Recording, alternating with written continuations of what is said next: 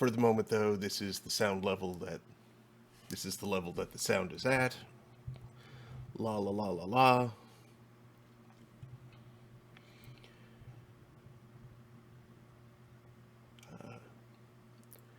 Hopefully this is not too muffled. Hopefully this is nice and clear. Even though I'm speaking perpendicular to the microphone, the microphone is still pointed directly at my face.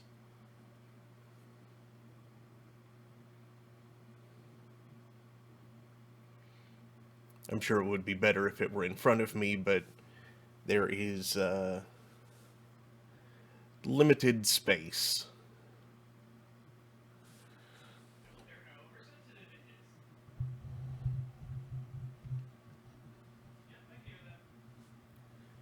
Very good, and it doesn't sound well.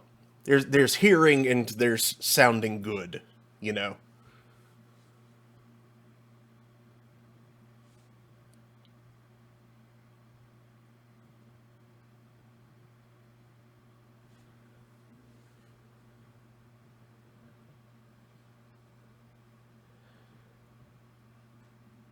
Okay, which the heck thing did I have? Why are you complaining at me? Oh.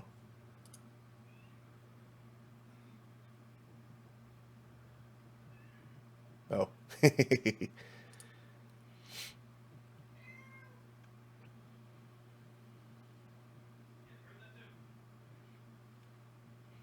Yeah, he's off in the other room. He's not, like, right nearby making those noises.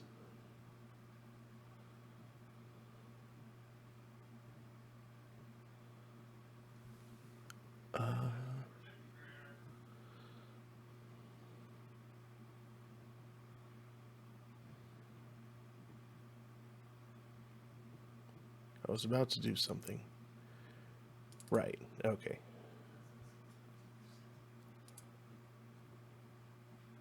What? Okay, hold on.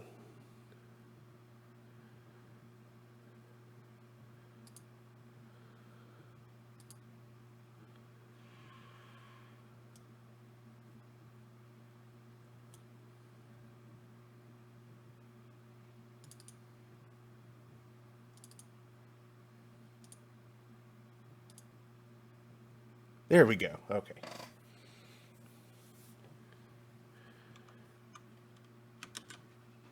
I'll let it do its thing for a moment here because it appears to be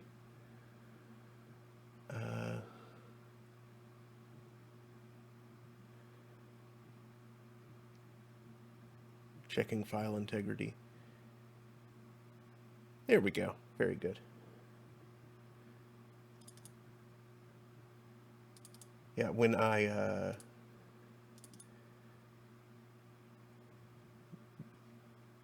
got the new motherboard, there was no way I was going to be able to make sure every drive wound up back exactly in the same place that it was before.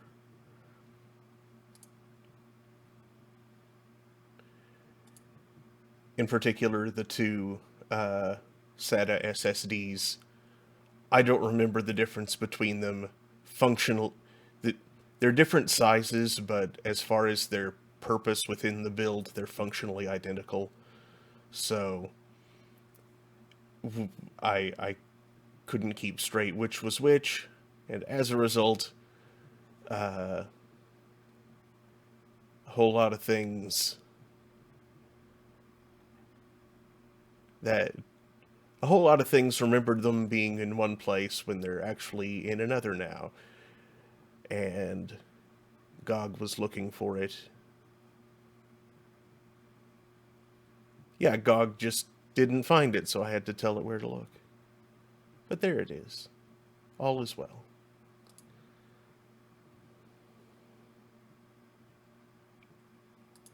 Yep. And there's the robot.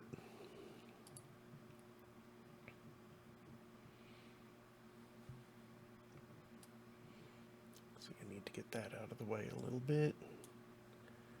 Oh yeah, and canary start. I forgot the closed captions. And I should also kill Chrome.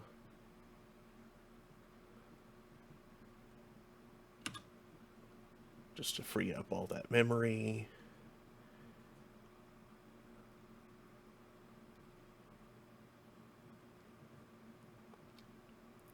Not that memory is an issue, really. I have, I think, 64 gigs. And still 2 open slots for RAM.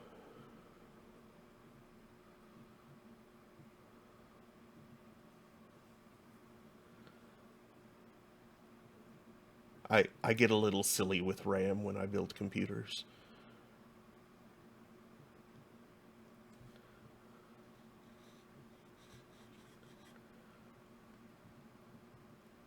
Yeah, okay.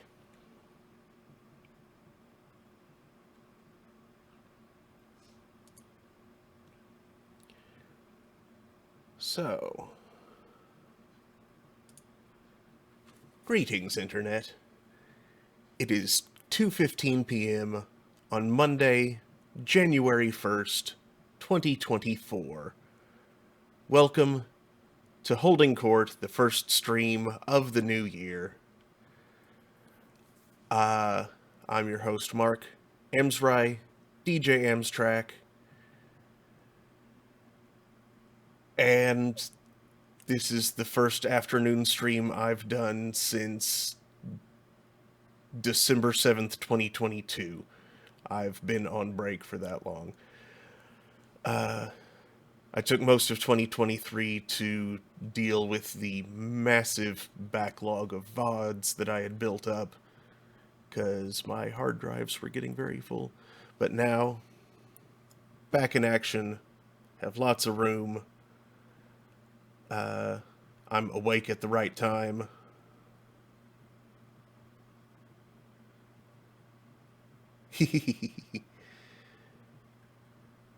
Yeah, he does like to spend time in those places.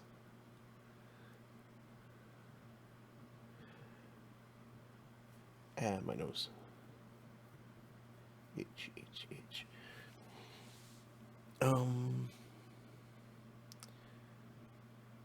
So yeah, I'm going to be resuming Shadowrun Hong Kong, right where I left off. Which was, let's see, we'd already done the run into Kowloon to help our new boss with her rebellious lieutenant. And then we went off to investigate some mysterious deaths with some kind of technology cult thing that one of our new friends used to be a member of. And I think that's where we left off. Hopefully more details will return to me as I play, but like, I remember several deaths were happening because one of the because of like illegal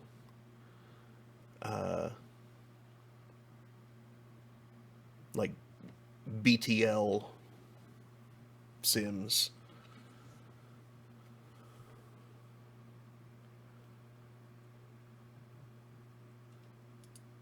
All right.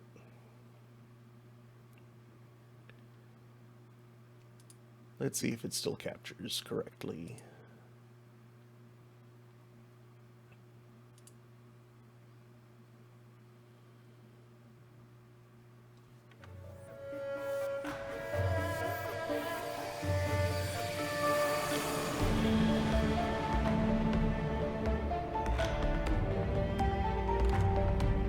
Good, it does.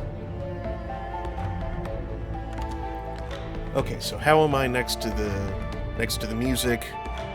Is the microphone picking up the music noticeably? Like, is there an echo? Am I going to have to set up a delay to eliminate that echo? Yeah, Kowloon City was an interesting place.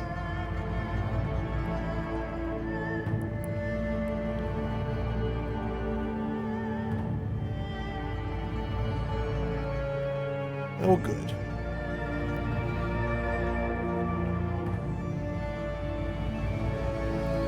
I can fix that. How's that?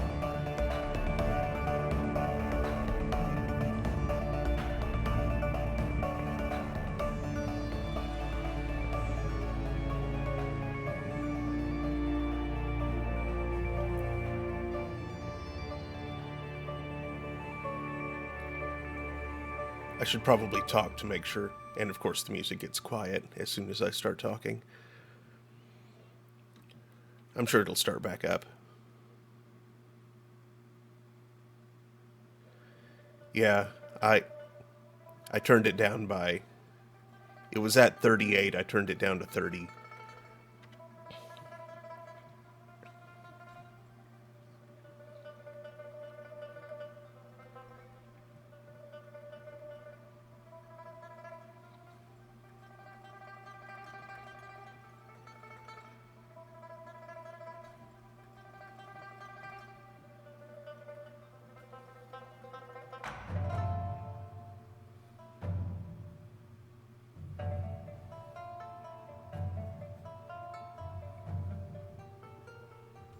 Oh, now this song is just kind of quiet. I might want to turn up my speakers just so I can hear it.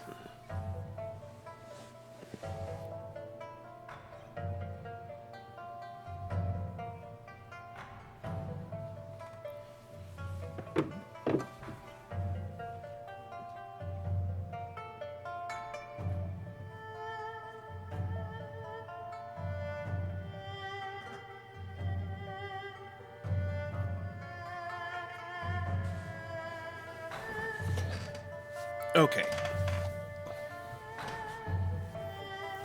That's better for me. Hopefully that didn't make it come through louder over the microphone as well.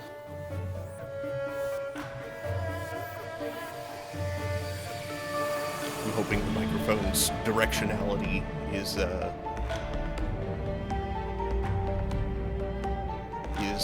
doing its thing with regard to that.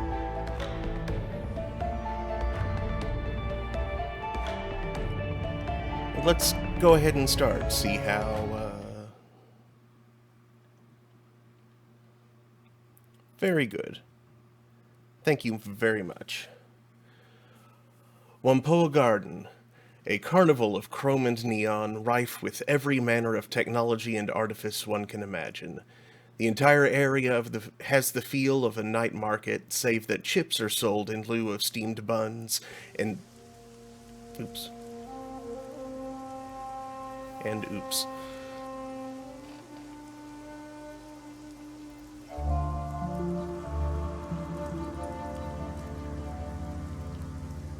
Welcome back to Kata's One Yin Yatai. What can I do for you? See you later, Kata.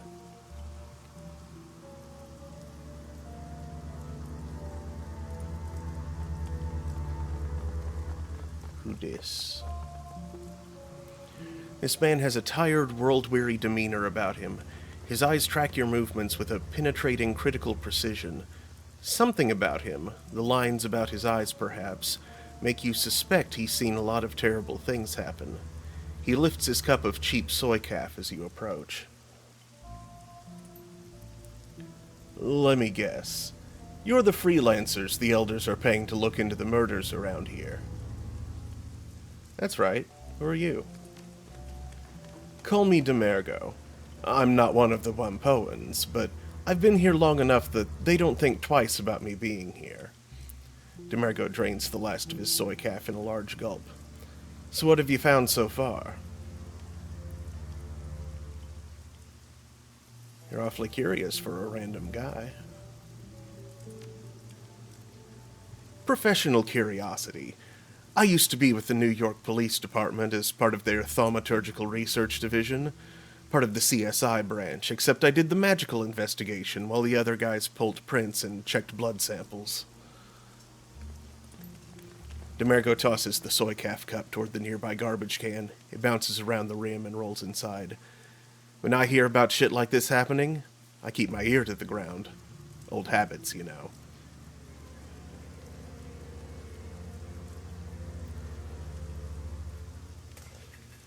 Seems like you're more cut out for this job than I am. Elder Ng asked me to look into the killings after the first murder. She couldn't afford my fee, though, so I took a pass. It's not just the money, either. Demergo shudders, folding his arms across his chest. You see that stuff day after day, you pay a price. It eats away at you. You know what it's like to feel all that sickness and anger every day? To be asked to pick up a murder weapon and relive somebody's death? Feel it going into your neck? Pleading in the voice of a dead woman for her killer to spare you? These days I'd rather interrogate the living, thanks. That sounds awful. Awful. It's more than awful. It's a goddamn nightmare is what it is. One I couldn't wake up from for a long time. Sometimes you have to cut and run, start fresh. At least now I can pick my own jobs.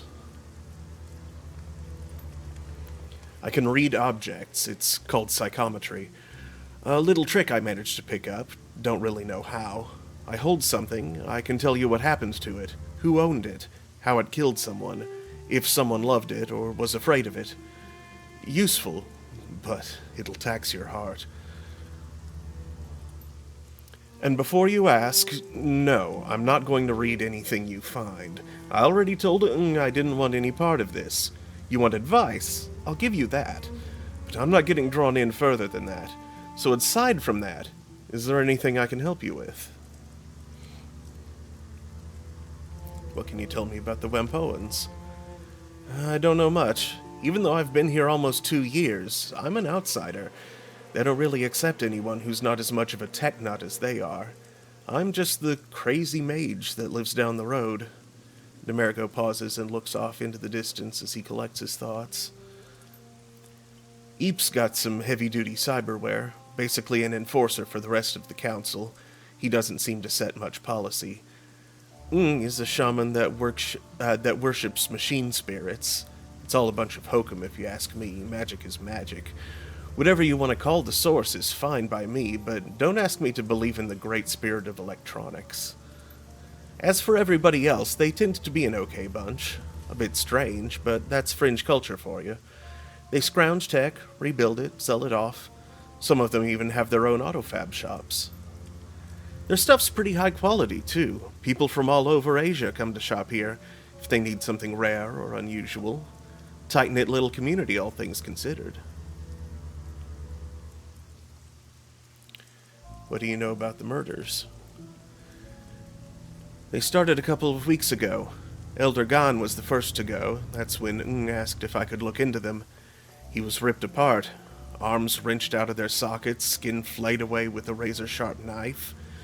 The rest have been the same. Whatever did it sure didn't care about it being a clean death. Demergo lowers his voice, leaning in toward you so that only you can hear. The funny thing is, the Hong Kong police force was out here a few weeks before that. Maybe a month ago, tops. I know that doesn't seem like much, but the Wampoans don't usually let the police in here. That by itself is odd enough, but it gets even stranger. The officers were loaded for bear, too. Big guns and heavy armor with NBC seals. The works. They went into the parking garage near here, and there was some kind of gunfight. Never made it back out. When backup showed up, the Wampoans chased them away. Why would they let cops in and chase them away? That's exactly the kind of question you should be asking, and that the elders refused to answer when I asked. Go take a look for yourself if you want. Watch out, though. A gang's taken up residence in there, dealing drugs and BTLs. They call themselves the Red Spear. Not too violent if you don't push them, but be careful what you say. Tong wasn't afraid when he died. He was caught by surprise. Demergo arches an eyebrow. That's not what I would have expected. With the amount of mess at each scene, the victims should have left behind a hell of a lot of fear and pain. Are you sure? Very sure. Tong died tonight, so the astral signature hasn't had time to fade. There was only a sense of perfunctory accomplishment. Then it sounds like this wasn't a crime of passion. A planned attack would have that kind of resonance in my experience. It's possible the gore show is to throw off anyone looking for the actual reason. Demergo closes his eyes and starts to nod. Yeah. If I wanted to kill someone and get away with it, I'd try and point the finger at some kind of monster. Demergo opens his eyes and smiles a thin, humorless grin. Basic Investigation 101. It's usually the simplest explanation, but don't discount other possibilities. You think the mess wasn't incidental? It's a possibility. Ask yourself this. If the mutilation happened after Tong's death, why would a killer perform that kind of ritual? Serial killers who engage in that kind of ritual don't feel perfunctory about it, in my experience. It tends to feel more like they're taking communion. It's a religious or sexual feeling most of the time. If this didn't feel that way, I don't think the killer is actually pathological.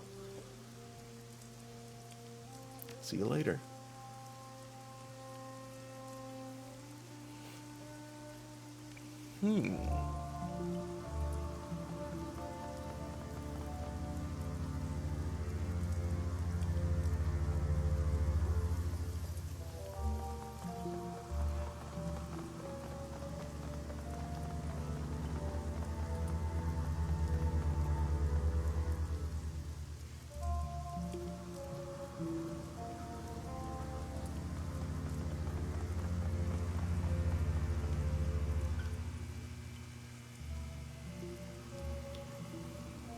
Hey there. Need something else? Can you tell me about Elder Magpie? Wumpoan snorts, shrugging his shoulders. That she was a bitch? That I've never met anyone as deliberately contrary as her? There's not much to say. Nobody wanted to hang out with Magpie. Even though she was the newest elder, she acted high and mighty around everyone. She'd block deals and argue against Nakamura and just because she could. Why was she so contrary? It was just her nature. She loved fights and gossip. Any chance to cut somebody else down, she'd take it. I guess I always figured she had some deep-seated insecurities and covered it up by attacking other people. See you later.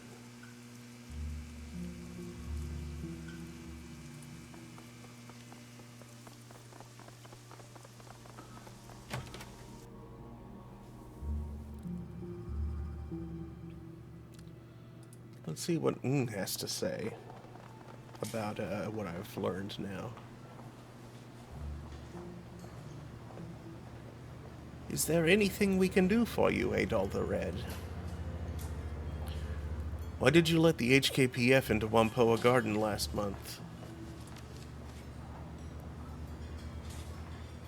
Dong is taken aback by the question. For a long moment he says nothing. When his composure does return, he speaks deliberately and with great care. We generally don't let the police into Wampoa Garden, it's true. But in this case, we made an exception. The police were very polite and offered to look the other way over some of our deals with the Lohojoa pirates. They also made it clear that if we refused, they might not only take an interest in our deals with the pirates, they would call in the Special Duties Unit and force their way in. We have repelled the Hong Kong police force before when they've tried to push us around. We could probably drive off the Special Duties unit as well, but the cost in blood would be too high. Since they weren't hunting a Wampoan, we saw no reason to refuse their request. So what were they doing in Wampoa Garden? They didn't say, and we didn't ask.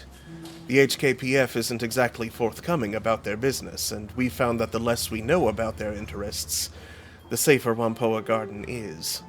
When you take an interest in the police, they return the favor. As far as I know, they went into the parking garage, there was a gunfight, and the police never came out.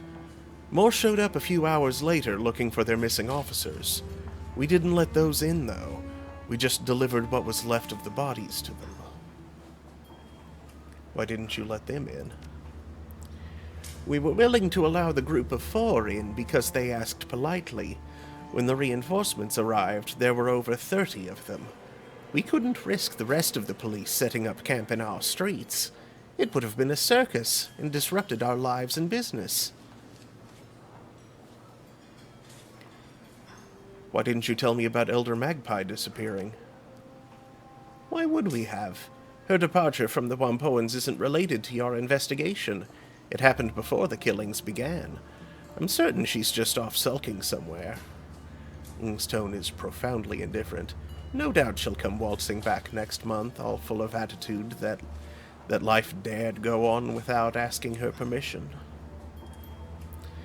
If she does, we'll welcome her back. Despite our problems with her behavior, her skills made her extremely valuable. I've taken over maintenance of our Matrix infrastructure in her absence, but I'm nowhere near her level. The best I can do is ensure nothing breaks down until she returns.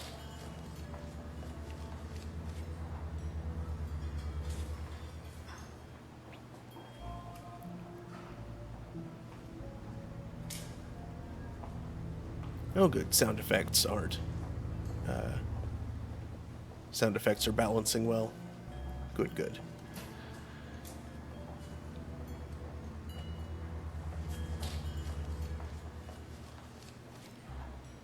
I'd like to take a look around her shop. Do you have the key? Yes, but there's a lot of sensitive equipment in there, including our community servers. We don't let anyone who's not one of the Wampoan elders in there. Why would you need to look around there? Listen, you wanted me to find a killer. If I'm going to do that, I have to explore every possibility. Very well. Take the key and look around. Just don't break anything or shut the servers off. Was there anything else? I'll be going now.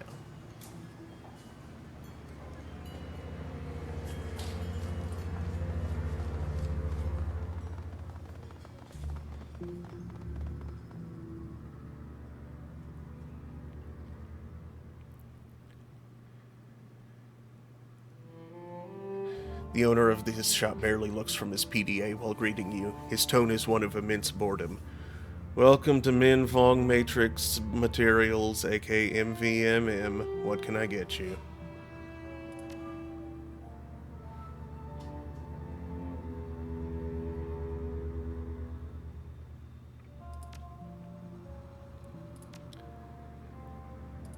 I don't even remember what class I am.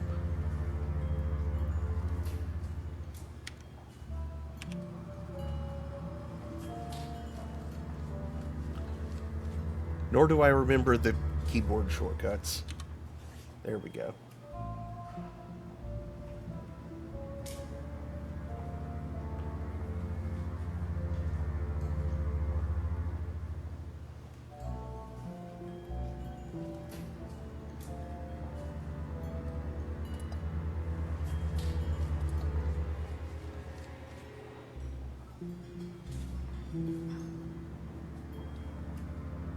Okay, I think I'm a Street Sam.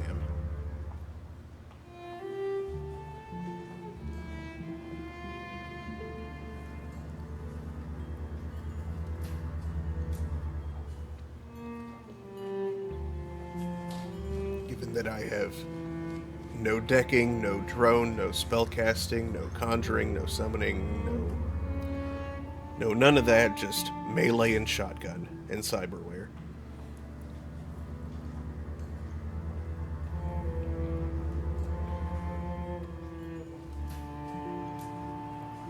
So, okay.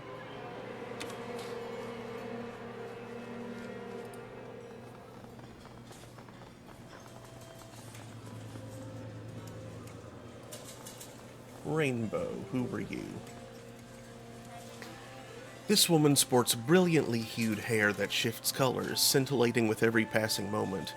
She is powerfully built, a natural athlete, or someone who works out a great deal. Notably, a large shotgun rests on an arcade cabinet next to her. She affords you a short glance as you approach. When she speaks, you note a peculiarly lyrical accent to her voice. Something I can help you with there, friend. You're throwing off me game and I'm trying to beat my best score.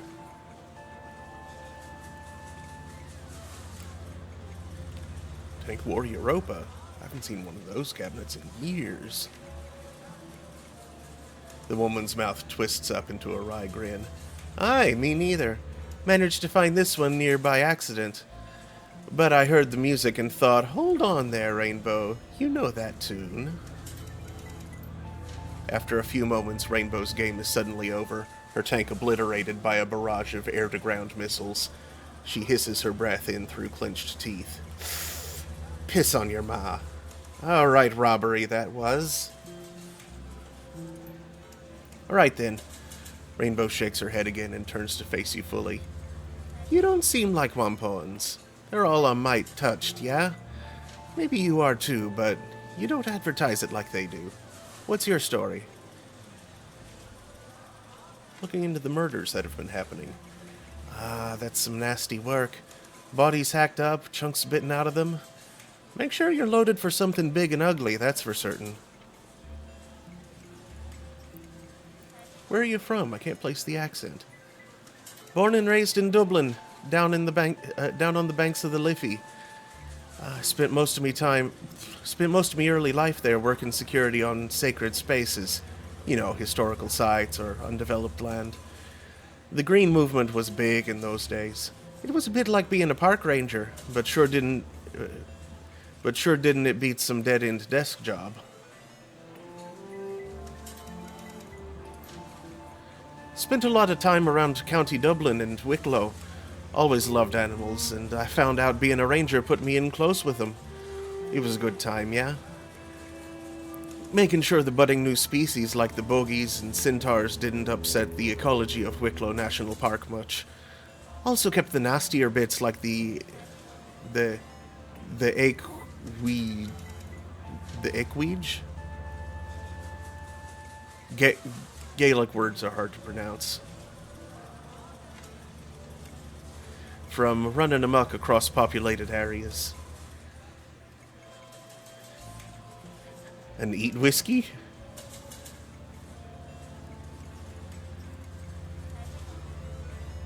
Ich whiskey?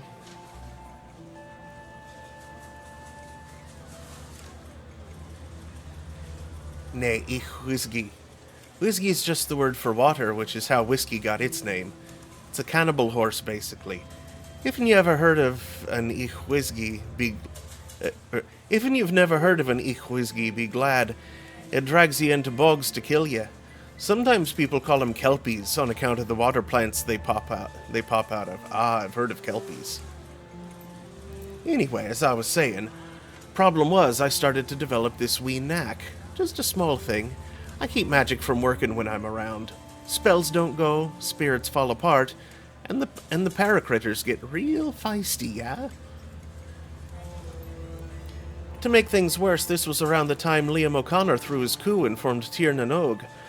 With all his fancy talk about elves and ancient magic, 'twas a bit scandalous to have a woman guarding ancient sites that wasn't just mundane, but also killed magic around her.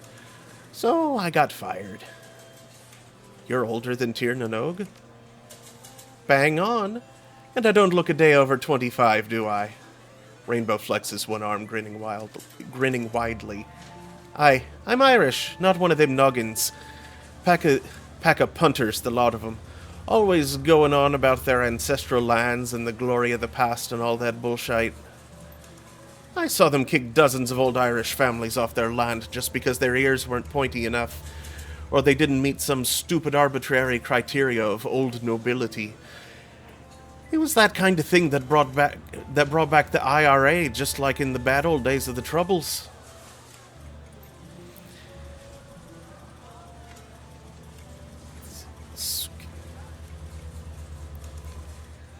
I should know that word. Skeevers, skivers, skivers.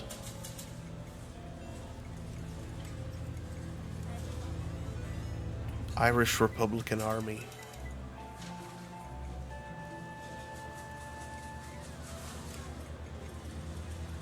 Not investment retirement accounts.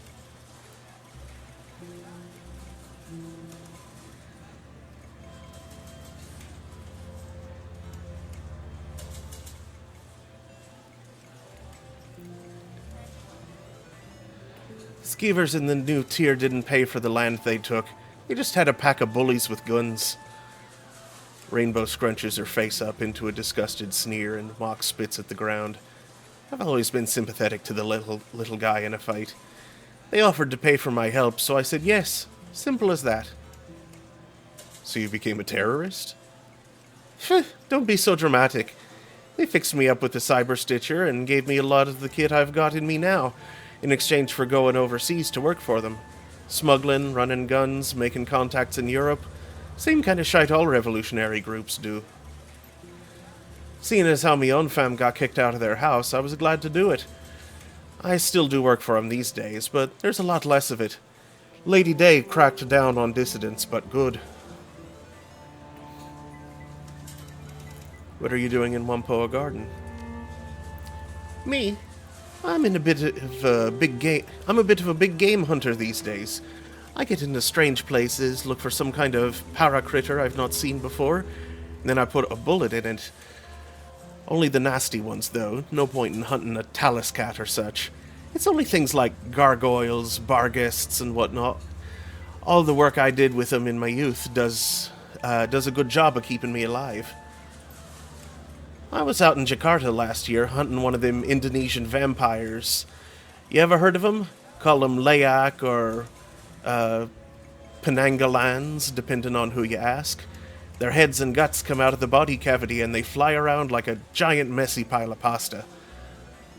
Rainbow bares her teeth and pantomimes floating around. Took me a solid 2 months to track her down, but I did. Once the job was done, I asked myself, okay, Rainbow, where's the best place in East Asia to find some action?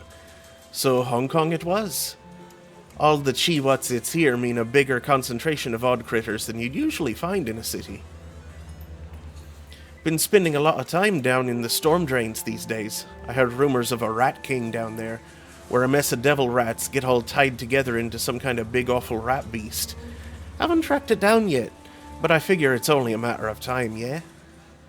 She pats the barrel of her shotgun affectionately. See you later, Rainbow.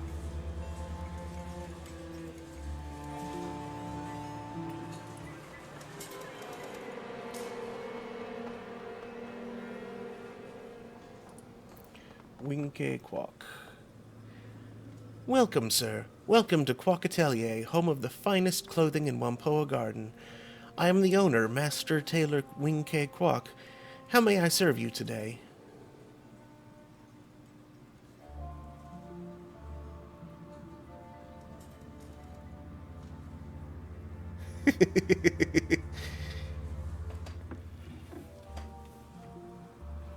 Yeah, just a bit.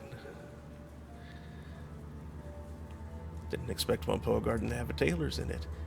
Many people don't. There's a mistaken impression that we Wampoans are only interested in technology and the Matrix. But even technologists need clothing, don't they? And many of us gravitate toward lines of work where added protection is required. I myself am a materials scientist, as well as a keen follower of fashion trends. What kind of material science? Fiber-related, of course. primarily aramid fibers, graphene composites, and dilatants. Or dilatants. Something. It affords me a certain unique perspective when designing clothing that is not only beautiful, but defensive as well. I specialize in high-fashion body armor, similar to the kind crafted by SecureTech or Vashon Island, but with a much more personal touch. Show me what you have.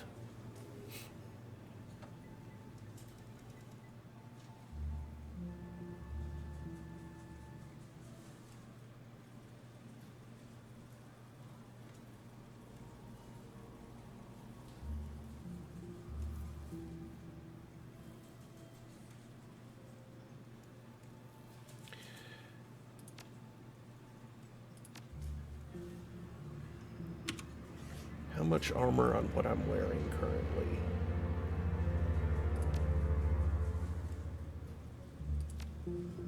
Three.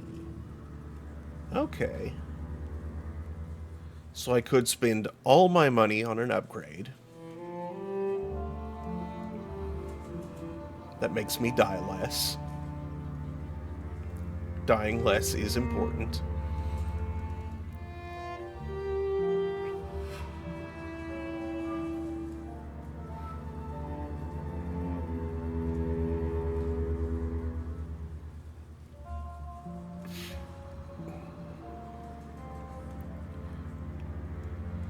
You know what? Sure, I don't need to be giving money to Megacorps. I will patronize Wing Cakewalk. Not that it ultimately makes any difference.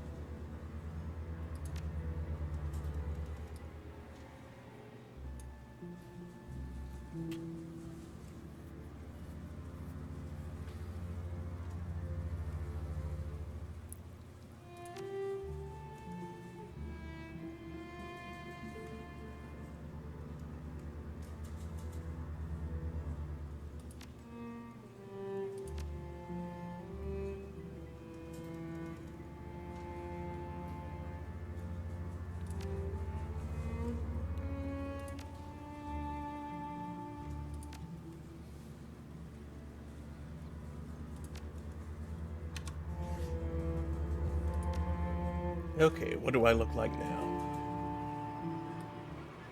I look very different.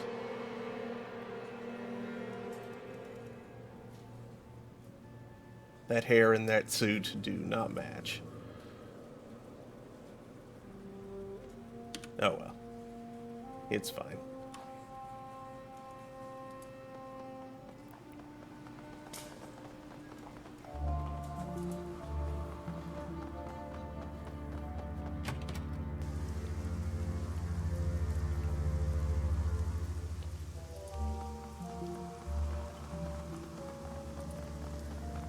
A zippy.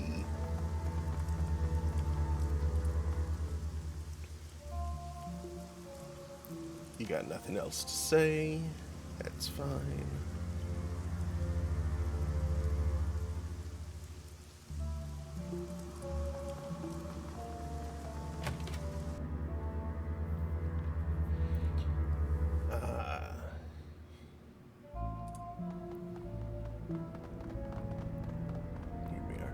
The front of the server's case hangs open, the inner machinery quiet and without power. A clipboard is stuck to the side by a piece of duct tape, its papers filled with a long list of programs and their prices. A quick glance over the program sheet reveals names like Bugs Bugs Bugs and Black Hammer. Undoubtedly, this was Magpie's attack program storage machine. Somebody's removed the drives, and it sure wasn't Magpie. Here, look. Isabel gestures to the innards of the open server near the back. Near the back, a solitary red light blinks. The main drives were disconnected properly, but it looks like she modded the server to have a backup drive with its own battery-based power supply. If it was Magpie, she'd have taken that too. Crap. This is a Fuji XB1000, and it looks like the battery power ran out a while ago. The XB1000s are constant write drives. They're dirt cheap and have a ton of capacity, but if they run out of power, they lose their data. We're not going to be able to get anything off the drive.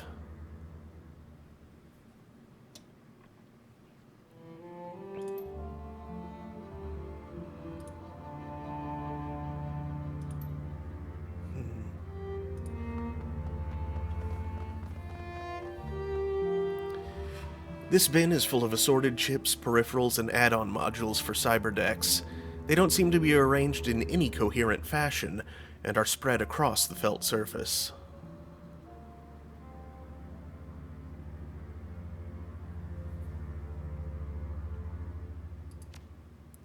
You sift through the display case, searching for anything that might prove interesting. Isabel peers past you into the bin as you search. That's interesting. There's a lot of storage memory, I/O handlers, and active memory in this bin.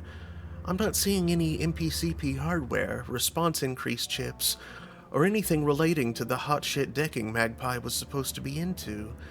In fact, you couldn't even build a full deck with this. Without the MPCP, it'd just be a glorified comlink. What do you think it means? Well, if I had to guess, I'd say somebody's cleaned her out.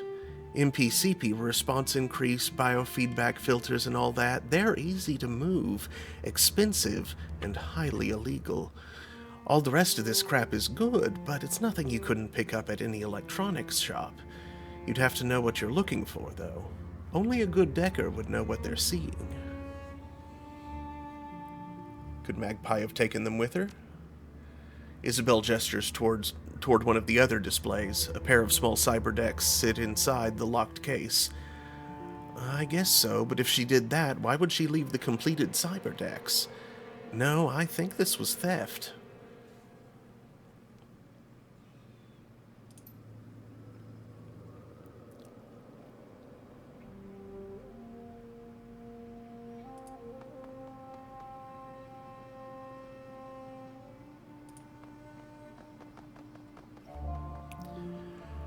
Magpie's desk is the kind of messy most people only associate with rats' nests, hoarders, and deckers. The surface of the desk is littered with cigarette butts, half-finished cans of soy calf, and scraps of electronics. Excuse me. A towering pile of empty instant noodle bowls sits next to it. Their sides are blazoned with Honest Wang's Instant Old-Time Lamian, and depict a line on top, a line of top hat-wearing caterpillars dancing with canes. Interesting. Hey, awesome! I didn't think anybody but me liked Honest Wang's noodles. Flavor like you've never tasted in a package of instant noodles, I promise. Gobbet taps the side of one container. See? This one's cheese curry broccoli. I don't know why it never caught on, honestly. Duncan shoots you a sidelong glance, mumbling Soto voice. Gee, who could pass up the delicious taste of cheese curry and freeze-dried vegetables? Gobbet seems oblivious to Duncan's sarcasm. I know, right? People out there have no idea what kind of culinary delights they're missing. Search the desk. You gingerly root around in the desk, doing your best to avoid the more disgusting piles and spills. It isn't easy. The desk's drawers are stuffed to overflowing with receipts, cigarette packs, optical chips, and cables. Most of the contents are boring, useless, and disgusting. While searching one of the bottom drawers, however, a low-quality tin lockbox catches your eye. Someone has pried the latch off, leaving a ragged hole where a lock should be. The interior of the box has several sleeves for storing keycards, all of which are empty. A small note is taped to the interior of the box. Spare stockroom keys. The door is in the rear of Mrs. Yang's restaurant. Do not lose these. Use only if I am not available to open the stockroom. A stockroom, huh? So who broke the lockbox to get the keys out?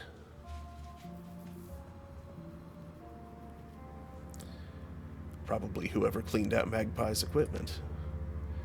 I'm thinking you're right. Whoever tore the latch off the box was in a hurry. Any of the elders could have cracked the maglock without much trouble, and most regular Wampoans could too. This seems like somebody who was tossing the place and wanted to get in and out as fast as possible. If someone was after Magpie's gear, her stockroom would be a gold mine.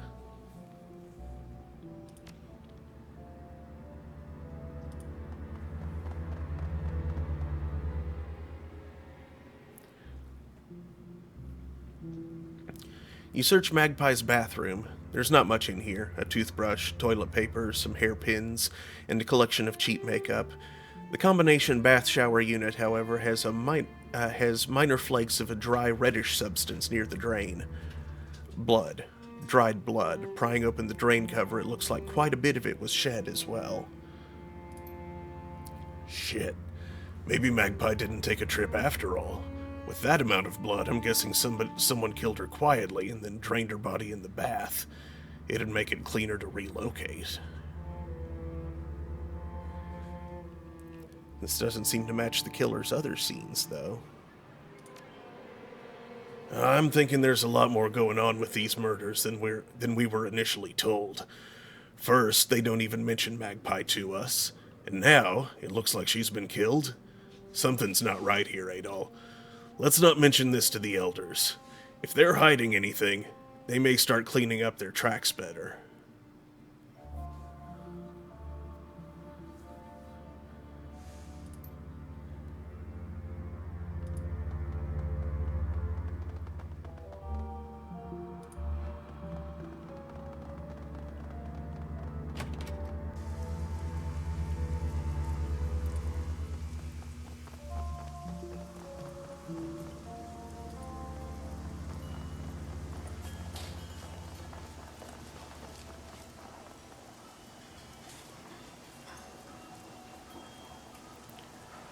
Hey again.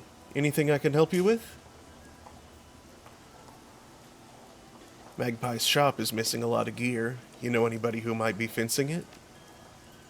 In Wampoa Garden? No way. Most people are too shit scared of Magpie to pull that, and I'd definitely recognize anything of hers. She watermarked every program and engraved every chip, wanted people to know where the good stuff came from. There's not a lot of places to hide that kind of gear around here. We're all packed pretty tight, and this place gossips like a mahjong parlor at tea time. If I were you, I'd ask any other outsider types you can find if they've heard anything, or if they've heard something. Nobody local would risk bringing Magpie's ire down on them, or the rest of the Wampoans. We might cheat other people, but we don't steal from each other. Anybody who gets caught doing that would get kicked out, or worse. See you later, Mo.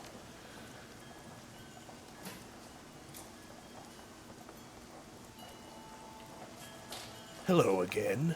How can I help you? I'm looking for information. No, nothing.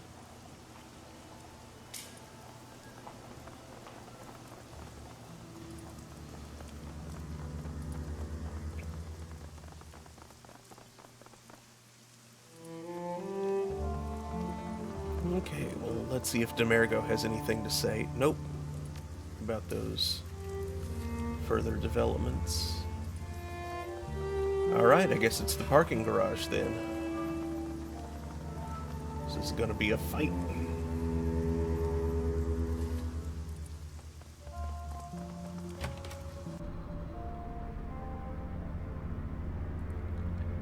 Though probably not with these guys.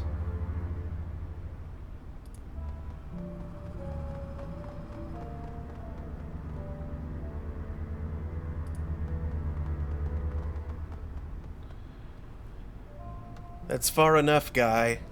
The woman hefts her weapon, tossing a nod toward the gangers behind her. This lot's our turf. If you're looking for a fix, you're welcome to trade. If you're not here for business, clear the hell out. You try and wander around on our turf, we're gonna have to air you out. So what do you say? You looking for a little pick-me-up? A little nitro to give you some pep? Maybe you want some chips, take that edge off? You want it? I got it.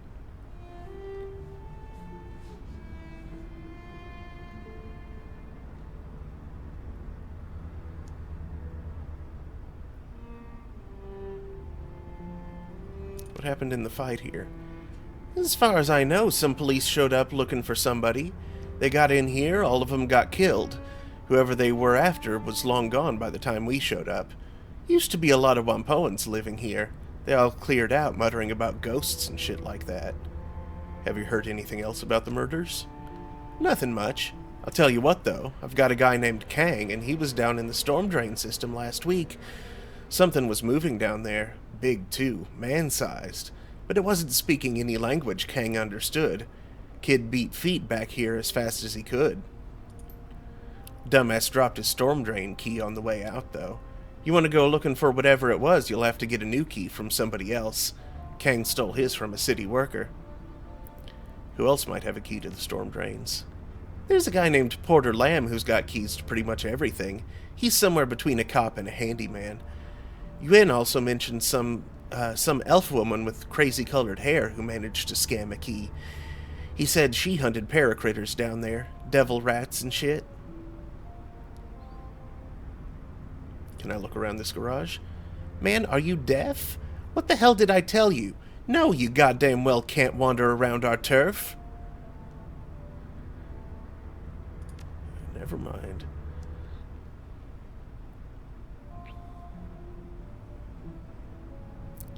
Some of these BTLs you're selling look an awful lot like they came from Tong's shop. Yeah? So what? What do you care?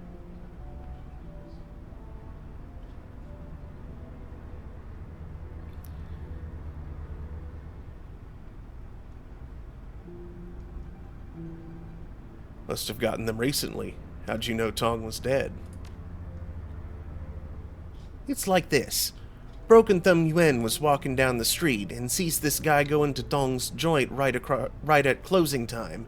Tall guy, hunched over, had this shitty gray rain poncho draped over him. Now, Yuen figured that was weird as hell, so he posts up and waits. He figures the guy'll come out soon, 'cause Tong's closing up shop. Nothing for 15 whole minutes. Guy comes out, hustles down the street with nobody saying boo. I figure he was waiting for an ebb in the crowds. Yuen sees some blood smeared on the door, though, so he goes to check it out. Inside, total carnage. But you know what?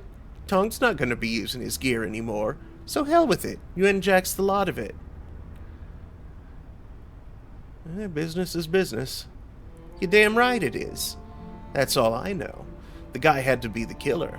Tall, gray rain poncho, hunched over. Also smart about how he came and went.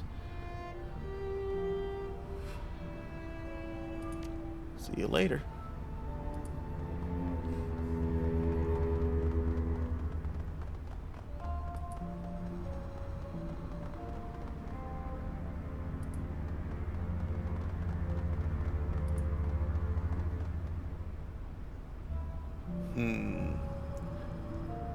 Bloodstains over there, but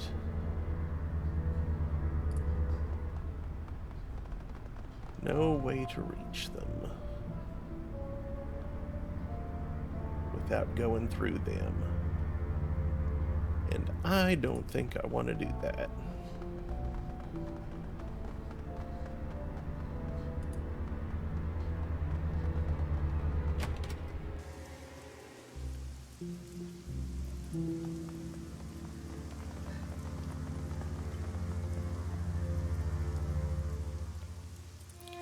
Okay, Parker Lamb is over here. Unless he moved. Nope, there he is. Porter Lamb, not Parker Lamb. Do you have a key to the storm drainage system? Sure, why do you ask? Drop a gun down a grate or something? Following up a lead on the killer. In that case, take the damn key. You'll have to forgive me if I don't want to go down there with you. Porter peels an antique Yale-style key off a key ring and hands it to you. Knock yourself out, man. There's an entrance up by the Jade Mountain restaurant. Can't miss it.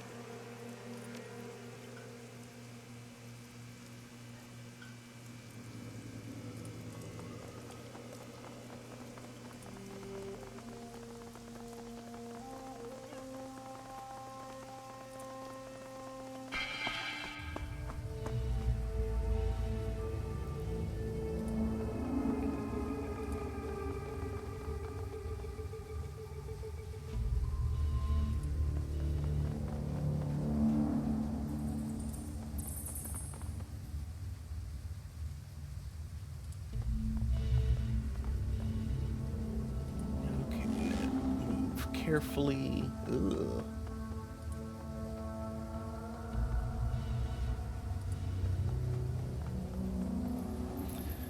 The disgusting pile of stinking human remains smells strongly of blood and the first stages of decay. The arms, legs, and organs here are heaped together like stacked firewood, leaking blood and gore across the floor. The parts contained therein appear to have been sliced away from the parent body rather than torn or bitten. Judging by the clean edges on the cuts, the blade used to sever these parts was extremely sharp. This is a whole world of messed up, Adol. Isabel takes a moment to suppress a retch. You think the killer stashed these here? They're stacked. They've been organized. This is our killer, all right. Looking closer at the pile, one part stands out. It's a severed forearm, and it's covered in tattoos. Words in a Slavic language and a shining lighthouse adorn the forearm, and ring-like images are inked on each finger. On the back of the hand, there's a skull inside a square.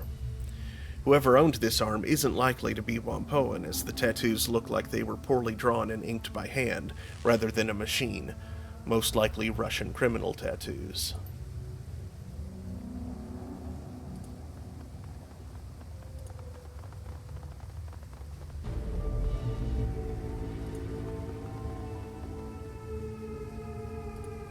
Stormgrain.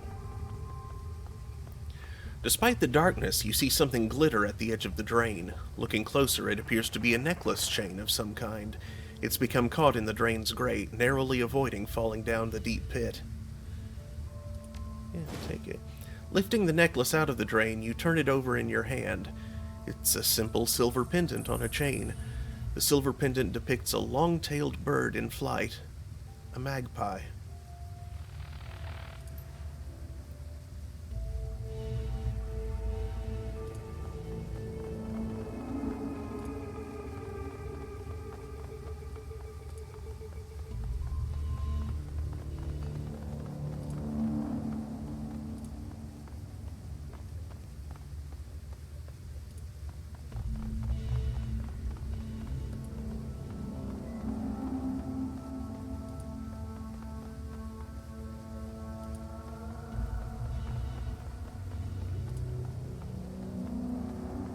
Mahjong table.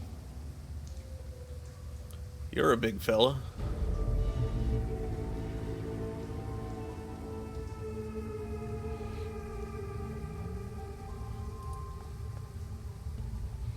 As you round the corner, you hear voices speaking just loudly enough for you to make out coherent sentences. The speakers are definitely not local. They speak with a slight Slavic accent, and their clothing is heavily armored. Around them are a number of crates and boxes, all mostly filled. It looks like the group is packing up. Yaroslav says the boat will be ready tomorrow morning. He's gotten everything arranged with the port authority. We move the goods to his warehouse, he'll handle the loading them onto the ship, and we can get paid right then and there. I'll be glad to be done with this filthy place.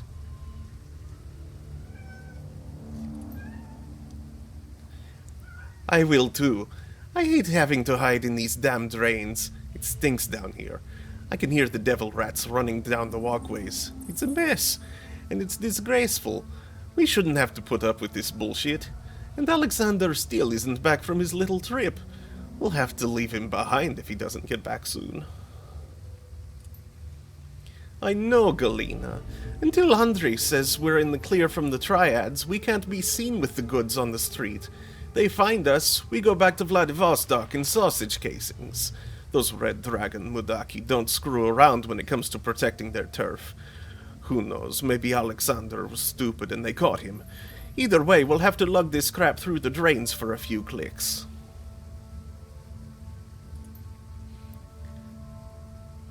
Several boxes near the two women bear a distinctive label, a magpie in flight, the same emblem you saw stamped on Magpie's equipment in her shop.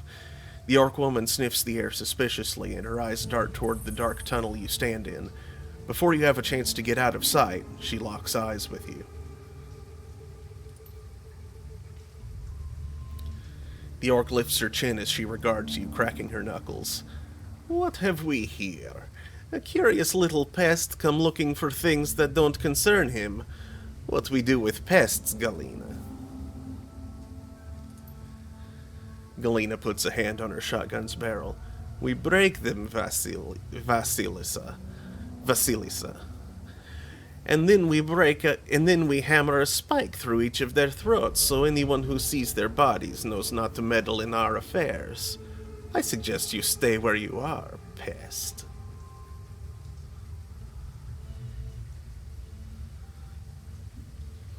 The Wampoan elders know I'm down here. You start a fight, you're going to have every drone and cyber junkie on those streets crawling up your ass. Some of the cockiness goes out of the Russian woman's eyes. She shifts back and forth nervously, shooting a glance at the orc. Finally, she lifts her shotgun, sighting along the barrel. You think we're afraid of those little worms? You think we're afraid of you? Don't make me laugh. We could be out of here before they ever realized you're missing. You think those crazy chipheads will give a shit about what happens down here? I don't think so. Duncan sneers at them, spitting on the ground. Make a move, shithead. Give me a reason to put you down. You thugs think you're so hard? I kill trash like you every damn day. I don't care what you're doing down here, or what you've stolen. I just want to find the person murdering the Wampoan elders. You think I give a shit about what you're doing down here? None of that concerns me, so why the hell should we let you live?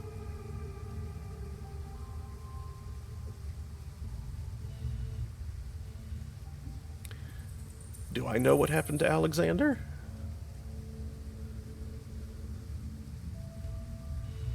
Oh, you're right, I do.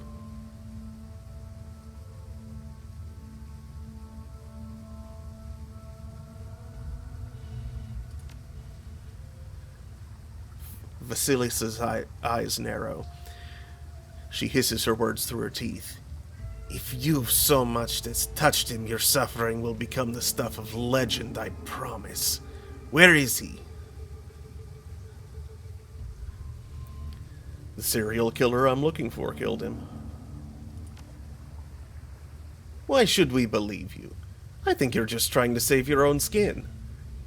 Right forearm, lighthouse tattoo, Russian words underneath that. On the back of the hand, a skull inside a square. Sound familiar? Vasilisa and Galina exchange a significant glance. Okay, so you've seen his arm. That doesn't prove anything. You could have seen it on him.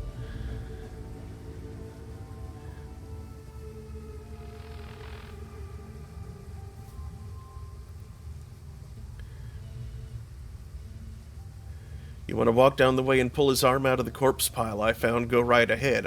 I wasn't about to cart a severed arm around just in case I needed it. You're right, that is the act of someone very sick. We can talk peacefully, but keep your hands where I can see them. You took Magpie's key cards, didn't you? Yes, we did. Alexander took one earlier. He said he wanted to sweep the stockroom, see if there was anything worth stealing in it. Vasilisa tosses you a key card. Here, we don't have time for this. We have to move this gear. You want to play detective? Go right ahead.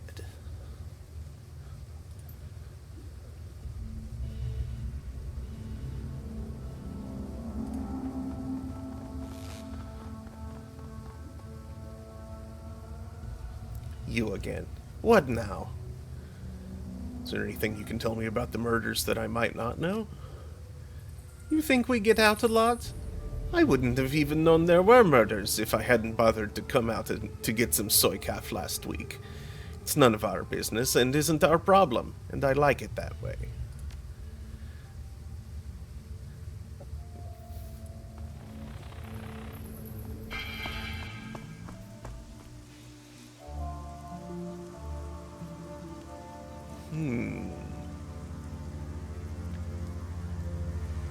The trail is longer than expected.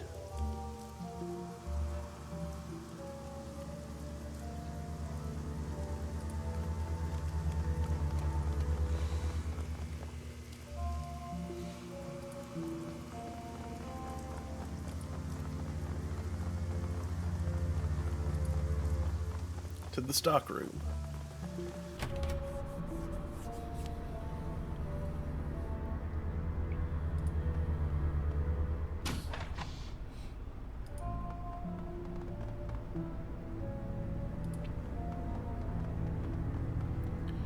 Despite the table's crude construction, an artfully laid meal awaits the owner. Several small dishes are filled with pickled vegetables, while a larger plate is arranged with long slices of raw meat. The meat is a pale pinkish white like raw pork, and is covered in a light soy marinade. Oh, I like how they describe the meat without outright stating what it is. That's long slices like pork. That's what they call long pig, isn't it? Hello, Harry. Ghost pepper tortilla soup. Get wrecked, nose lord. Need water. Harry cat. His meowing about yelling that is a good question. Hey, Harry. How are you?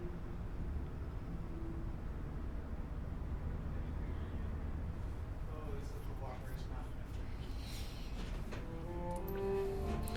Poking at the raw meat, you discover that it's surprisingly tender. What's more, it has the faint aroma of marinade as if deliberately prepared. Leave the meat alone.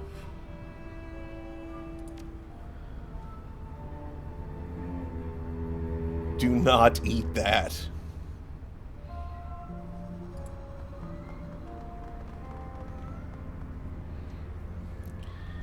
This box is packed full of odds and ends. It nearly overflows with a collection of knickknacks, souvenirs, and assorted personal effects.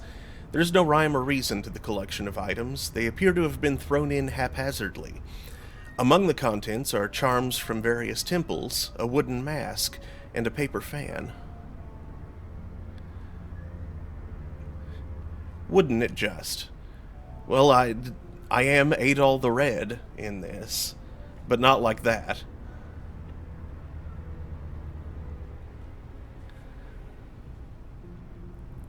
Examine the mask. The wooden mask is extremely light. It's been painted a pale white, and the surface is almost as smooth as porcelain.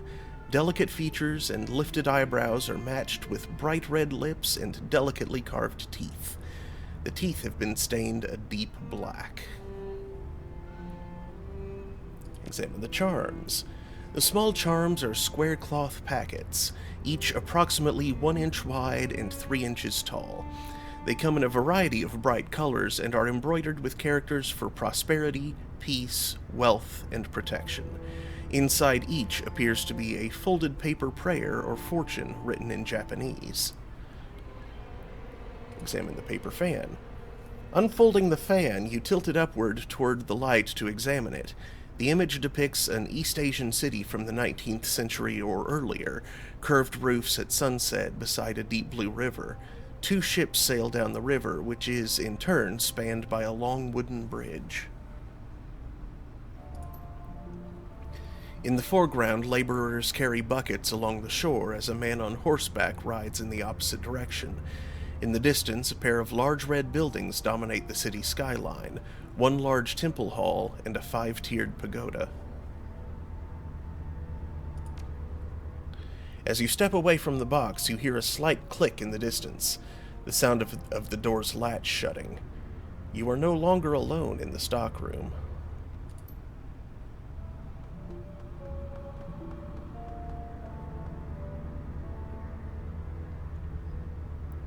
Hello, Ugly. Standing before you is a man clad in heavy armor and bearing a katana on his hip. His skin is an ashen gray, his eyes dead white.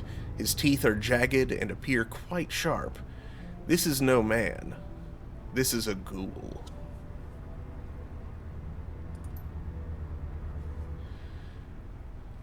The ghoul's blind eyes search back and forth as it regards you. It cannot see you, but you have a sense that it knows exactly where you are at all times. You have a sense that it knows exactly where you are at all times. Ah, a hired gun. No doubt brought to bear against me by the Wampoan elders, a means by which they can lift the curse plaguing them. I salute your tenacity, but I wonder, will you hear me out before raising your weapon to kill me?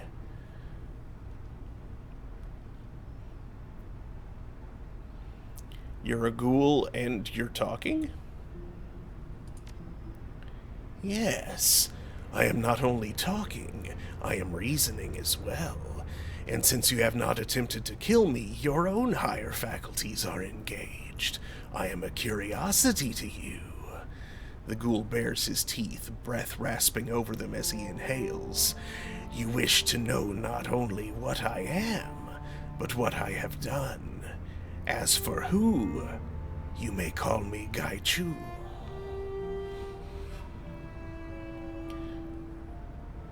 I know who you are. You're the one killing the Wampoan elders. You are correct. I have killed all of the Wampoan elders to date, though only Elder Magpie was according to my initial plan. I regret the deaths of the other elders, but it was necessary. What does Gaichu mean? Harmful insect. It's the name I have taken for myself, since the word is usually applied to pests, especially ones who drink blood, such as leeches and mosquitoes. The first character means injury or evil influence, and the second means insect or worm. This affair began simply enough, as you may surmise. I am not someone who can be seen in public without great risk. Wampoa Garden is an excellent place to hide. No police or triad presence, and minimal interest in things that lurk in the shadows. Unfortunately for me, Elder discovered me through communion with her spirits. Rather than kill or chase me away, she came to me with a proposition.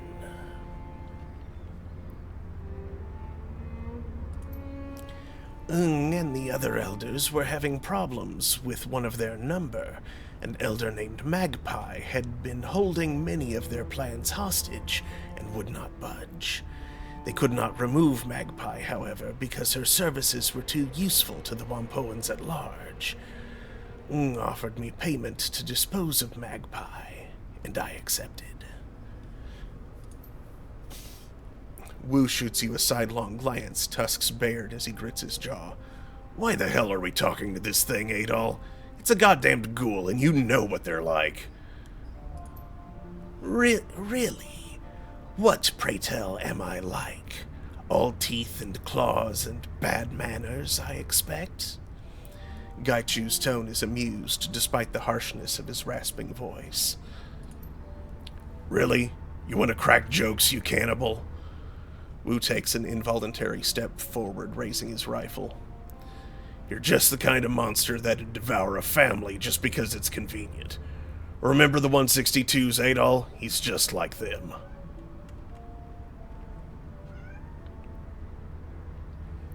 What do you say to that, ghoul? Why should I kill and eat a family? Have they threatened me? Tried to kill me? The ghoul cocks his head, lips curling back in a scornful smile. No, I have plenty of food, and I prefer to only devour those who have tried to do me harm. I believe that we were speaking of the Elder's plans to have me kill Magpie. Surely you must be a little curious about that. You didn't clean up all of her blood. I found some in her drain. Ah, unfortunate. I had thought I was careful enough. Having it on my hands must have obscured my sense of smell enough that I missed the last remnants in the drain. I disposed of Magpie's body by emptying the blood in her bathroom. Then I cut her up into more portable pieces. Those were placed in a plastic tarp, which I took to the storm drains and hid. Gaichu nonchalantly waves a hand, his tone flat and unconcerned. It's unfortunate, but my survival depends upon consumption of raw metahuman flesh.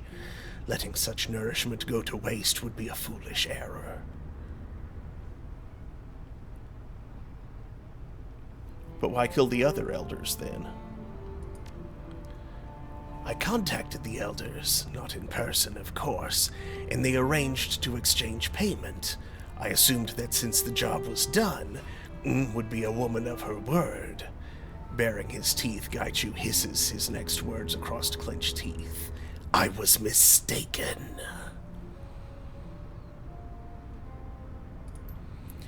I arrived at the nearby parking garage the elders had told me about. They'd cleared out the other Wampoans under some pretense, though I'm not sure what ruse they used. The elders never showed up. Instead, several members of the Hong Kong police force arrived. They were more heavily armed than usual, so I suspect they knew something of my nature. I heard about the fight. You expect me to believe you took on a police squad and won? Of course. I've survived as a ghoul for some years now on the streets of Hong Kong. If that isn't evidence enough of my tenacity, I doubt any words I could say to you will change your mind. A betrayal of that sort cannot stand. Not only was I not paid for my time and effort, the Wampoan elders treated me like a common animal. And I am so much more than that. Reputation is everything, and I had none.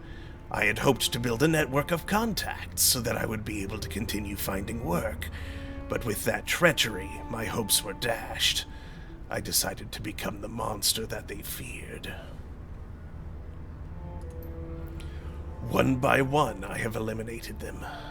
They know how to contact me, and could have ended their nightmare at any time by making amends.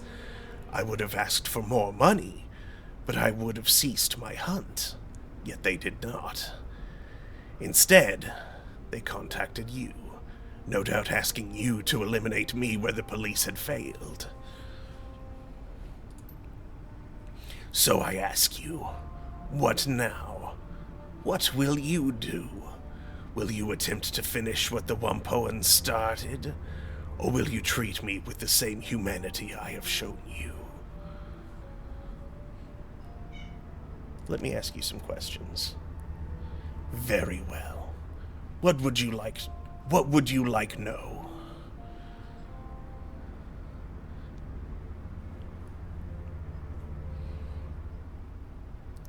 Did you eat the elders? Some of them, not all. My condition requires that I consume raw metahuman flesh. I do not require a great deal to survive, perhaps 3 to 4 pounds per week. Consequently, there is vastly more supply than demand.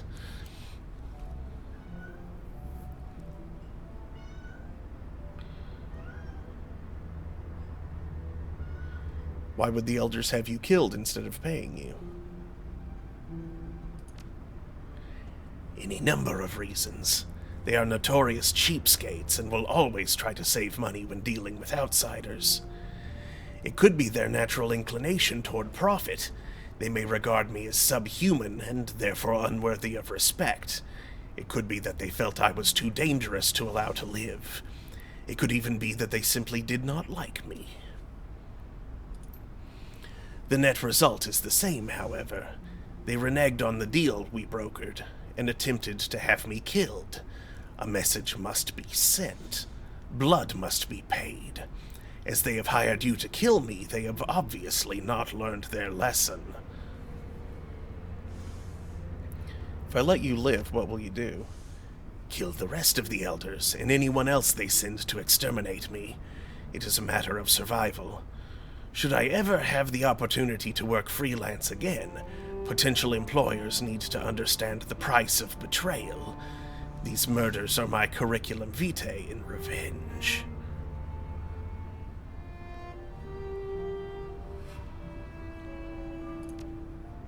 Oh? What then will you do? How will this story end? Interesting.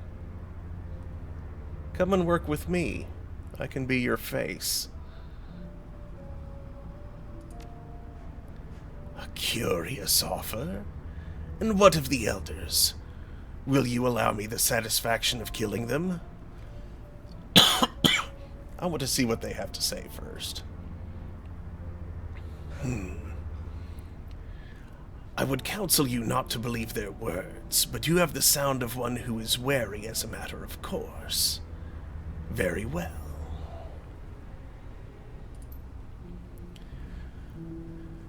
Let us wait until a bit later in the night. Most pedestrians will be off the street, and it will be easier for us to approach the Wampoa without being noticed. Sounds like a good plan.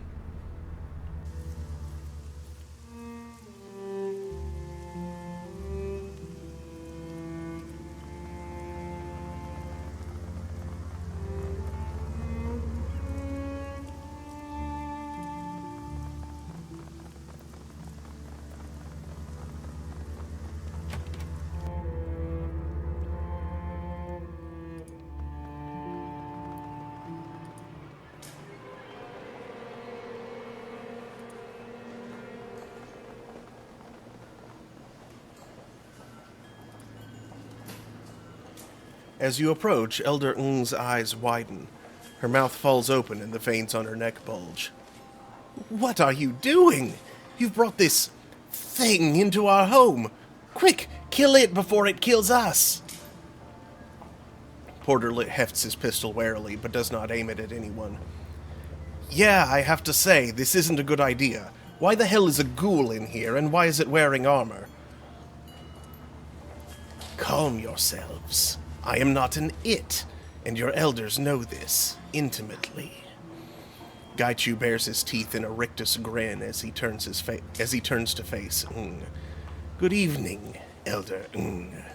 I can smell your fear, and I'm glad of this. It means you are learning the price of betrayal. Whoa. What the hell is going on here? Can someone explain to me why the ghoul is talking?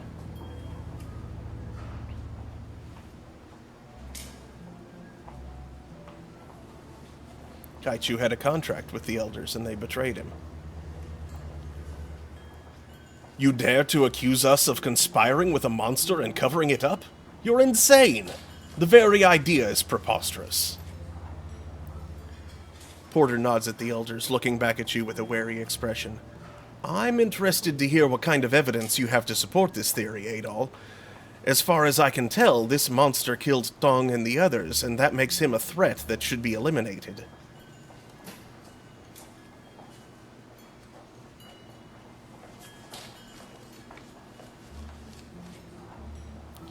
They died because they betrayed Gaichu rather than pay him for the killing of Elder Magpie.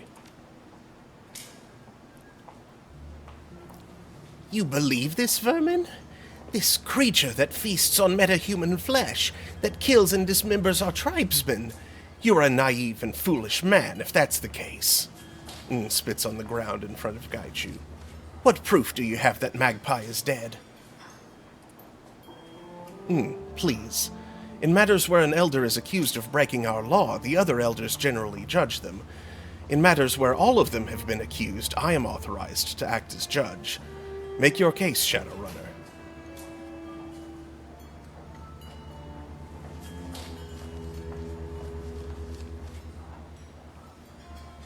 There was a large amount of blood in her shower drain.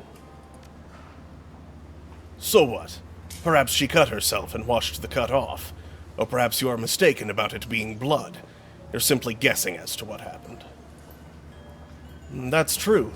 It's a guess. And even if it is her blood, that doesn't prove that the elders hired this ghoul to kill her. Porter gives Elder Eep a sidelong glance. The elders have always protected Whampoa Garden to the best of their ability.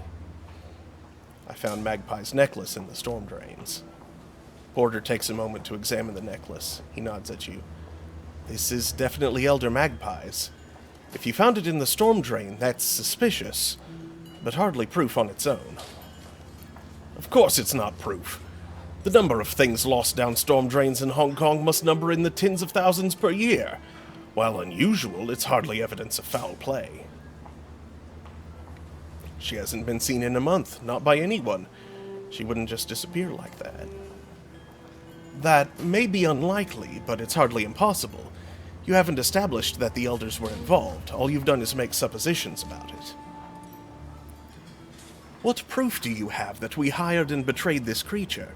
I won't sit by and listen to idle accusations without any kind of concrete evidence to back it up. What about the fight with the Hong Kong police force? How do you mean? What does that have to do with the elders and the ghoul? You Whampoans don't allow police inside the area. Why make an exception this time? The police were polite and asked our permission to enter. They were hunting a non-Whampoan. That was reason enough for us to allow them in. Porter considers this for a moment and then shakes his head. That doesn't add up. Why would the police ask us for entry now? They've never been polite before, and they've always tried to force their way in here. It just doesn't ring true to me. Did you ask them to come in order to hunt down this ghoul? Preposterous. Porter, you know what our community is like. We wouldn't lie over something like this. This ghoul has been lying the entire time, trying to cover his tracks. He still brutally murdered several elders. That inflection came out weird. That's true. Those murders were vicious and cruel. Porter fixes you with a hard stare. I don't see any way to explain that away. This ghoul is a monster for how he killed Tong and the others.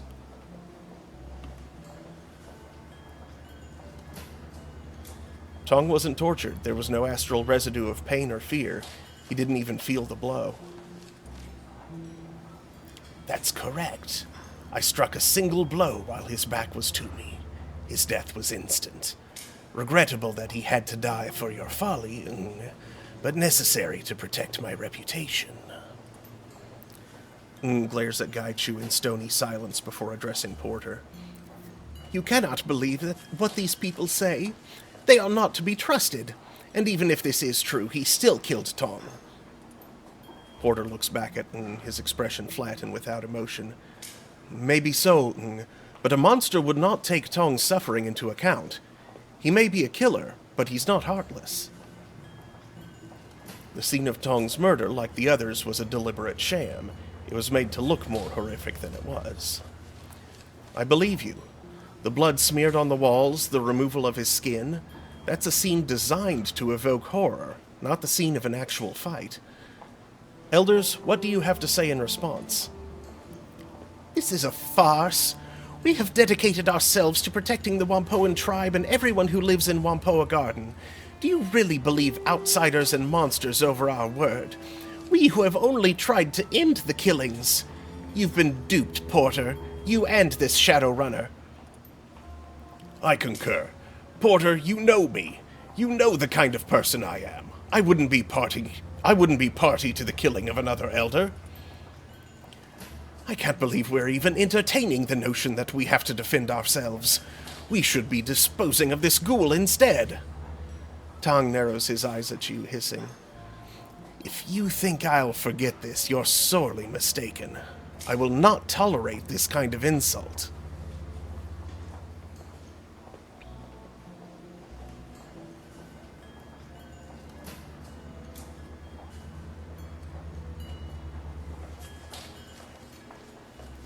The elders were all too happy to have the red spears move into the garage, almost like they wanted to keep anyone curious about the fight away.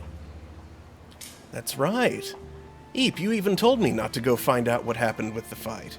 You said the Red Spear gangers were moving in and to leave them alone. Why would you tell me not to look into it? I was only trying to protect you from the Red Spears. They're dangerous, which is why I wanted to deal with them directly.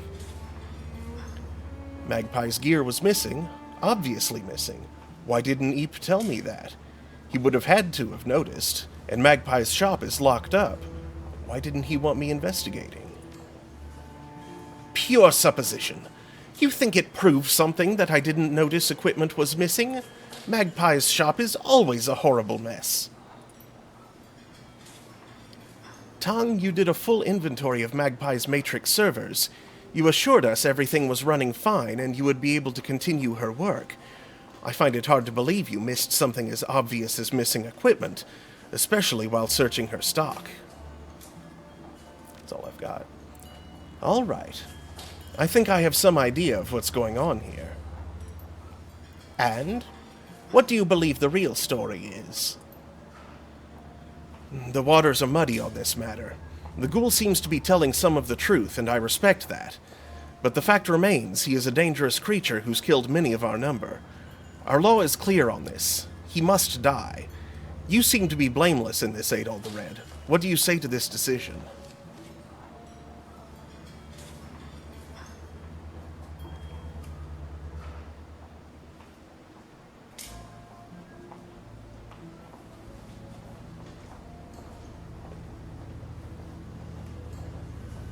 I don't know, that's...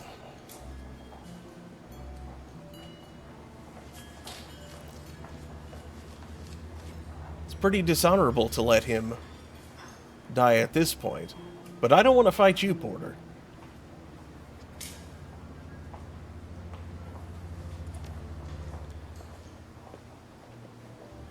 Then you too must die. Eep! The Wampoans ready their weapons.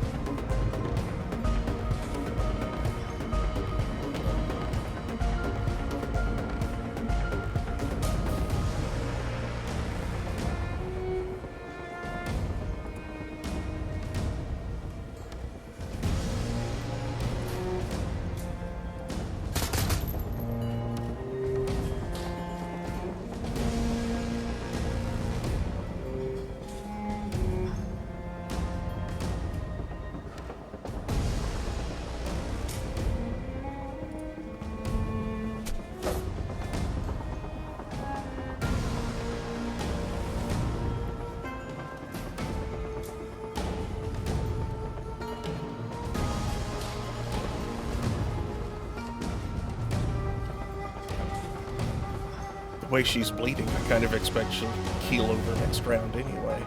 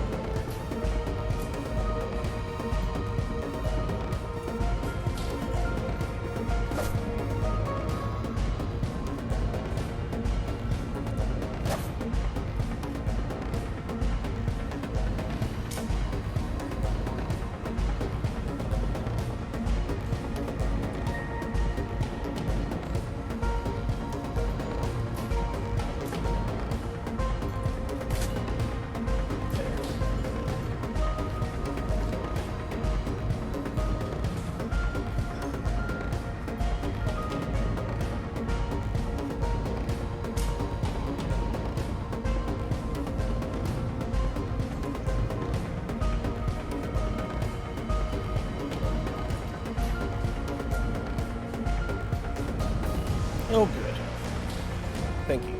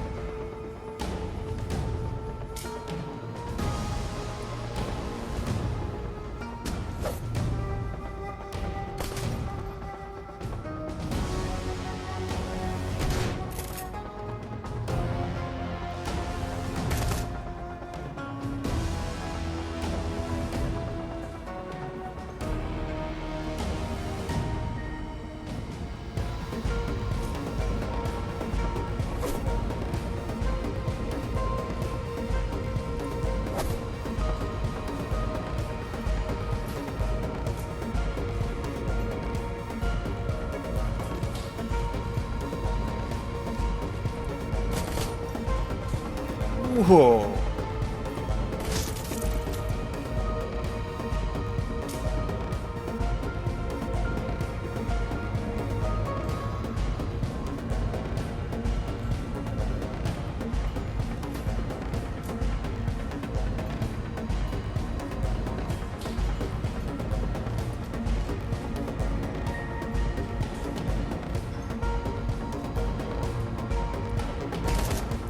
Oh, miss. Dang it. Okay.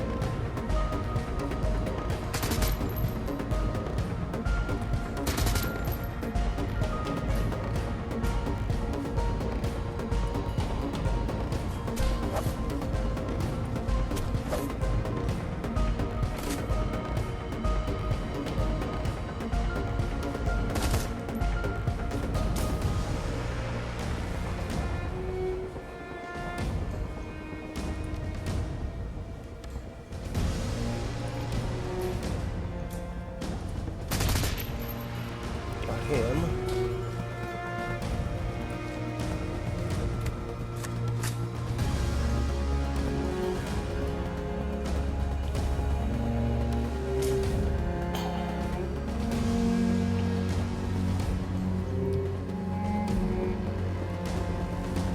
Can't I just, like,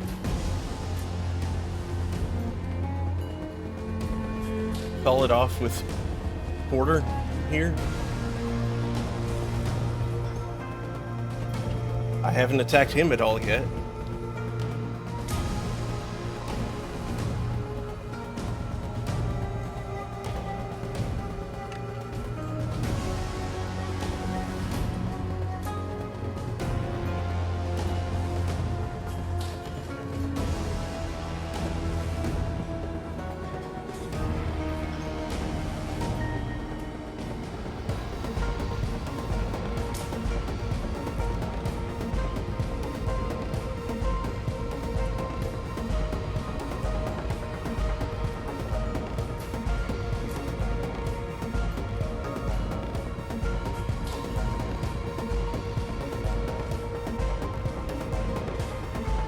It does not look like I can just leave.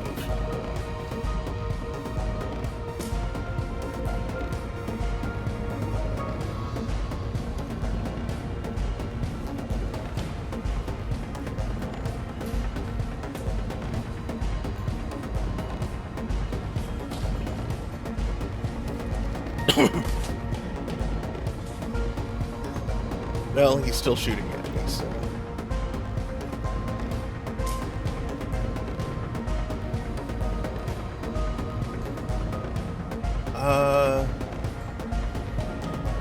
No ski ball.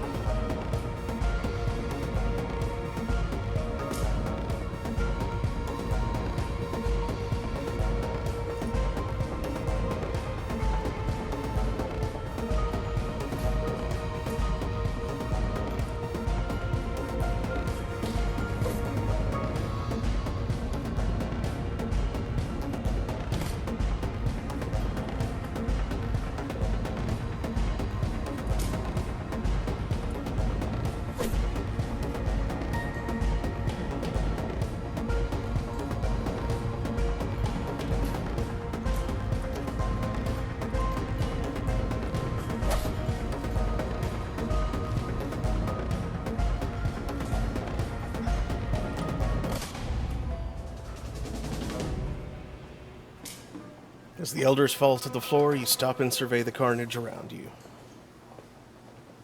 Now, sadly, it is accomplished. No more betrayers alive. No more worry that others may think they can take advantage of me. Lead the way. I look forward to our new business partnership.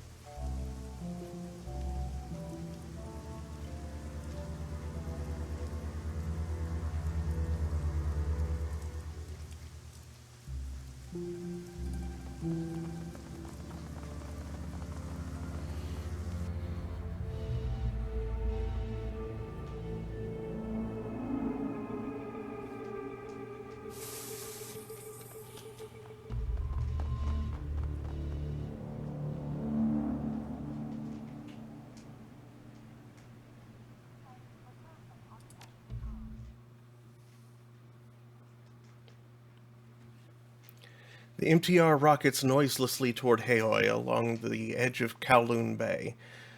The black water glitters in the night with the light of 1,000 reflected storefronts. Gai Chu stares sightlessly out the window, one hand pressed to the glass.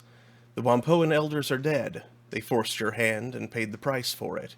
Their story was a cleverly crafted lie, meant to put the ghoul to death for their greed. But was the trade you made worth it?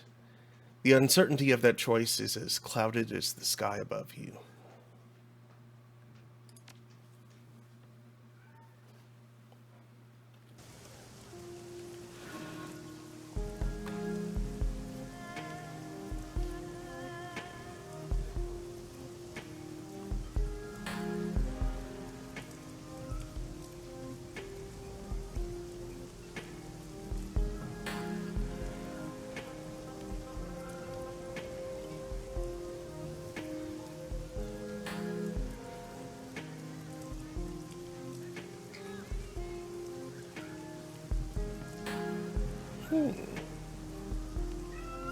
Better summoning is good.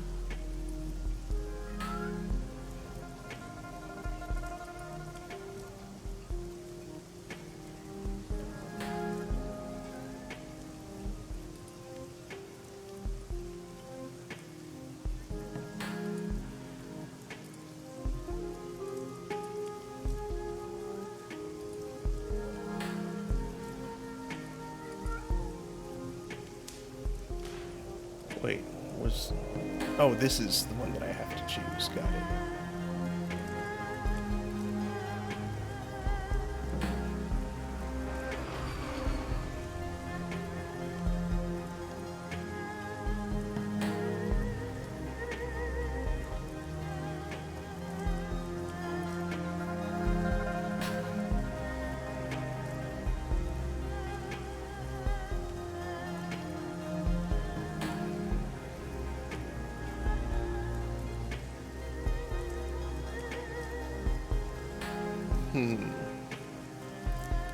I can see some active defense being useful later in the game.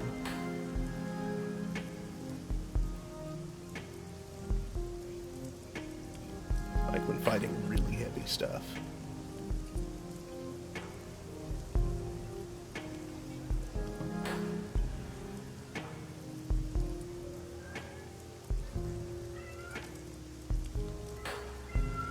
Harry. One sec. I need more drink anyway.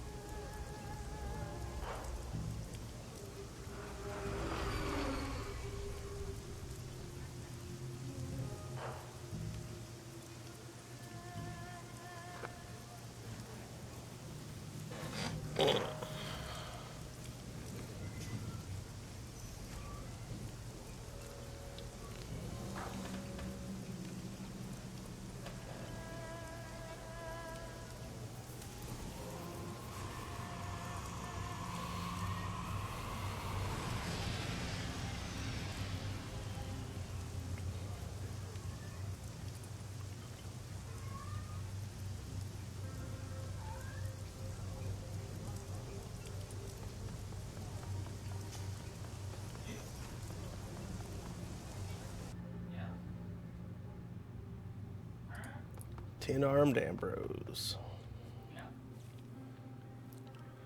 Hey, my fellow countryman returns. You want some chips and dip? Help yourself, it's on the engine block. The spider drone walks past you carrying a biohazard bag with a severed arm in it. There's a big Sahara Combat League race tonight. Everybody's coming over. You want to come? No, I bet Kindly's keeping you busy.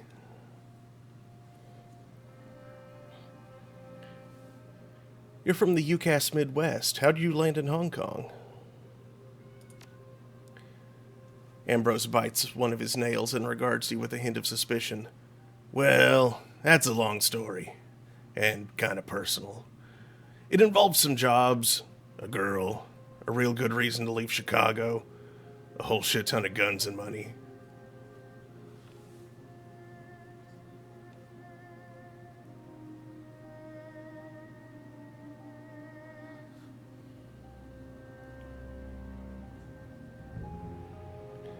Are you following news of the quarantine? Ambrose's face darkens. Yeah, I am. It's a terrible thing that's just happened there. My old hood is inside the containment zone. A lot of good peeps locked behind that wall.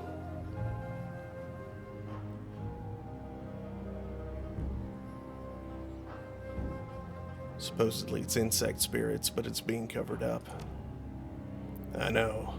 I saw the leaked material too. Some of the footage is pretty convincing.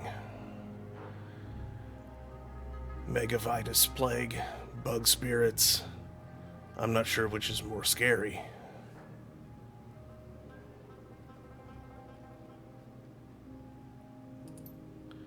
Hell, maybe it's The Walking Dead.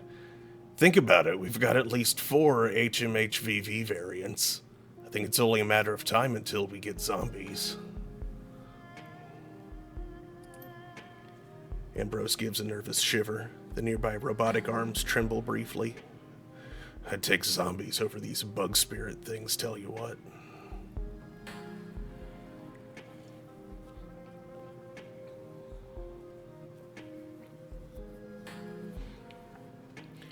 Guns and money were involved. Sounds like a good story. Shadowrunning? Yeah, stuff like that. Ambrose smiles. He seems to warm up a little. I was a hardcore vehicle rigger back then, before Johnny Law cracked down on road rigs. Man, those were the cowboy days. Freaky as hell, but great to remember. Ambrose gets a wistful look on his face. We'd rebuild trucks in chop shops, reinforce the frames, bolt armor on, mod the suspension with robotics, drive them right through the front windows of buildings, then bash aside Lone Star cruisers on the way out. Good times. You do that in Hong Kong, you get auto barricades and a missile enema. Crying shame. Anyway, I needed to get out of... When you're talking about Chicago, how do you pronounce that? Chi-town? Need to get out of Chi-town. Spread my wings. The nearby spider drone fidgets. You know how that goes. Hong Kong seems like a long way to go just to get a break from Chicago. Ambrose smiles, but there's a steely look in his eyes. Sometimes a guy just needs a change of scene. A girl was involved in getting you here, huh? Yeah, there was. He shrugs awkwardly as if to make light of it. His voice has a hint of strain in it. That's a story for another day. Hey, it's grand digging up the wreckage of the past, Adol, but time's wasting. I left Chicago, I landed in the Kong. After a while of running the Kong shadows, I landed here, in Chrome Alley. That's really the gist of it. Now we'd better get back to earning a living. Sure thing. Tune up or spare parts.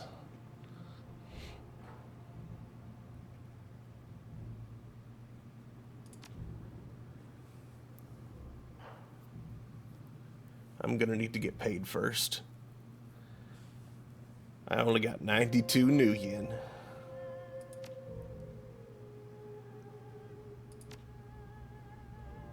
Cheers, Adol. Talk to you later.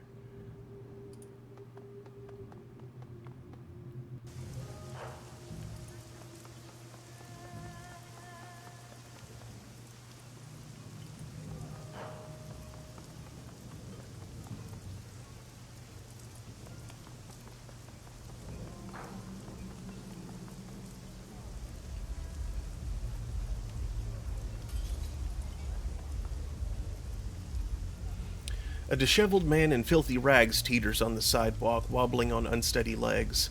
His bloodshot eyes dart about desperately, and the acrid, sweet odor that wafts off of him buzzes unpleasantly in your nostrils. You okay, man? You have to help me, man. His teeth grind as his grip tightens. His hand feels like a vice. I need your help.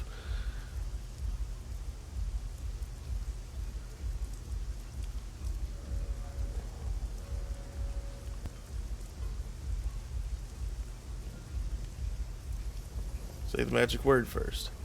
The man yanks you closer. Your eyes are watering from his pungent proximity. Still, you notice that his tattered clothing bears designer logos. Please, please, take handsomely a message from me.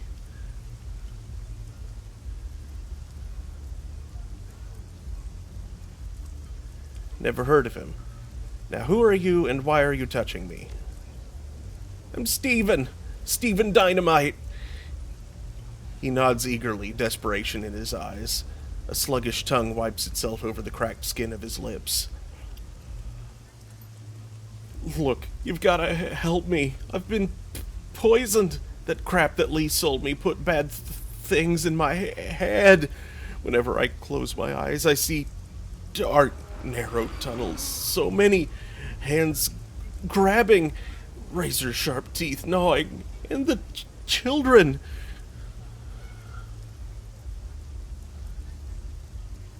Talking about hallucinations? The junkie stares into space. A faint trickle of saliva makes its way down his chin. No, not exactly. More like nightmares. They feel very real. Teeth biting. Faces. Faces I knew. His trembling voice trails off. You know, the whole nightmare thing has been going around. It isn't just you. No, this isn't that. I'm telling you, I was poisoned. I know it. You'll help me, won't you? All right, I'll do what I can. Then tell Lee what he's done to me, that I need relief. Tell him that I want... His sentence trails off. You've been a little vague about that, Steve. Need something in particular? I want my money back. His reedy voice wavers, but he stops and says no more. Poisoned, nightmares, money back, got it. Anything else? Just please come back, and please hurry.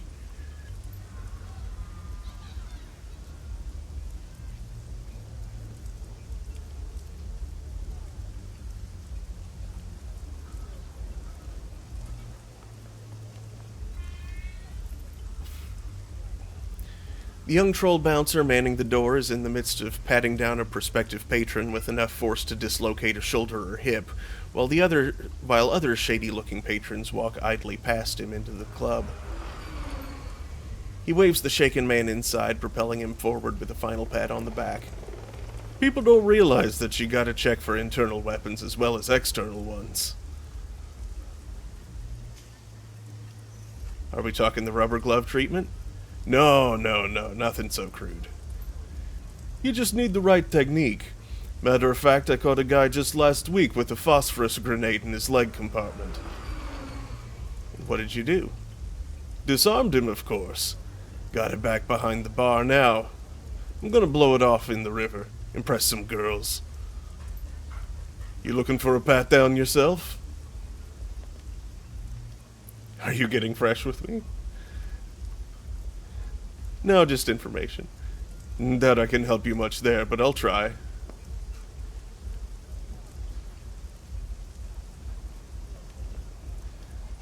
Why are you searching some people and letting others in? This is a private club. There's 3 kinds of people I let in. Members, guests of members, and people who make a good case. The latter 2 get a really good search before they go in the door, unless they're with Kindly Chung or the Emperor of Japan or something.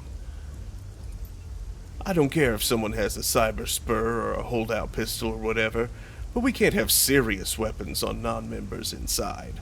Ma sells some big stuff, but she puts electronic trigger locks on her merchandise until they're out the door, so people don't get dumb ideas.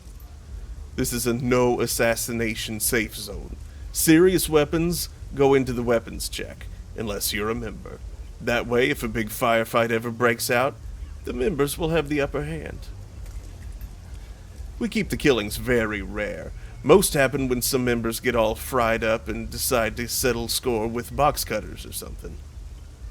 So I'm a member now?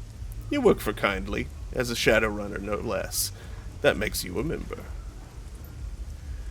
Remember the rules? No fighting, unless, it comes down to that and you're ready to skip off the concrete. No killing either. If you got a legitimate killing business, go do it somewhere else. People come here to have a good time. Got it. Good. I'll leave you be.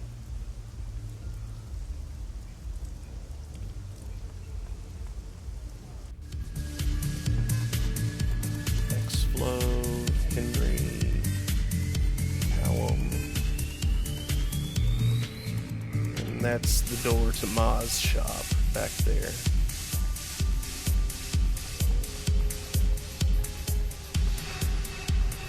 A wiry elven woman leans over the bar, propped up on one elbow. She glances back at you over her shoulder as you approach, lifting a half-empty glass to her lips. The selection here is total crap, but it's cheap. I hope you're not looking for quality, or you're gonna be really disappointed. Yeah, cheap is better than good. Hey, that's the spirit. With an attitude like that, you won't get disappointed very often. She wraps a knuckle against her glass. I figure as long as it gets you drunk, it's good with me. Call me X-Flow, by the way. X-Flow regards you calmly, her eyes calculating. After a few seconds, she nods. Maybe we can help each other. Nice to meet you. I'm Adol the Red. I've got good eyes for people in the business, and believe me, you smell like Shadowrunners in Nuyen. Plus, everybody here's been talking about Kindly's new hired help. I'm out here for work. You need any backup, I'm available. What's your specialty? I'm what the eggheads call a mystic adept. Kind of a physical adept magician. I throw spells and I can kill with a touch. I'm rarer than unicorns, my friend. X-Flow lifts her glass, draining the last of it. Cheers. Where are you from, anyway? All over, really. Born and raised in Sydney, but ever since I was 15, I've been traveling anywhere there's work. Not a whole lot of opportunities for a street kid whose only skills relate to beating people up. I've lived in Paris, London, Vladivostok, Caracas. Hell, I even spent a year in Johannesburg, but Azania is full of assholes. Her Cantonese is pretty good. I don't hear an accent. X-Flow taps the base of her neck with 2 fingers. It's 'cause it's chipped. My only concession to cyberware. When you move around as much as I do, linguisofts pay for themselves pretty quickly. They're not perfect, but they get the job done. How'd you get into this life? I grew up on the streets, running with gangs. Turns out, if you get in enough street fights and have magical potential, things just naturally express themselves. Once that happened, I realized I could charge a lot more than the protection rackets I'd been running.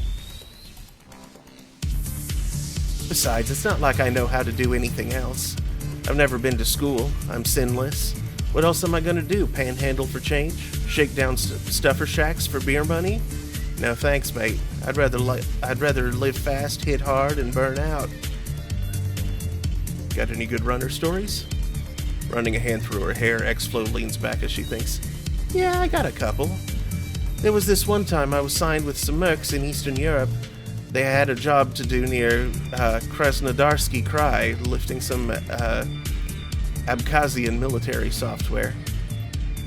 The plan was pretty simple. We'd halo jump from a drone in the Russian side of the border, hike in toward the Abkhazian research facility, and blast our way in.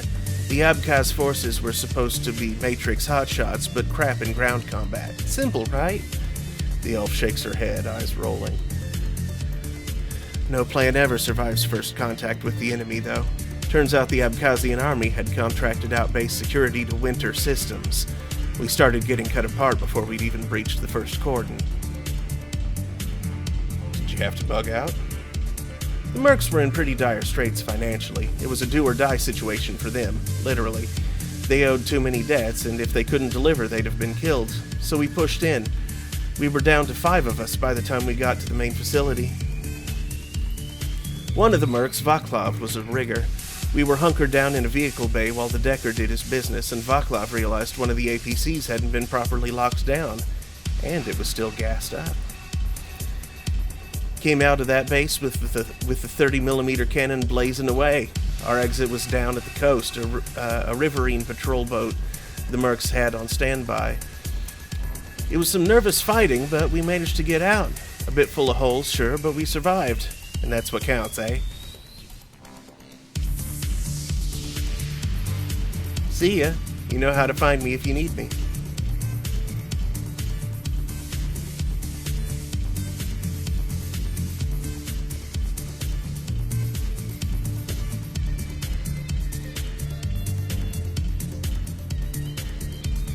The Troll Patriarch of Club 88 gently polishes a collection of old wooden belaying pins. These are but a few of the nautical touches that struggle vainly to assert their theme against the club's otherwise glassy neo-punk decor. Back again? Not just another ship passing in the night, eh? I'm just a landlubber. Reckon you're not? You reckon rightly. Though I haven't been on the water in far too long. Sounds like you miss it. Do I not strike you as the king of island nightlife? Let's see.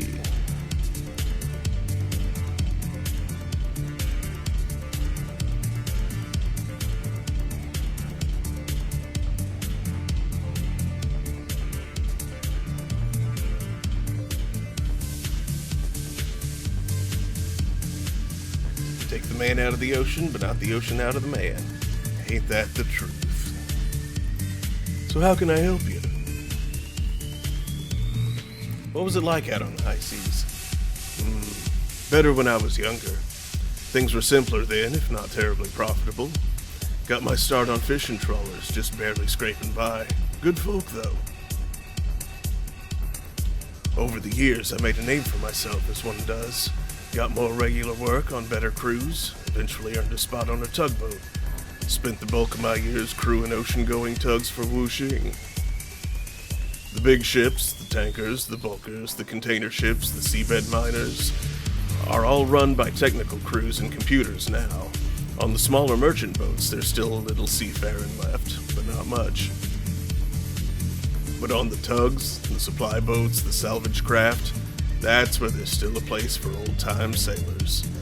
It matters if you can wrap a cable on the winch in 30-foot seas, jury-rig a diesel engine, and keep a boat on course with just the wheel and the binnacle after the bridge windows all blow out. It was a hard life, but good. Why the change of vocation?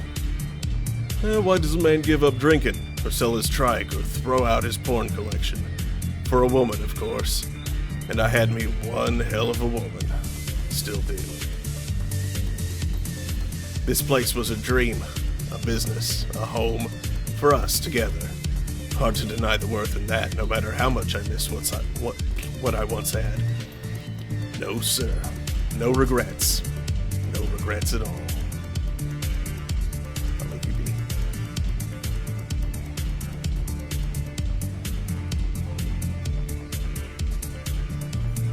The eldest son of the Kafai family appears to be far less inebriated than before, though there is still a drink clutched in his massive hand. He's parting ways with an uncharacteristically awkward elf who palms something as she goes. Evening. Callum Kafai at your service.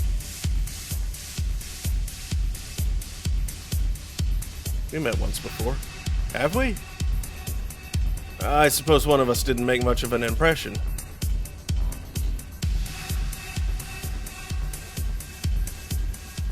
You're certainly making one now. Here's my impression of a storm drain.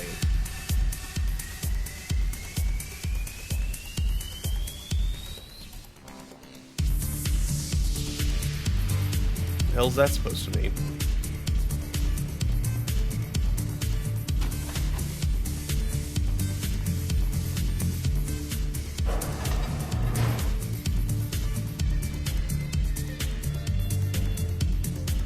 Ermin Kafai.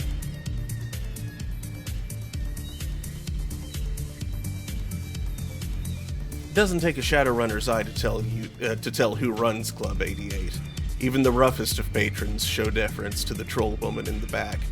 It also helps that she tends a veritable arsenal of high-grade firearms. Back again, I see. Didn't catch your name before. Didn't catch yours either. I made all the red. Ermin Kafai. Pleased to meet you. We get a lot of passers through.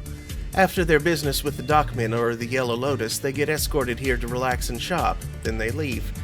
I'm happy to never know their names. But you're a different story, aren't you? What have you heard? Not much. Yet. So what can I do for you? Tell me a bit more about this place. Club 88?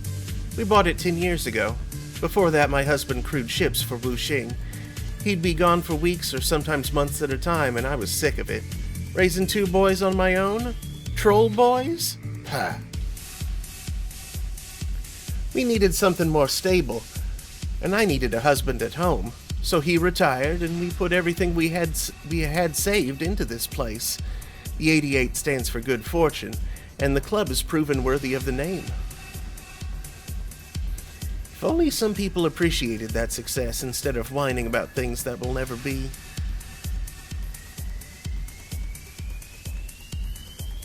You heard of a man named Raymond Black? I seem to recall a blurb on the news, but I didn't pay much attention. Not a name I know. And if it was a name worth knowing, I'd know it.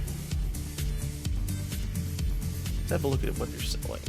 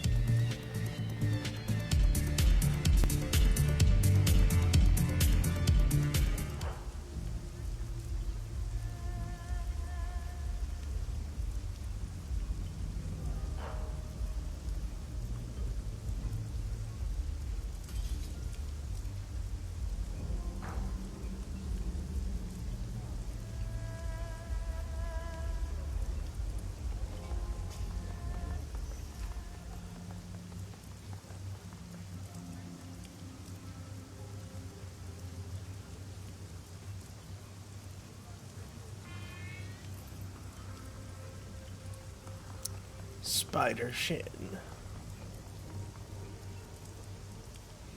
Shin nods in greeting and raps a fist against the table surface. Welcome back. You decided you needed something after all? Let me take a look at your wares.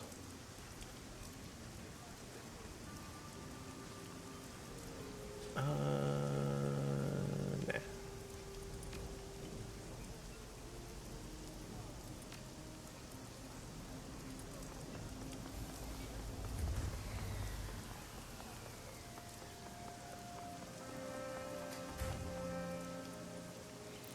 2 men in dirty synth leather jackets look up from their conversation at your approach. They both look haggard, their shoulders slump with exhaustion, and neither appears to have shaved this morning. What do you want, man? We're talking here. I'm new in town. Figured it'd pay to make all the connections I can. A grim chuckle rumbles out of him. You chose the wrong day, stranger. We're moving further downstream, and we're doing it today. There's something wrong with this place. Too many bad dreams.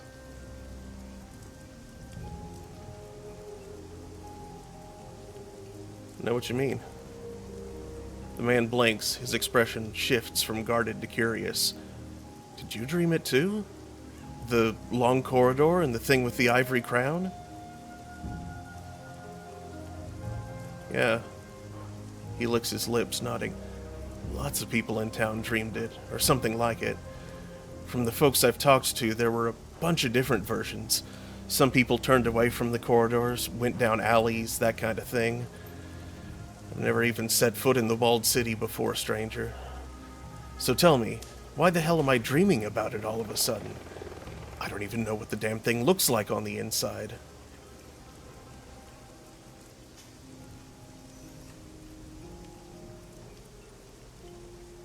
I think there's something strange going on. Something magical. And the walled city is where it's coming from. He grunts. It's a curse. Nothing else it could be. Everybody knows that place is haunted. A living hell full of evil spirits and poisoned chi. If you're not careful, you'll wind up trapped inside with the rest of the human garbage. His companion cuts in. You catch a healthy whiff of alcohol on his breath. That isn't going to happen to us. No way. Only the lowest of the low wind up in the walled city. So like he said, we're going further downstream. Soon as our things are packed, we're out of here. Damn right. This place is a dump anyway. Let's try our luck in Macau. To hell with this place. Best of luck then. We could say the same to you. You're staying here in Haoi after all. Of the three of us, you're the one who's most likely to need it.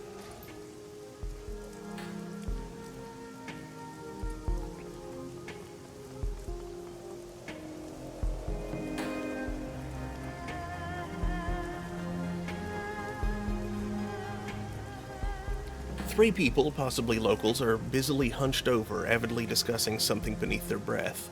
From the looks of them, they appear to be sailors, rough-hewn clothes stained by salt, leathery skin, and an acute awareness of being on land. You watch their feet shuffle awkwardly on the docks. Their whispers are just within earshot. Nah, I asked Crafty, and she said the same. Them dreams is bad.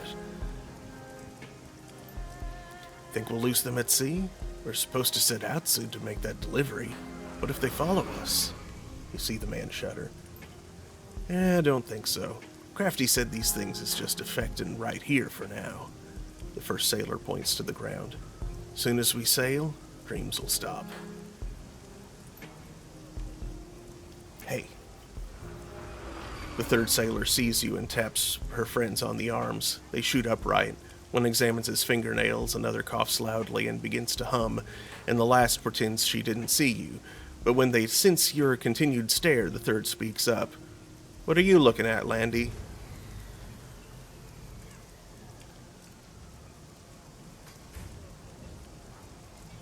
I overheard you talking about the dreams. I've had them too.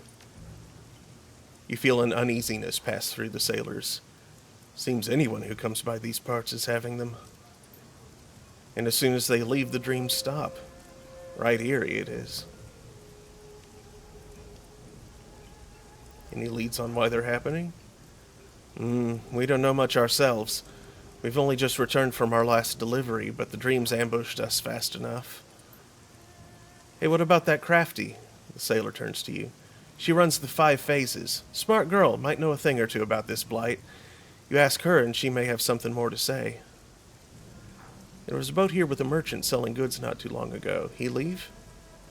The three sailors' suspicions turned into smirks. One snickers to herself. Merchant, he says. That crook didn't so much as leave as he was chased off by Kindly. No sales permit. Not a big loss, though. The local shops have way better stuff than that small-time hustler. Why don't you look around? You'll find the shop owners here more friendly towards you now that you've gotten the okay from Kindly. Thanks for the tip. They all exchange a look. The first sailor responds. Right. And stay careful around these parts. Didn't mean to interrupt. See you around. The brooding tide of whispers resumes as your back turns to the sailors. Handsome Lee. There he is.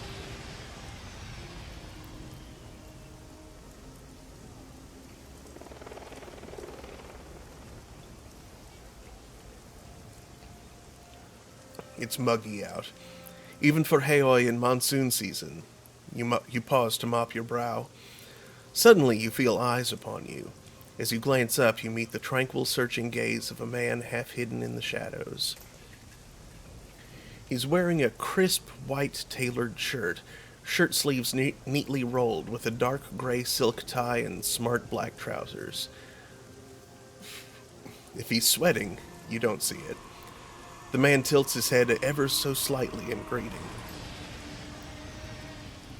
A newcomer. Welcome. He flashes you a brilliant smile, eyes glinting with bemusement. You can just barely detect a faint trace of an accent in his voice. Handsome Lee's the name, purveyor of enhanced sensory experiences. I can see that you've got some tales to tell.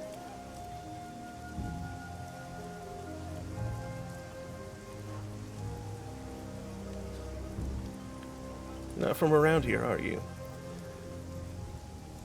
His smile flickers briefly. He's got a decent poker face, but you can tell that he's rattled.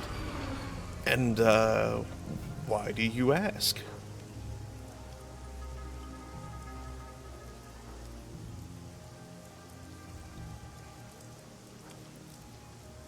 Still got an accent, Lee. It's barely there, but I can hear it. Ah. He fidgets uncomfortably. You're right, I'm not from Haoi. Recent transplant or just passing through? A recent transplant. I split my time between Haoi and Aberdeen, though I'm mostly in the latter these days. I come here by way of Taiwan. That was my home until I was forced to flee during the Nationalist War. I hear you have a slight accent as well. Let me guess. Emphasis on the slight. The corner of his lip curls smugly. Seattle? Good guess. Redmond Barrens. Handsomely suddenly fixes you with his gaze, sizing you up. His face is impassible. Nasty place.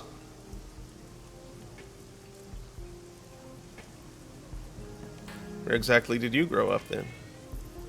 Taipei. But I'd rather not go into it at the moment, and I'm sure that you have more important things to do than listen to my life story. Let us discuss business, eh? I am a businessman, after all. So how about it, friend? Can I show you my wares?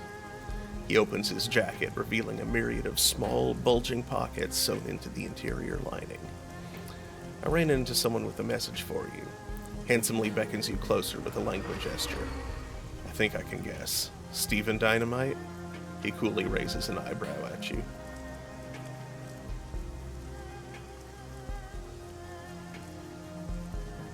Yeah, actually, that's right, and you're his dealer. He places his hand on his heart in mock indignation. I am the inventor of much acclaimed experimental pharmaceuticals, but why split hairs? Well, your little guinea pig is suffering, claims that a drug you sold him is giving him horrible visions. He pauses thoughtfully. Interesting. And what does he want from me?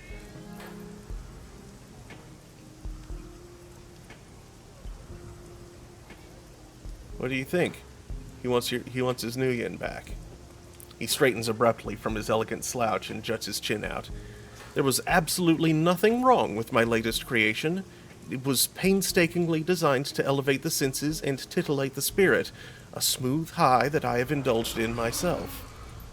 Now, if the unfortunate Stephen happens to dilute my masterpiece with other lesser substances, I can hardly be held responsible.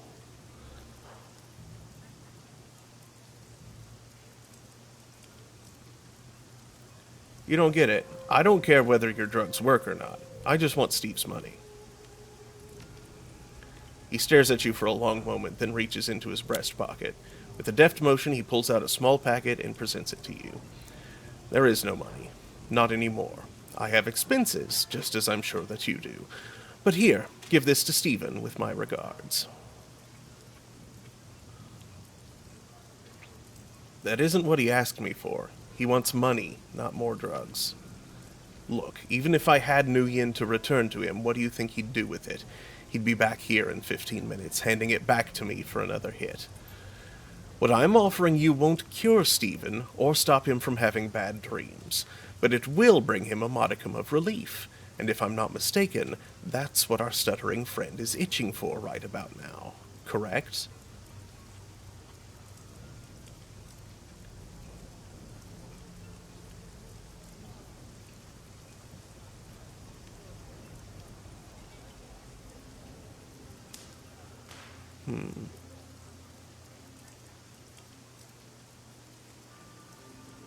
What good is this temporary fix anyhow? Why bother? Lee acknowledges you with a nod. It's a fair question. Stephen's problems won't be resolved overnight. My little gift simply lets him know that someone cares. His smile widens and he tilts his head towards you expectantly.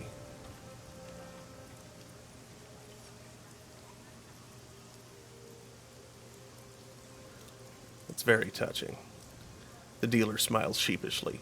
Well, let's not exaggerate. I strive to treat Stephen as befits a long-time customer. Anyway, he holds the packet out towards you and gives it a shake. Take this. Give it to him. It should help him, at least in the short term. All right, Lee, I'll take them to him. Very good. Please let me know how it goes when you're done. Bliss.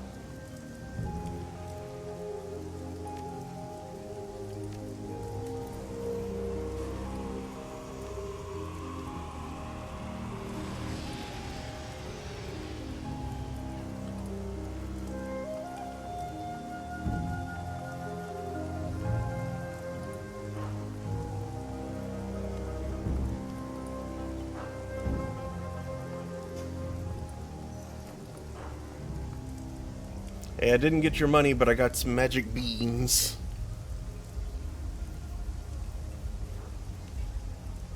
Stephen Dynamite lolls on the sidewalk. While he jerks less as he moves, his skin has taken on a gray hue, and his chest heaves with each labored breath. His sunken eyes swivel towards you. He wets his parched lips and addresses you. Hello, I'm relieved to see you. Thought you might not return. Can't trust anyone. This is a bad place. Hey, Steve. I hate to say it, but you're not looking so hot. Fat tears begin to cascade down his dirty, ruined face. I don't want to sleep because of these nightmares. I'm ravenous, so ravenous, but food makes me ill. I've got the shakes real bad, too. I just want this to end. The junkie slumps in place. Furrowing his brow, he responds with difficulty.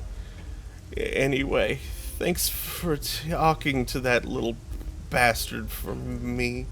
So, you got my money? Lee didn't have your money. He gave me this to pass off to you instead. The junkie's eyes light up at the sight of the packet from Handsome Lee. Oh.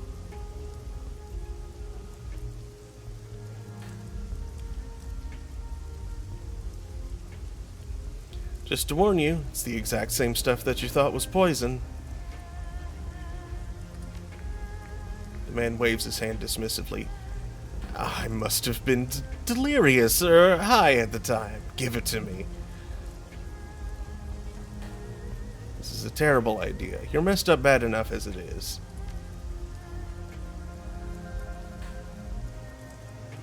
The junkie indicates the holes in his clothing and the bruises and scars on his body.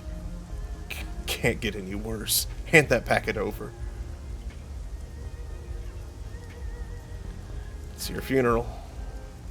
He eagerly snatches the packet of bliss from your hand, his eyes lighting up with excitement. Before you take that, I want to ask you about these dreams. He looks up at you, suddenly suspicious. You want to ask about my dreams? Why?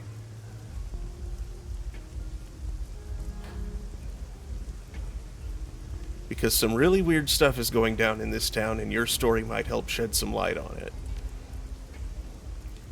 He stares you in the eye, and his voice drops to a sharp whisper. These aren't like ordinary dreams. They're visions. They're so real. I've put all kinds of substances into my body, and I've never experienced anything like this.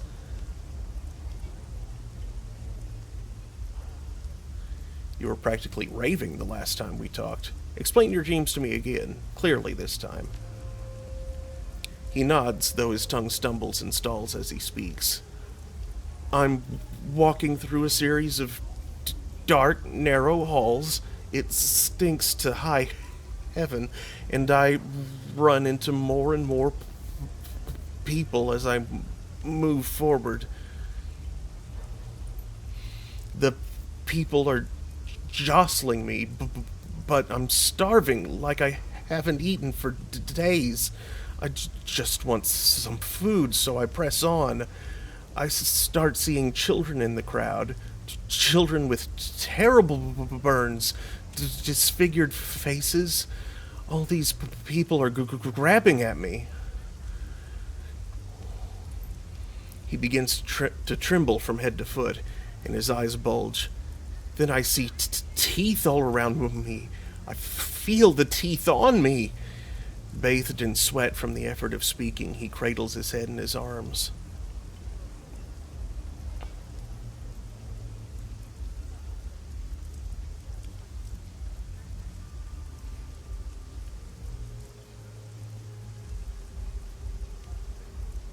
You must know that the drugs are making these nightmares worse, right? So I take so many of them. Junkie gives a weary smile. Because I need them. I used to get my kicks from explosives. I loved blowing stuff up, seeing glass splintering, solid walls disintegrating, flames licking the sky. Not anymore. Now I stick to needles and pills. Were you a Shadowrunner? No, not so much. I was a bomb maker. I designed custom ordnance. It was a dream job.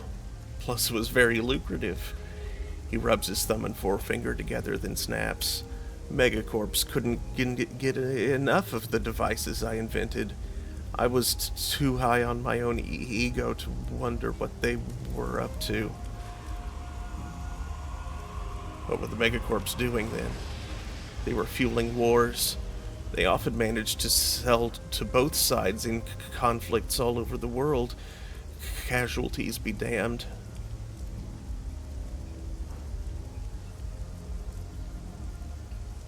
That's nothing new. War profiteering is as old as war itself.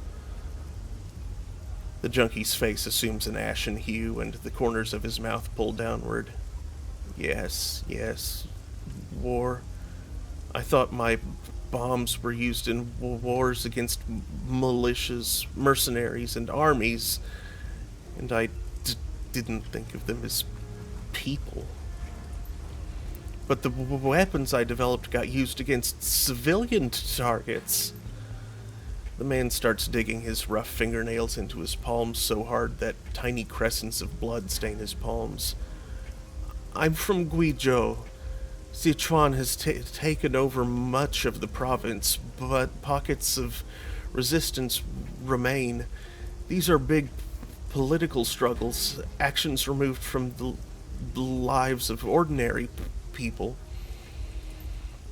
Yet the village where I grew up in Guizhou was annihilated. These were tobacco farmers, winemakers, peasants, not military. Tears leak from the man's eyes, tracing narrow lines down his filthy cheeks.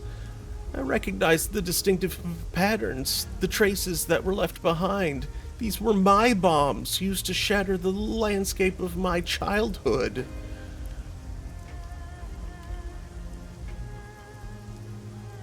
Why would Sichuan bother to bomb a village? To break the spirit of the people. It broke mine. The junkie's shoulders heave and shake, and he passes a hand over his face. Now I just want to forget. The drugs help. Sometimes.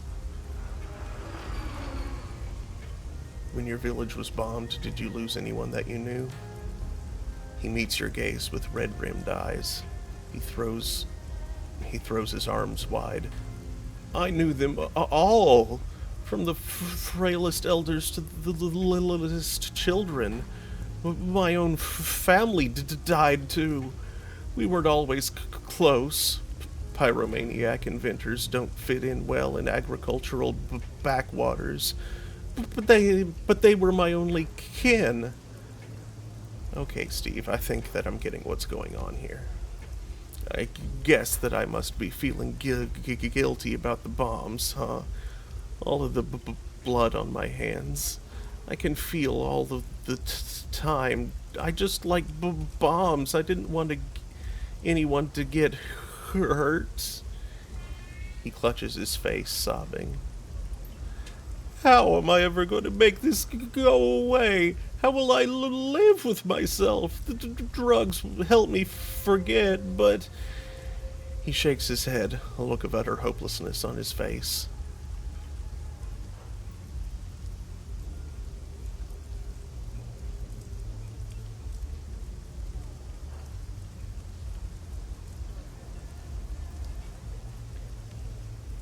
Well, you could start by helping some kids or stealing your bomb schematics back.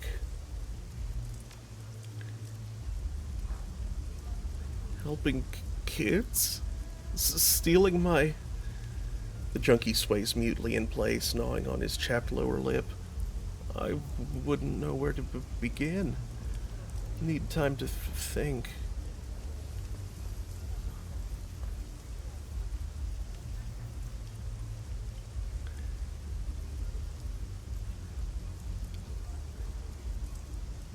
If I were you, I'd get the hell out of Haoi. Go someplace calm. The junkie gives a crooked smile, his eyes a bit misty. Calm, huh?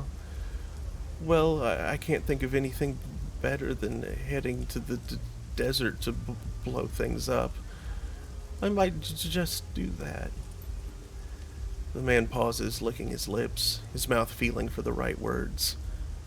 But in the end, I probably need to go home to Guizhou when I can bring myself to.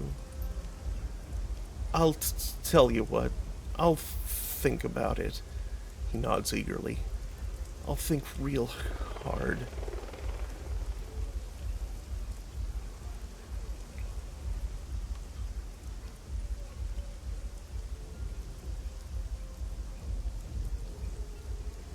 Thinking about it isn't going to be enough. You need to do something. Yeah, I will. His face fills up with something you hadn't seen there before. Determination. I will. I promise.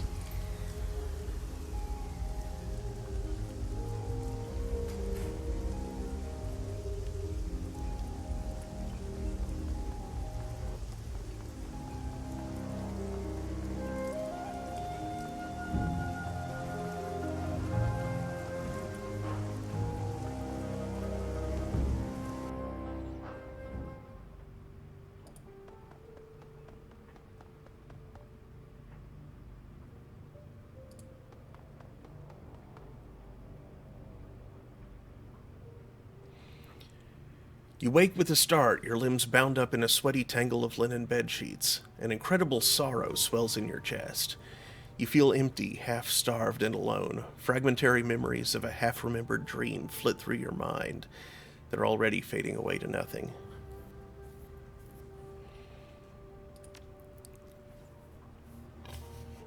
You close your eyes and concentrate, willing yourself to keep the dream from slipping away. Gradually, the memory comes back to you. The walled city. You were back in the walled city. You don't remember how you got there, but it couldn't have been any place else. Even the barrens weren't so squalid. You remember craning your neck to look above you. The buildings that made up this part of the walled city were new construction, even cheaper than the old. Now their foundations had rotted out from under them, and the buildings leaned into one another like a gang of drunken men. A rain of plaster and asbestos sprinkled down, dusting your shoulders.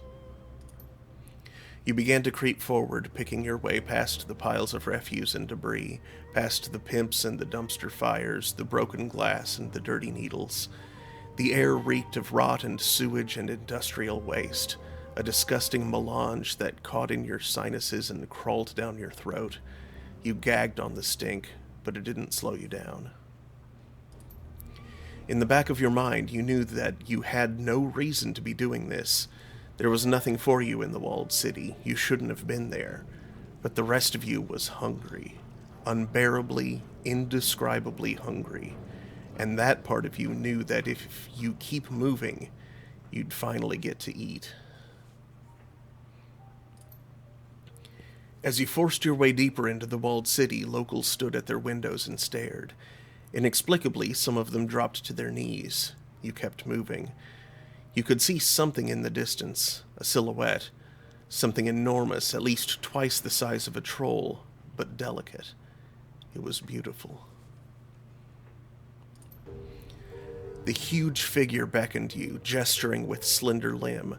An explosion of warmth filled your chest, and you knew that if only you could reach it, your problems would be over. She, would make all of your sorrows disappear. You moved forward at a crawl, but the figure felt impossibly far away. You reached out, calling to her, and then you woke up. The empty feeling in your stomach slowly fades, taking the strength and vibrance of the memories along with it.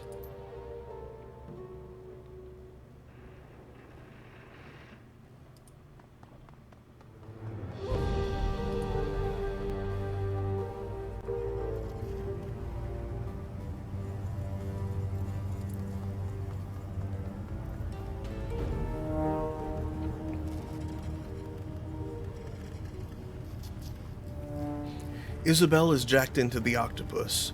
Her body sits inert, her breathing shallow. As you approach, an image blossoms onto the largest of the octopus's view screens. "Hello down there. It's good to see you again." She smiles down on you from the monitor, her outline scintillating with blue-white light. She looks peaceful, at ease.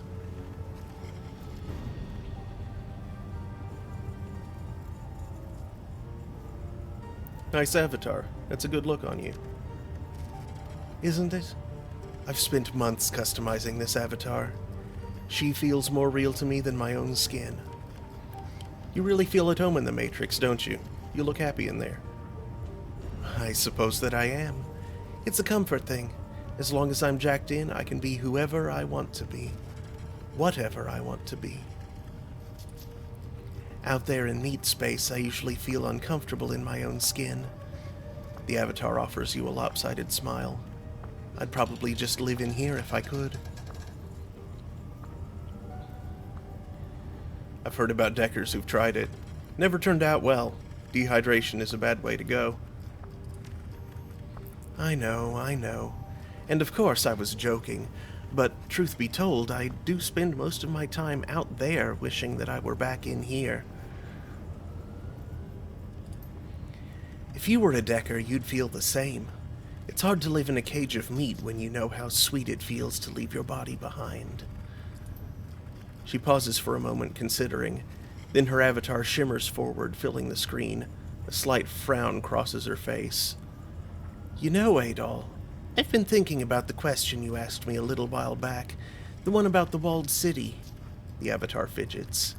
The one that I dodged."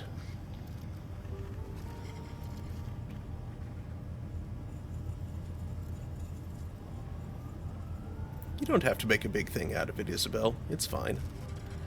"It isn't, though. Not really. I cheated you out of an answer that I owed you. For what it's worth, I wasn't trying to do that. It's just that talking about the walled city is problematic for me."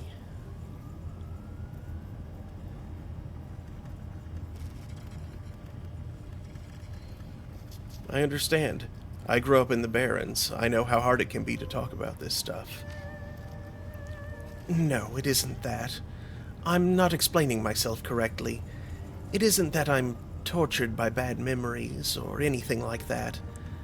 The problem is that I can't remember my childhood.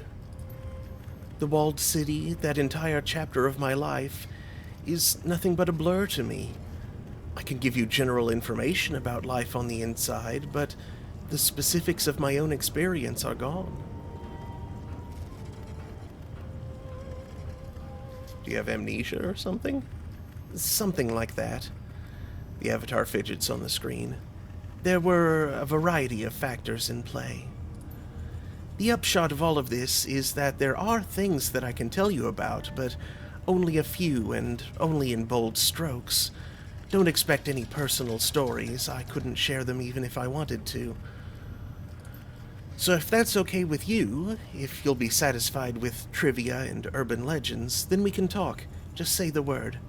Otherwise, well, at least now you know why. How did you lose your childhood memories? The Isabel avatar frowns. I'd rather not go into it. It's personal. Suffice it to say that I've never missed them, at least not until now. If you ever want to talk about it, I'm a good listener. She looks away. Great.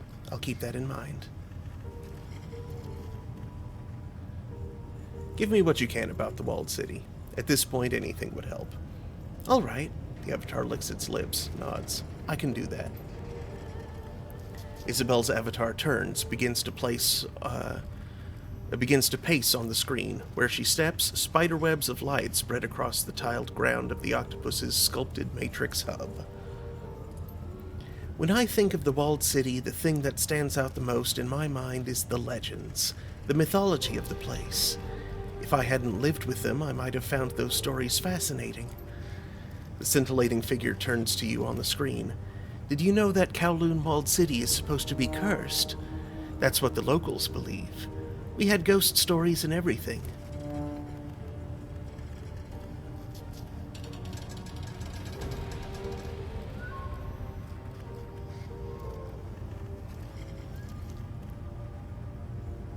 Ghost stories? The Isabel avatar nods. Our own homegrown legends about things that haunted the walled city. Demons from another place. The Yama Kings.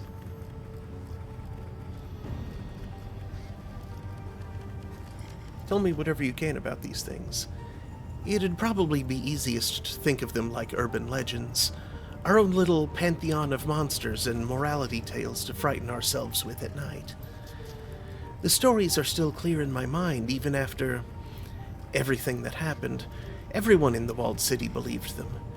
You can get out of the walled city if you make a deal with Fu Mang. Cut the hearts from the 44 people closest to you and bring them to him. He will reward you with riches. Don't go under that arch or Qian Ya will catch you. The avatar grabs at the air, its hands leaving glowing trails as they move. She'll rip out your teeth, tie your tongue in a knot, and make you her slave for eternity.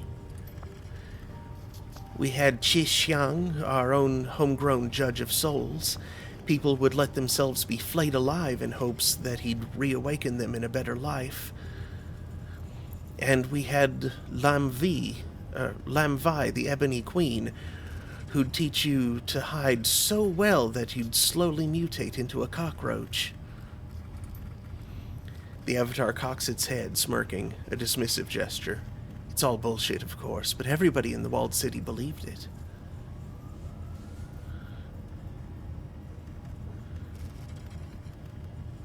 If you're so convinced that these things are myths, why does everyone in the walled city believe them? Because they're an excuse. My parents and neighbors, their whole generation, invented the things to explain away their own failings. I can't get ahead because demons are keeping me down. Woe is me, woe is me. It's almost embarrassingly transparent when you really look at it. Lam Vi turning people into cockroaches? It's just a Kafkaesque trope layered onto a morality tale. Qi Xiang? He's just Anubis with a different coat of paint. And you know that archway I mentioned, the one that Qian Ya was supposed to haunt? I knew someone who found it. There was nothing on the other side but concrete. It's all superstitious drivel, Adol. The misery in the walled city isn't the fault of demons or devils. We created it, and we perpetuate it. We blamed made-up monsters for our own failings. There's nothing more pathetic than that. It sounds less like you're trying to convince me than it does like you're trying to convince yourself.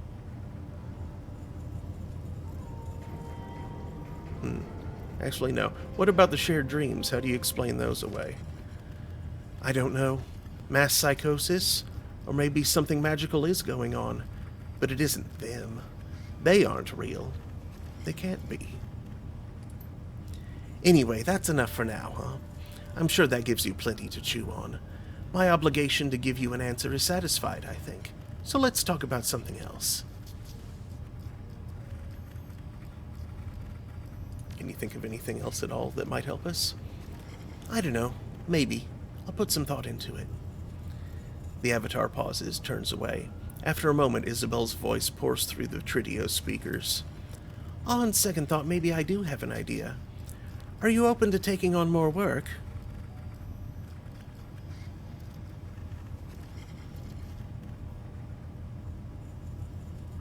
Of course, kindly sending me new job offers all the time. This wouldn't be work for Auntie Chung. Think of it as a side gig that you'd be doing for me. I think I've got a line on some software that could help us. I can't get to it on my own, though. It's a two-person job at least. What kind of software? It's kinda hard to explain. It'd be easier for me to just show you, but trust me, it'll help. I have the run all planned out already. I've done the legwork, I know the location, I know the target. Just say the word and I'll send everything I have to your mission computer. You can look it over, weigh it, and decide what you want to do. Alright, deal. Send the file. The Isabel avatar closes its eyes for a moment, then opens them with a smile. Done. You'll find the pertinent documents waiting in your inbox. If you decide to accept the mission, just check the box in the message documentation, and it'll ping my comm link automatically. Alright, can't wait to find out what this is all about. I'm sure that the briefing I sent you will satisfy your curiosity. Trust me, Adol, this is a good job with a solid plan behind it. You'll see as soon as you've read it, and speaking of which, you should go do that now. Say no more, I'll go check it out. The avatar beams at you. Fantastic. I can't wait to hear what you think.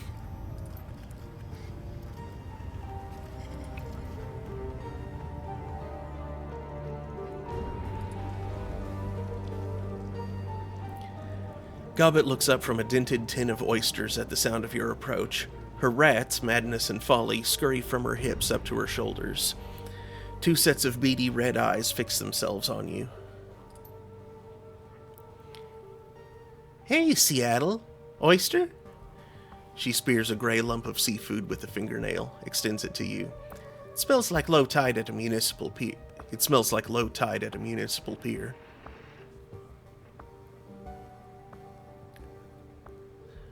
No thanks. She shrugs, then pops the oyster into her own mouth. Suit yourself. So are you here for a reason?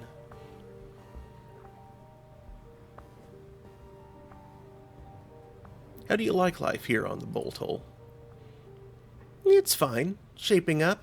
Having new roomies is always nice. She smiles. How are you enjoying your cabin? Comfy enough for you? It isn't half bad. Better than some of the places I squatted in back in the Barrens. I've heard stories about the Redmond Barrens. Sounds like a real winner of a place.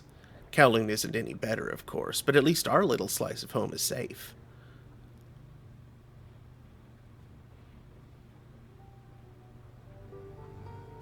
That's true. It's handy having a mob boss on our side. Yeah, handy. Auntie Chung is definitely that. She half frowns. Don't know if I'd say that she's on our side, though. Yeah, I know what you mean. Of course you do. Let's change the subject, huh? I'd rather not think about the old woman right now.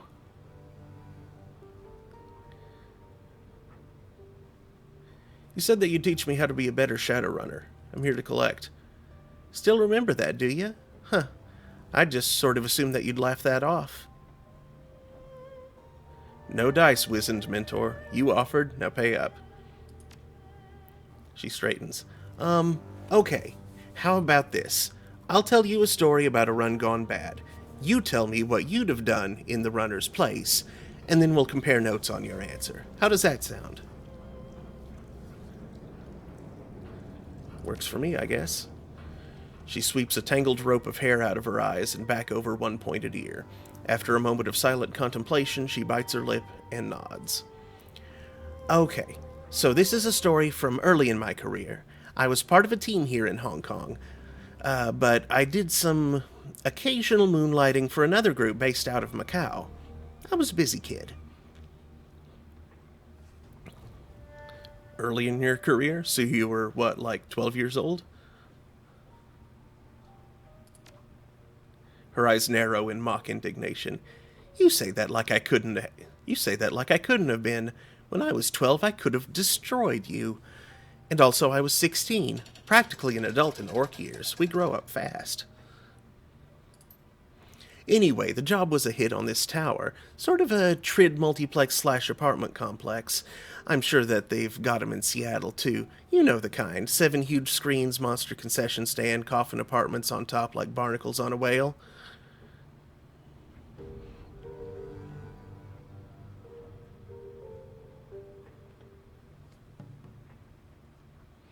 Used to go to one back in Seattle. Best way to watch Urban Brawl. She nods. Good, you know what I'm talking about then. Our client wanted us to break into one of the apartments. The story was that an ex of hers, a guy named Boggs, lived there. She'd been cooped up with him until about a week prior. Then things went sour in a big way. She wanted us to get back some things that Boggs kept when he kicked her out. Scare the shit out of him, bloody him up a bit, make it look like a robbery. You know the drill.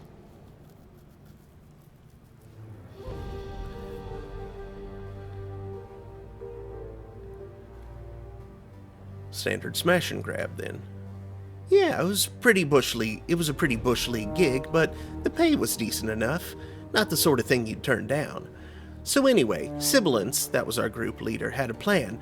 We knew that we had to go in quiet because the Metroplex had a panic system wired directly into the HKPF. If we'd gone in shooting, we'd have been drowning in cops within 10 minutes. Sib thought that we could maybe take advantage of the apartment's terrible soundproofing and kick in Boggs' door when the movie got loud. We'd camp out near his doorway, wait for the ceiling to start raining plaster, then smash our way in with his neighbors none the wiser.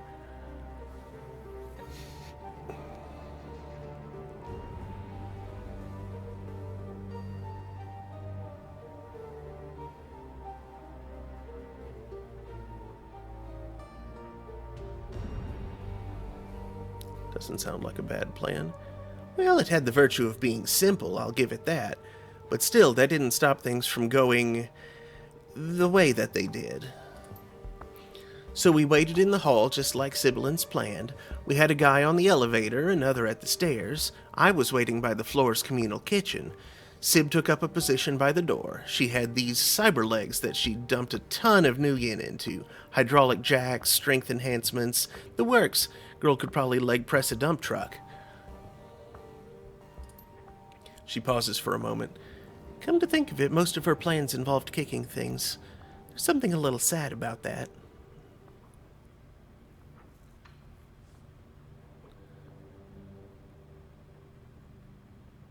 Focus Gobbet. Right, the story, right.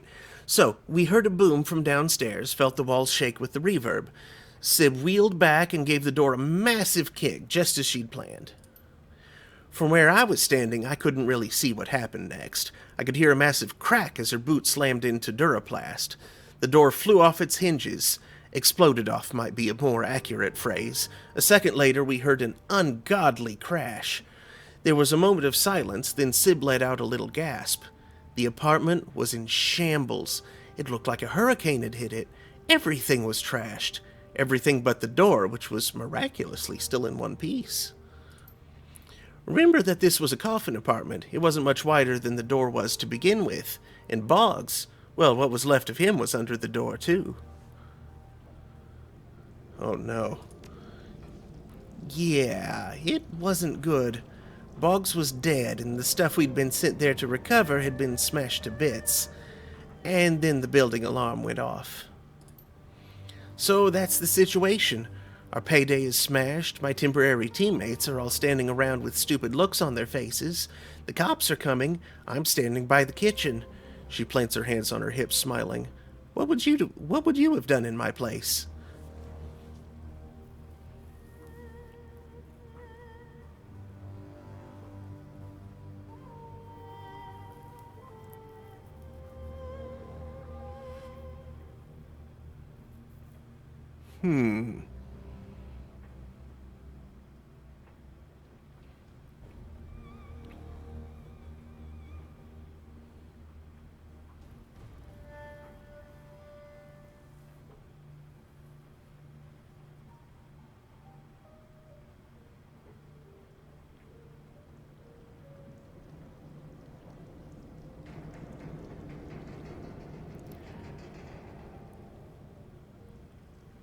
Part of me thinks cut and run, but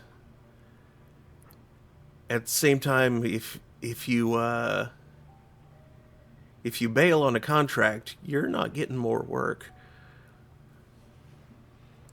Unless things really went that badly.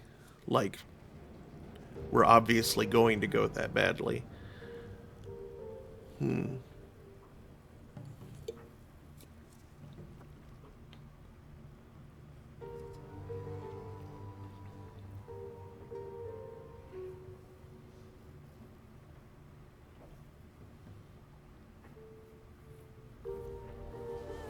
And honestly, the idea of blackmail wouldn't even have occurred to me without the prompt there.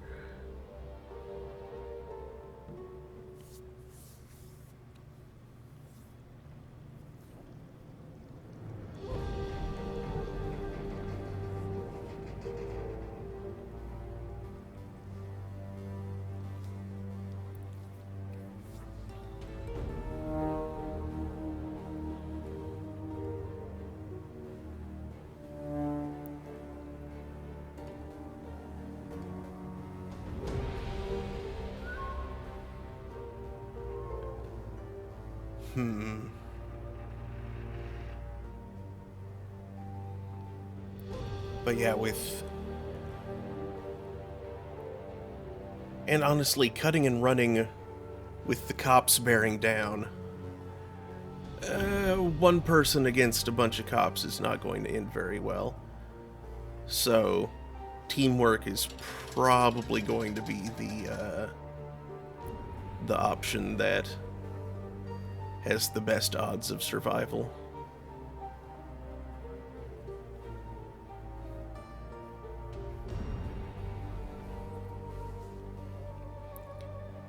Split up after you make it out, not before.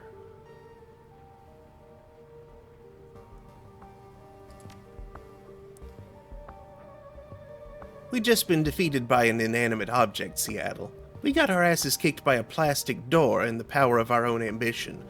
Fighting off waves of cops above a crowded movie theater didn't feel like the best of moves at the time. So what did you do? The first thing that popped into my head, that's a lesson to remember, Seattle. The first answer that you come up with is almost always the best one you're going to have, so just roll with it. Don't second guess yourself. Don't hesitate, just act. You'll live longer that way. As for what I did that night, well, I was standing by a kitchen, remember? I could have cut and run. I looked like any other street kid. I'd have blended in. But instead, I decided to stay and help my team. When I think crowded theater, I think place where you can't shout fire because it'll cause a panic. And then I thought, cops don't charge into burning buildings, they help people get out of them. And, as it happened, I had the means to create real, genuine fire sitting right across from me. A pair of industrial ovens.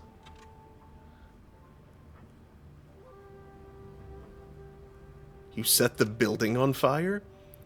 I encouraged it to burn, opened the gas vents wide, set the range on a timer, and motored back into the hallway. The others had started arguing amongst themselves. I told them to snap out of it and follow me down to the lobby. We had to clear the hallway before an errant spark took the whole floor out.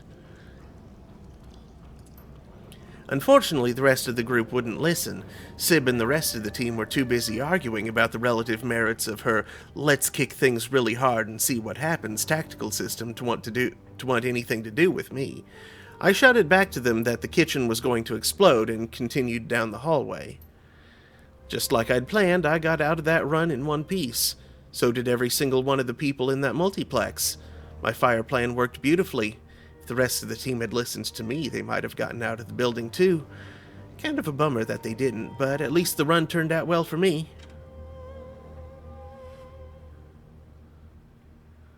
All's well that ends well, I guess. That's right. You take what you're given and make the best of it. And that's what I did.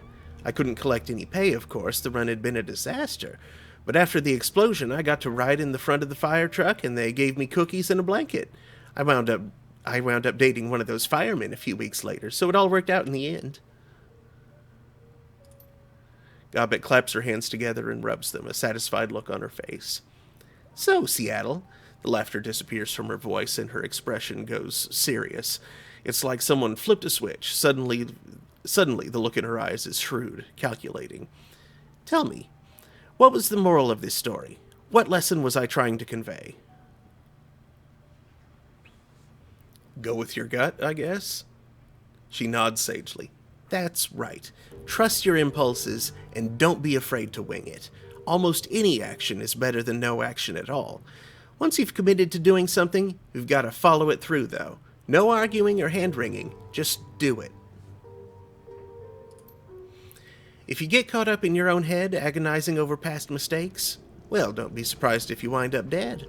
A kitchen fire can take you down as easily as a cop's bullet if you stand around and let it.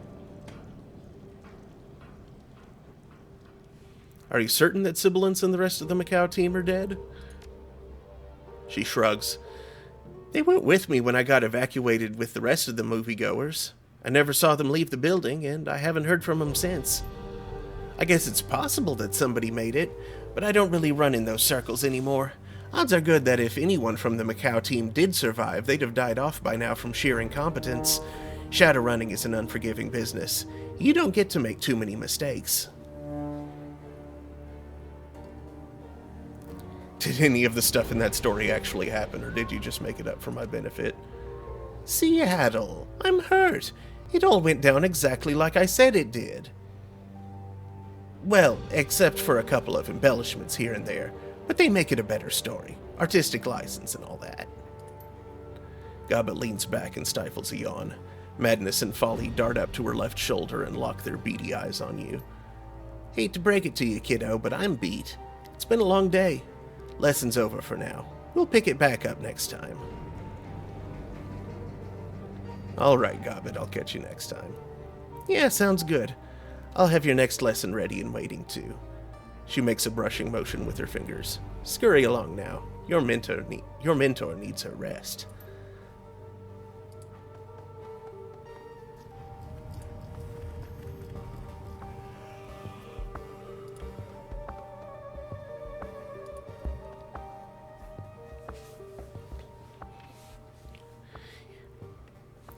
You enter Wu's cabin to find him moving through some sort of stretching routine. His muscles ripple as he flows tranquilly from one pose to the next. You look different, Adol. Do I? Yeah, like I flipped forward a few chapters instead of turning a page. I mean, you look like you, just not the you I knew.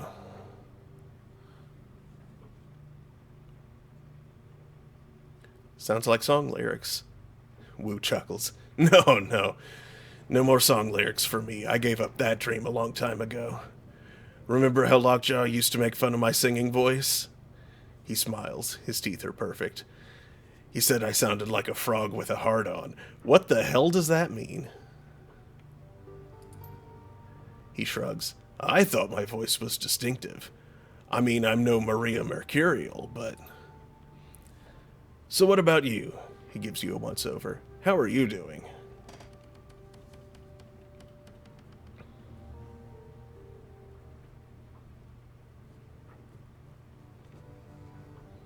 I'm a little freaked out. I don't know this city at all. I feel like an alien here.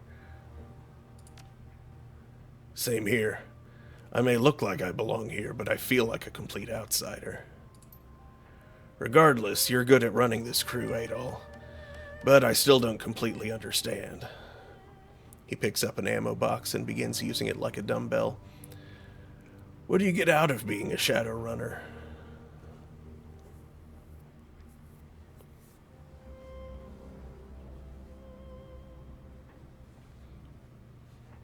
I don't know. I can't put my finger on it. Carter said that an unexamined life isn't worth living. He smirks. Well, whatever you get out of it, I doubt the trade-off's worth the shorter lifespan. And at the end of the day, what are you? A Shadowrunner, a disposable asset, sinless, slithering through the cracks of society, doing jobs that are too dirty for the corpse to do themselves. You don't even appear on a corporate balance sheet.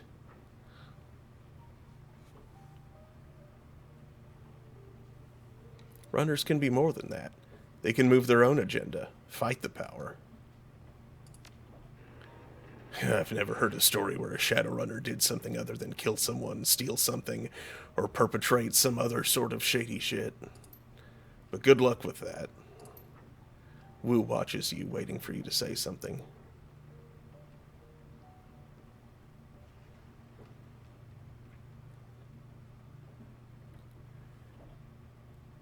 What'd you think about that last run? I don't know, Adol. I've had enough ghouls for one lifetime. The Barrens were full of them. Remember what the 162s did to that Azatlanner family that lived by the old town center? Remember how we found them?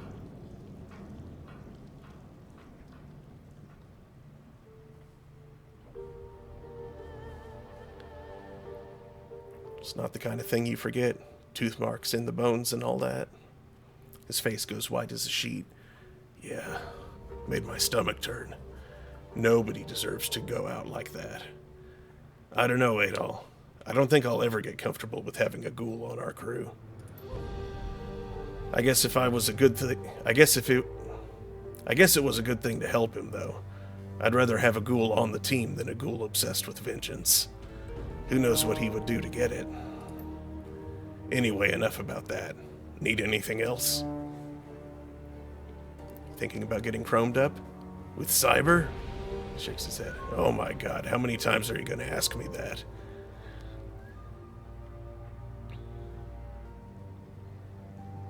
Oh, at least a couple dozen more times. You always have the best reactions. Wu grins. His teeth are blindingly white. I told you one time I was thinking about it when I was 13. Let it go. I'm not going to pollute my body with that shit. You? I'm saving up for something. No judgment here. Just don't put too much of that shit on your body. I've heard stories about folks who went too far with it, lost some of themselves.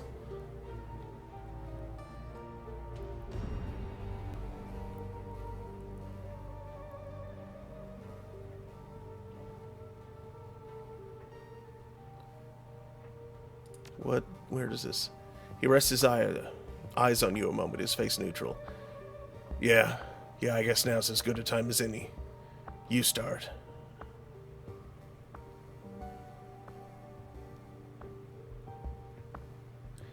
You're not acting like the Duncan Wu that I grew up with.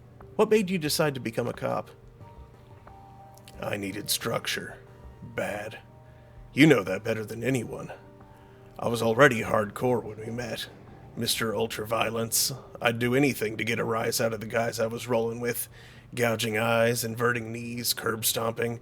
That shit got me cheers. I was like a pit fighter, bloodletting for the crowd, and I learned to enjoy it. But I never learned how to block out the memories of their screams when I was lying in bed at night.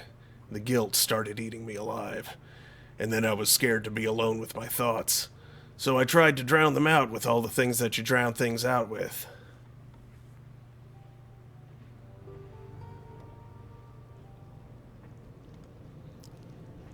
You seemed to have it under control when we were together.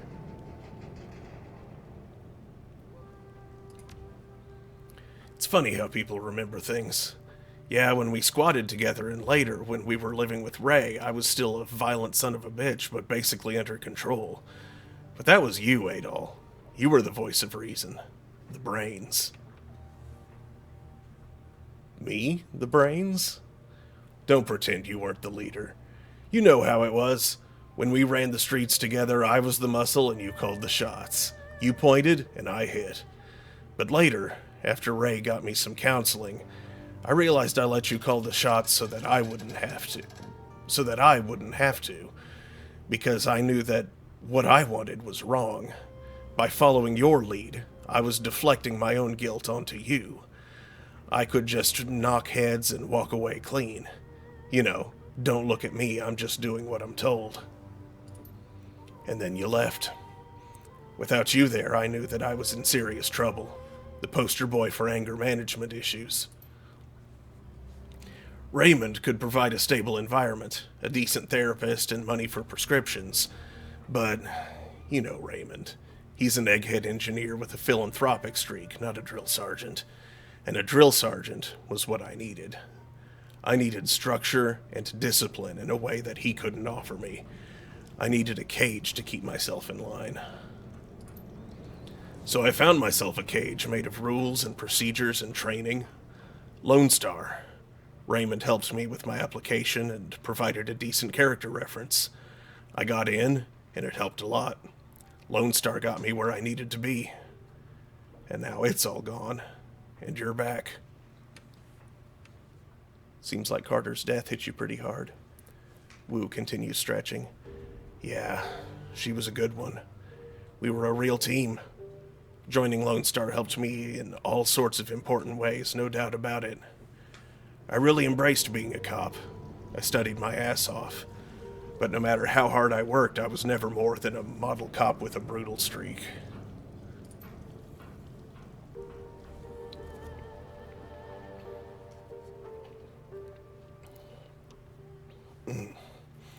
There were plenty of assignments that were perfect for a big mean orc like me. Assignments that would have fed my need to hurt people. But I met Carter about a year in and she changed things. She talked about values and goals and priorities and constructing the life that you want to live. She was a real trip. She sounds wise. He pauses his stretching for a moment. Huh. Never thought about that word as a way to describe her. Wise. From an outside perspective, I guess you'd say that, but to me she was just grounded. She knew who she was, where she was going, and what got her there. Carter understood how the world worked, but compartmentalized it so she could focus on making a life for herself that made sense. She kept me focused. When Raymond asked me to meet him in Hong Kong, I had a feeling I was going to wind up going off the reservation if I didn't bring Carter along. And now she's gone, and here I am.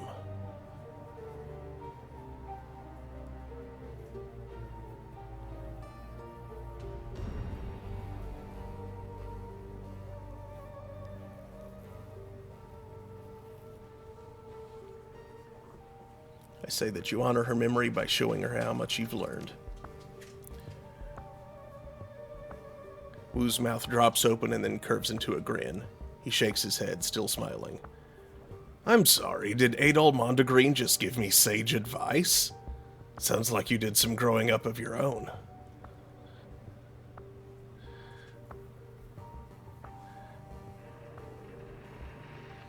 You've been waiting a long time to ask me about the night I left, haven't you? Wu chuckles and hooks his thumbs in his belt. I guess I have, yeah. It's about what you were doing before you got thrown into that corp facility. You said you needed to see a guy about a big deal. How'd it go?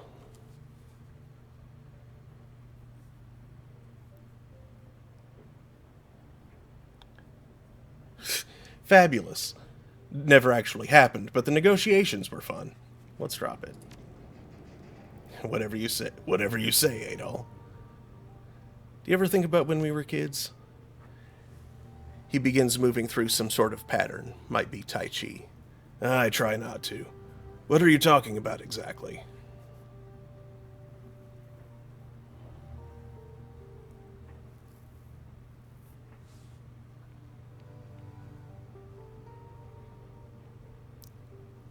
Squat in the Barrens on Leary Way.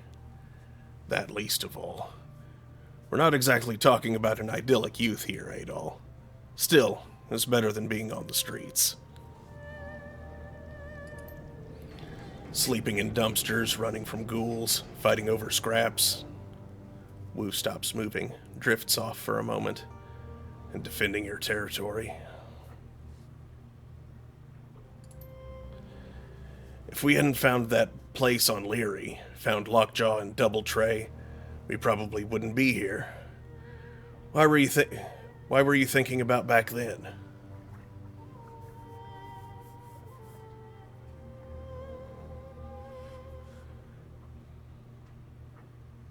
I don't know. Guess I was thinking about anywhere but Hong Kong. Wu returns to his patterns. He manipulates an imaginary soap bubble between his hands. Yeah, well, going back in time isn't uncovering a lot of great memories for me. We were living between the red-hot nukes and the 162s. Crazy-ass dwarf anarchists on one side and flesh-eating ghouls on the other. Those are the days that you long for?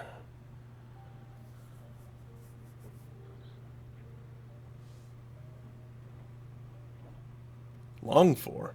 No, I was just thinking it's the same now as it was back then.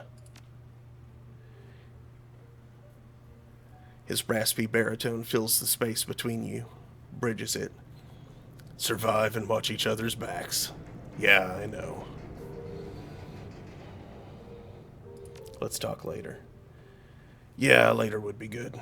Don't get me wrong, catching up is nice, but I'm not used to being as social as this. That's one of the reasons why it was so nice to work under Carter. We both appreciated long silences. Sorry, man. She seemed like good people. It's all good. She's gone, and I've accepted that. I guess it's just been a big day is all. Anyway, good talk. I'll catch up with you later.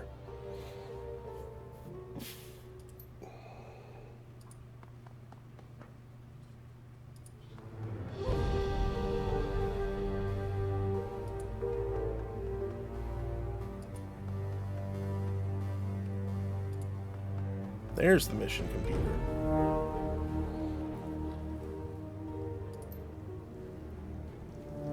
You have 5 unread messages.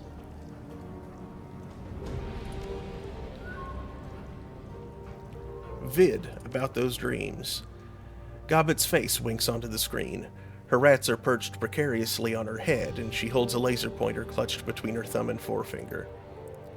Oh, hey, Seattle. I hope that I didn't catch you at a bad time. She flicks the laser pointer and her rat's head swivel to the right to follow the motion. Why did I just say that? This is a recording. It doesn't matter if it's a bad time. Well, anyway, I was thinking about that talk that we had. You know, the dream talk about the nightmares and stuff. Another flick of the pointer. The rats' heads turn left. Their noses twitching. I've got a friend here in town. She runs the Parlor of 5 Phases. It's sort of our local magic shop and talismonger. Name's Crafty. Flick. The rats' heads turn upward to stare at the ceiling. Anyway, she's smart. Really smart. Her mom was sort of a local authority on all things magical, and the apple doesn't fall far from the tree. If you wanted to ask anyone in town about these dreams, she'd be the right one to choose. She taps a button on the laser pointer with her thumb, and the little red dot in the tip goes dark. The rats immediately tackle one another, rolling off her head and falling out of sight. She gets up, her head rising out of frame. Anyway, just thought it might help. If you've already been talking to Crafty, please disregard this message. All right, I'm out. Peace. She punches a button and the screen goes dark. Male, attending a party. From Kindly Chung to Adol the Red, subject attending a party. Adol the Red, I need you to come to the parlor. A friend and business partner of mine named Dr. Xin Yang has need of your services. Something about attending a fancy party in Repulse Bay. He was unwilling to give me the details. I think he wanted to size you up himself. Male Raymond Black's history. From Isabel. Duncan asked me to do some digging on my own into Raymond's history. I guess he doesn't trust Kindly Chung to give him the full story. I can't say I blame him, since she'd hide things from us if it was in her best interest to do so. so I've been poking around various corners of the Matrix trying to dig up what I can. Most centers have a data trail the size of an aircraft carrier in their wake. Working backward in time, Raymond starts out that way, but it slowly tapers away into nothingness. Sure, I can find some basic records in Seattle, power, utilities, a couple of public discussion sites he signed up for, but the further back I get, the less I find. Oops. Go back. Read your old messages.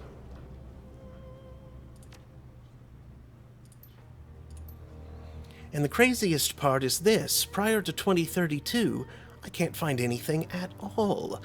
And that shouldn't be possible. It's like Raymond didn't exist before then.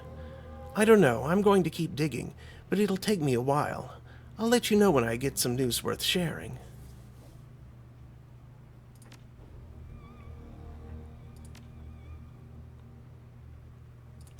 Opportunity. Preface bypassed. Yo, come see me if you have a chance. I have a trade opportunity. Maximum. Maximum Law. Matrix Wampoa Integrated Hub. Blah, blah, blah. Meet. Law's Technology Palace. Done is what happens when I rain the fire. Ultrathon Visigoth, Judge of Titan. What?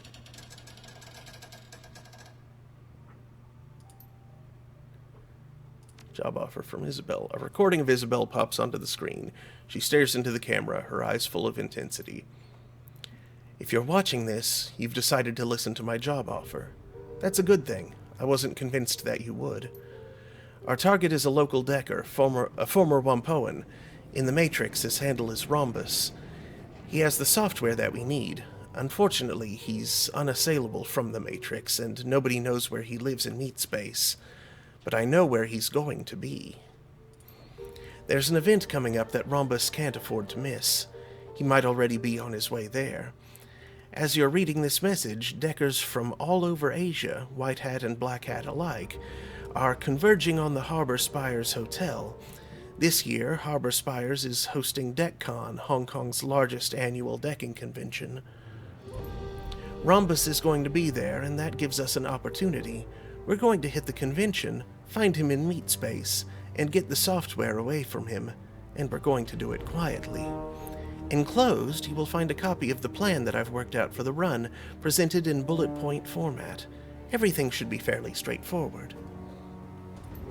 Isabel's image winks off of the screen, replaced by a blinking cursor. As you watch, the screen begins to fill with lines of simple instructions. I will provide you and one other runner of your choice with visitor passes for the convention. I will proceed ahead of you using my own guest badge. I will hide in the women's lavatory on the first floor. You will enter via the kitchen and procure me a uniform from the catering staff. Please be sure that the uniform is size 4. We will rendezvous, I will change into the uniform, and using it, I will infiltrate the administrative wing on the 6th floor. You will proceed into the convention hall and await further instructions. Using the admin computer, I will identify Rhombus via his guest registration form. Once I have done this, I will alert you via comlink. I will upgrade your badge to VIP status, granting you access to the VIP wing of the hotel. You will tell Rhombus that he has been granted VIP status and offer to escort him to a complimentary hotel room. You will escort him to a room that I designate and hold him there. I will jack out of the Matrix and make my way from the admin wing to your room. We will intimidate Rhombus / beat the tar out of him until he gives us the software. We will tie and gag Rhombus and stuff him into a storage closet. We will not be gentle. It's okay if he starts crying. Actually, please prioritize this. I want to see tears. Software in tow, we will make our escape. The glowing text fades and Isabel winks back onto the screen. See? It's a simple plan. Just like I said. We should be able to get through it without firing a shot. So, will you do it? Will you help me to get the software I need? Take the run. The pre-recorded footage of Isabel winks off the screen. A real-time feed of her Matrix avatar replaces it. Excellent. I knew that I could count on you. Saddle up, Adol the Red. This is going to be fun.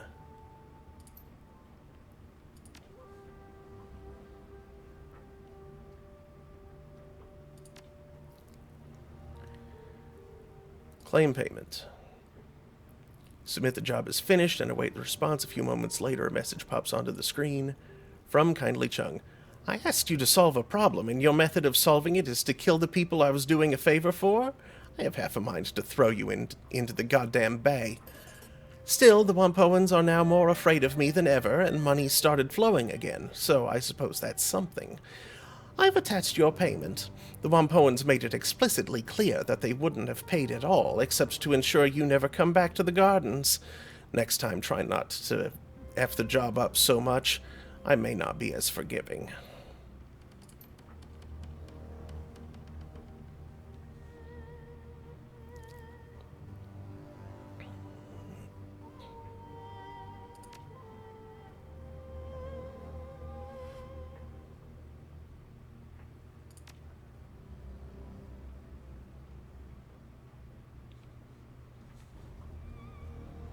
Okay, there's that one.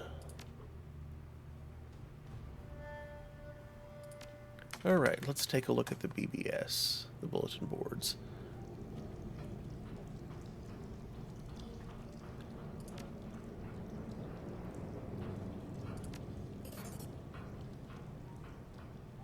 Cool. Little bit of,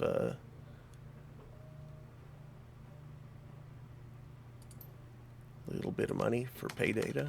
I don't think I have any pay data to sell.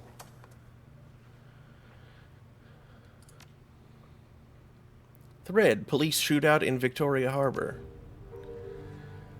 I know a lot of you are interested in that 50,000 new yen the HKPF is promising in connection with the terrorist cell they're hunting, so I've been digging around for some better information. Think I've got some stuff of value. Warfrat. Turns out they had a handler here in Hong Kong by the name of Raymond Black. The HKPF tried to take him into custody the day before, but were forced to kill him in a shootout. Looks like Black and the terrorists are members of the White Star Group out of Hainan.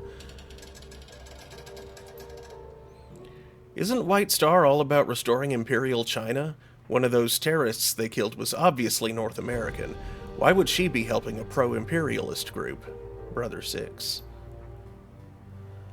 You got money, you can buy any kind of person you need. You're on Shadowlands, oh my. You should know that.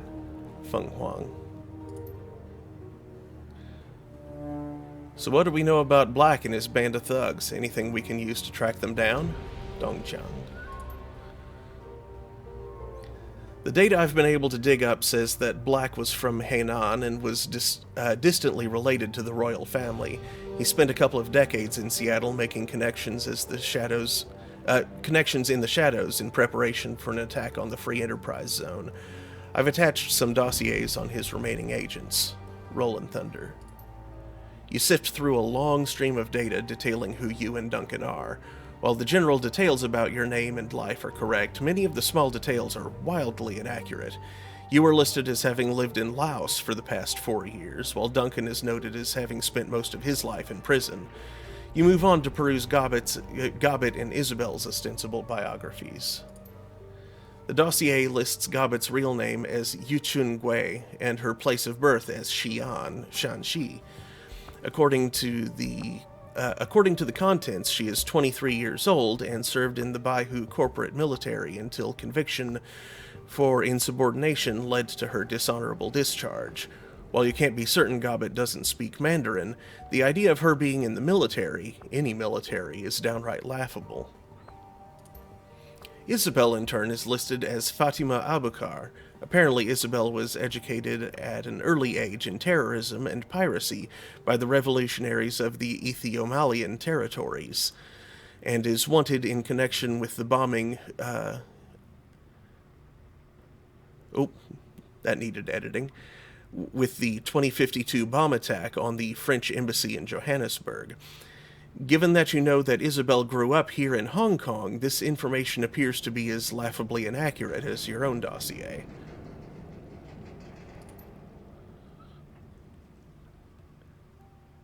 Poesy Bash. Alright folks, we're trying it again, this time under a super secret code name. There's no telling how long this will last, so let the bashing begin. Matrix Bard.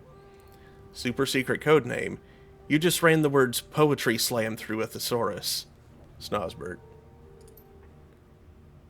Poetry, people, not complaints.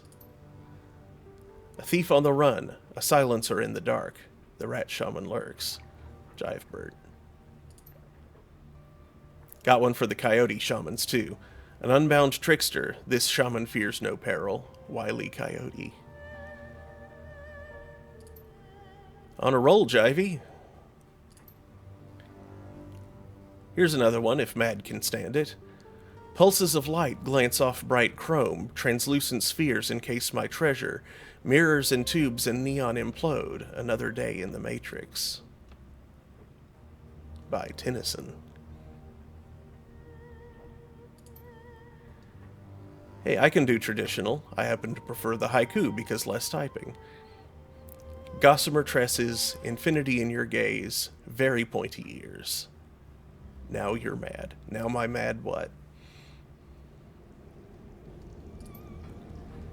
Extra points for using gossamer correctly in a sentence. Matrix Bard. I like elves. Jivebird is still the master of the haiku, in fact. Oh, graveyard creeper, ashen skin, spindly fingers, and claws freak me out. All right, Shakespeare's, this is strike two. This thread is getting locked, and you aren't doing this again, got me? This board is for deckers who want to talk shop. There are plenty of other forums that you can use for your stupid amateur poetry. I'd suggest that you go find one. Sysop. Top shelf sublet, available immediately. Like the title says, good location, cheap rent, serious offers only, please. Harbor Rat. What do you mean by top shelf? As in a fancy corp condo? How'd you manage that? Shinjin Joe. Nah, man, it's literally the top shelf of the converted maintenance closet I live in. Harbor Rat. You're joking. No joke. It's cheap and the location's good, right near the Temple Street night market. And it has super fast access, just in case you need to get in and out of the Matrix quick. I'm not the sort to ask questions. There's just about enough space to stretch out your legs lying down, and there's a ceiling hook for your gear. What do you say? I don't know. I need a place, but still. A shelf in a shared closet? Screw that. I've got a sweet pad to rent that you can have all to yourself. It's not Victoria Peak or anything, but it's a bargain. Hotpot 888. Where's it at? Kowloon-Walled City. It's one of the new construction units on the outer edge. Oh. I'll throw in a second ceiling hook. Deal? Okay, message me and we'll work out the nitty-gritty. Seriously? The Walled City isn't that bad. My apartment is huge and it even has windows. I'll beat Harbor Rat's rent. In fact, just tell me what you want to pay. Hello?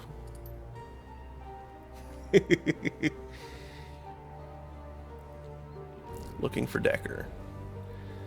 Looking for experienced Decker for a discreet milk run on a supply house for purveyors of recreational substances. Potential for a longer-term arrangement.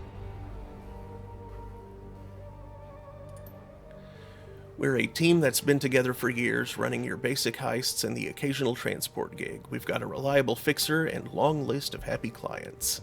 Requirement, you must have a good sense of humor. Give me some new yen, 888. Hey, are you willing to give a newbie a shot? I've been in and out of Matrix since I was in school. I raised some credits doing odd jobs, so I've got a hot new cyber deck that I'm itching to try on a real run. Amazoom. I don't know, man. We'd really, really like to find a long-term Decker, and you kinda don't know shit. You said so yourself. Sorry. Oh, come on, you said it was a milk run. How else would a Shadowrunner start if not with an easy gig? I'm being upfront with you. Doesn't that count for something? Fine, I got a test for you. You hack this guy Captain Scone and change his password to erotic massage. I'm on it, thanks. Done. Am I in or what? Say yes, say yes. What the F? Amazoom, may I introduce you to our rigger, Captain Scone. You'll make a fine addition to our team. Thank you. You won't regret this. You gotta stop letting people... getting people to hack me, Gimme, or you'll be looking for a new rigger next. Aw, you know that you love me.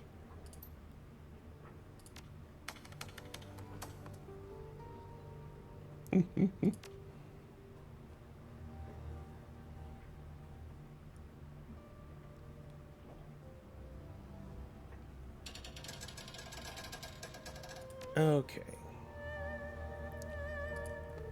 Anything new down here?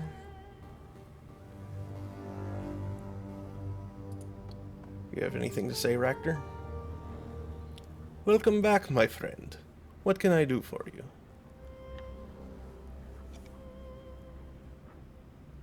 You're a Shadowrunner, aren't you?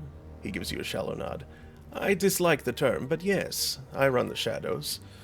What gave me away?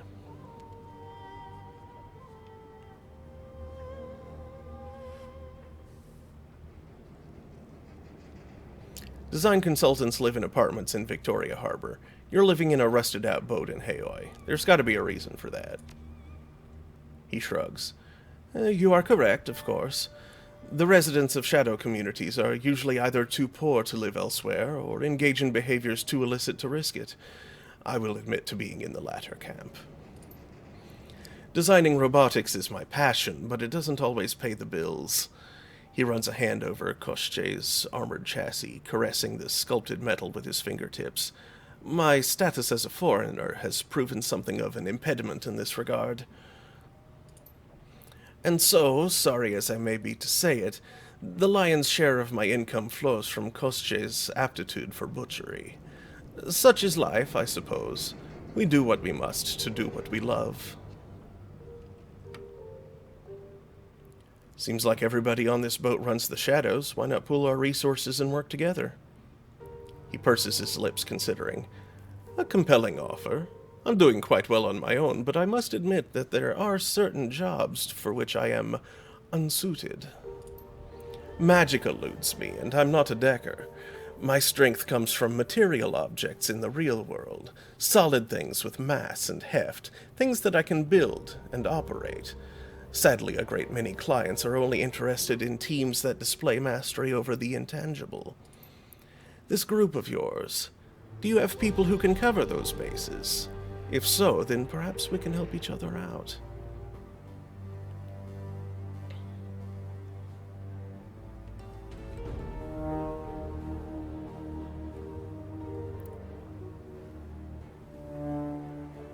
Yes, we have a shaman and a decker, both competent at their jobs.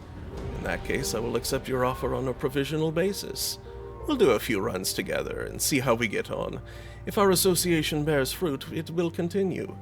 If not, I will bid you my farewell and go back to working alone. How does that sound? Welcome aboard. Very good. Excellent. When you receive a job, you know where to find me. My skills and resources are at your disposal. And with that, I'm afraid that I must bid you good day. I still have work to do down here. This leg assembly won't clean itself. I'll be in touch. Looking forward to working with you. And I with you.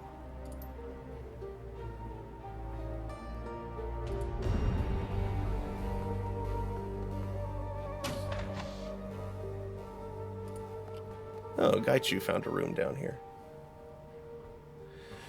The storage room that functions as Gaichu's cabin is a cramped, overheated mess.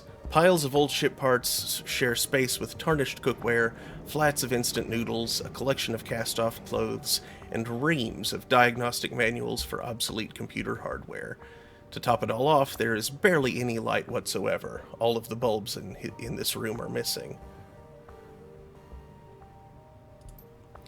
Gaichu is busily moving boxes around, apparently in an effort to carve out some personal space amid the junk that he shares his cabin with. As you enter, he cocks his head and turns around. Welcome to my sanctuary, Adol the Red.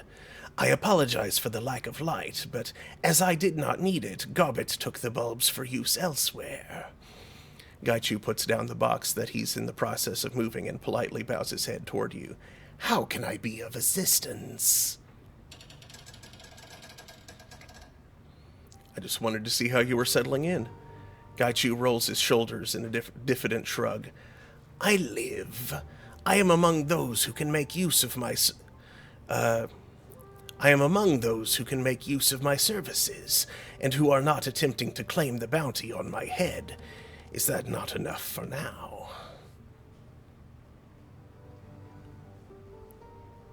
Any thoughts about that last run? Gaichu shrugs, blinking a few times in surprise. What do you expect me to say? You have allowed me to live, invited me into your home, or boat if you prefer, and have given me a means to earn an income and use my particular set of talents. I am pleased with this. In addition, you allowed me to extract vengeance on those that had wronged me. To me, that says that you understand the nature of reputation and fear in the shadows. I look forward to working with you. Is there anything else I can do for you? I need to talk about your condition, being a ghoul.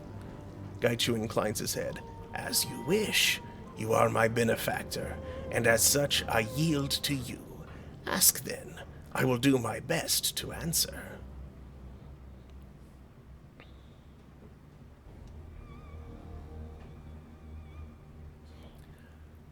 I thought ghouls were all animalistic predators.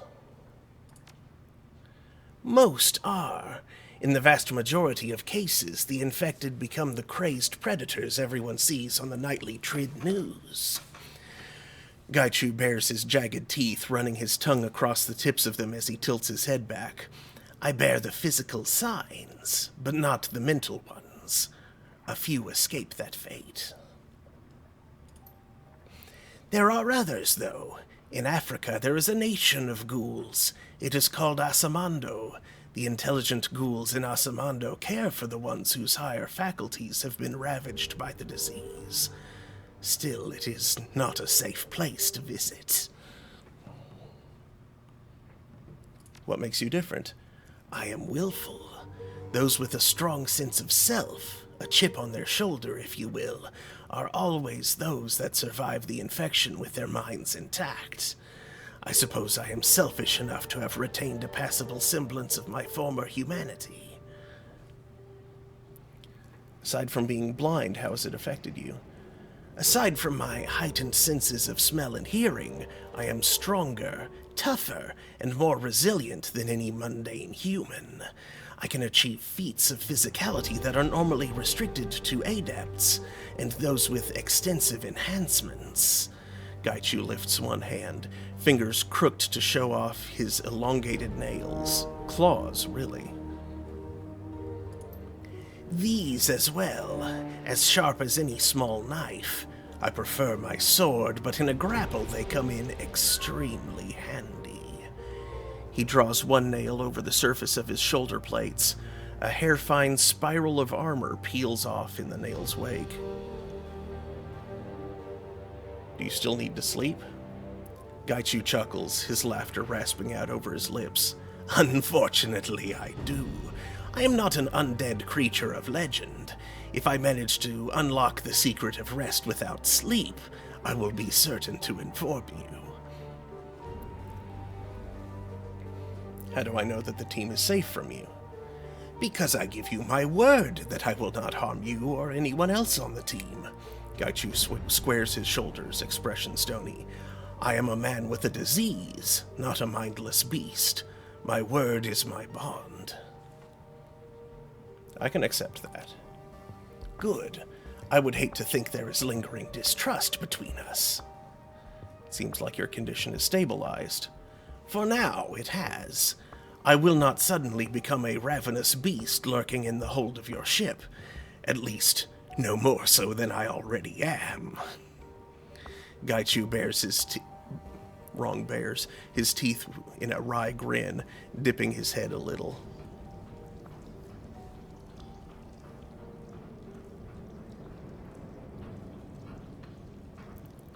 Does this just give the same explanation as before?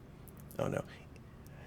It was given to me. This is what the Japanese call ghouls for the most part. I am vermin, a thing shunned by polite society, to be hunted and slain for a bounty. My old life is gone. It seemed as apt a name for the streets as any other that I could choose. I like that attitude. It turns the tables of power. Gaichu dips his head in agreement. One does not defeat the enemy solely by strength of arms. One must turn one's own weaknesses into strengths. It is an old and valuable lesson, too often forgotten. Your armor is heavier than what most Shadowrunners wear, and more distinctive, too. Gaichu nods, growling his assent. That is correct. It is the armor worn by the elite soldiers of the Renraku corporate military, the Red Samurai. What are the Red Samurai? Aww.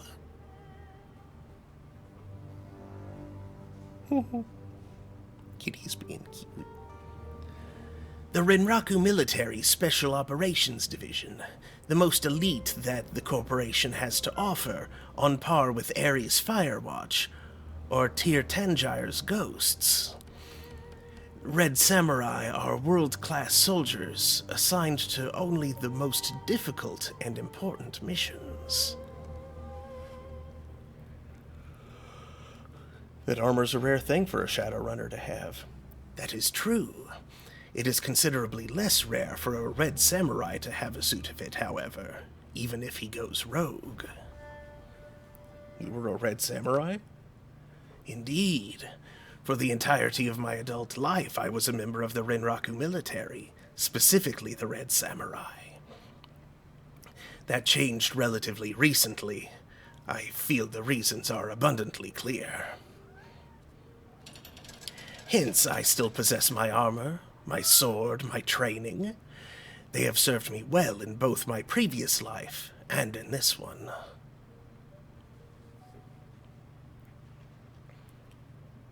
How did you end up in Hong Kong? I was searching for a cure. I needed a place where I could disappear into the shadows, find work, and evade capture if a cure did not materialize. The Yamato Act meant that it was even more dangerous to be in Japan than anywhere else. Gaichu smiles thinly, leaning back on his heels. I went to China primarily because I still hoped to be able to return home. It felt less final if I fled to somewhere nearby. I went first to Shanghai, but Renraku's presence there is significantly more robust than in Hong Kong. I learned that my previous unit had not stopped hunting me after I left Japan, so I decided to move further afield. Gaichu unfurls his hands, claws pointing toward the ceiling. Hence, Hong Kong. Where else can anyone arrive and disappear without the city caring one whit?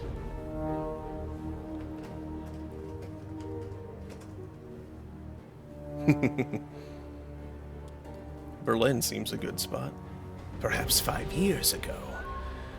But the recent upheavals and the newly iron-fisted Seder Krupp influence filled me with trepidation. The flux state is no more. Long live the corporate Berlin of the future. Oh, that's too bad.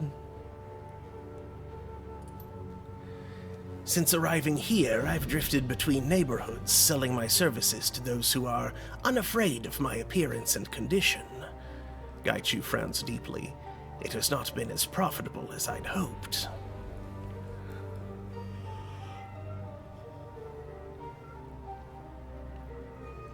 Did you grow up in a corporation? Yes, in Keihanshin, the Kyoto-Osaka-Kobe sprawl. It is less populated than Neo-Tokyo, but not by much. I grew up in East Kobe, where my father was posted in a Renraku complex. Excuse me. Gaichu roots around in a nearby box, running his fingertips over several chips before deciding on one. He slots it into his PDA, and a Trid photo flickers to life in the space between you. A young man, obviously Gaichu, leans against a railing which overlooks a sprawling harbor complex of skyscrapers and cranes. His school uniform is ripped, and the beginnings of a black eye are forming. Abrasions cover his knuckles, and blood dots his pants. Despite this, he's grinning like he's just won the lottery. Vibrant. Fierce. You look a little beat up. Ah, that must be on Mount Maya. If I remember right, I gave better than I got in that fight. 3 against 1, but they were out of shape and cocky. used to cause a lot of trouble when I was in school. My father was constantly raging that I had no sense of responsibility, and that I needed to take life more seriously. A cackle erupts from Gaichu, sudden mirth spreading across his face. The final straw was when he bailed me out of jail. I've been in jail a few times. What did you do? My friends and I stole a delivery van. It had a shipment of Shiawase SimSense decks. Brand new. Very expensive. We were going to fence them and use the money to take a trip to Okinawa. Gaichu pauses, cocking his head. Are you familiar with what it's like to grow up in a corporate family? Not a clue. You have to understand, children are trained to hate rival corporations. We did not regard a theft of Shiawase goods as illegal. We were simply doing our part to ensure Renraku's supremacy. This kind of behavior is ignored and even tacitly encouraged by company media. Unfortunately, we were caught by Shiawase security, not Renraku. You think your father approved, even secretly? I doubt it very much. For him, the activity was not the issue. It was that I was caught and embarrassed both the company and him. He is very much a man who believes that there is a proper way to do things, and I had once again cut corners. What did your father do next? Gaichu clicks his tongue a few times. He seems reluctant to continue. That is a story for another time, unfortunately. I have a lot of arranging to do, and I doubt anyone else will be willing to be alone with me in a darkened room. Come back later. We can discuss it further. Okay, if that's what you want. Gaichu bows politely. It is. And thank you again for your hospitality.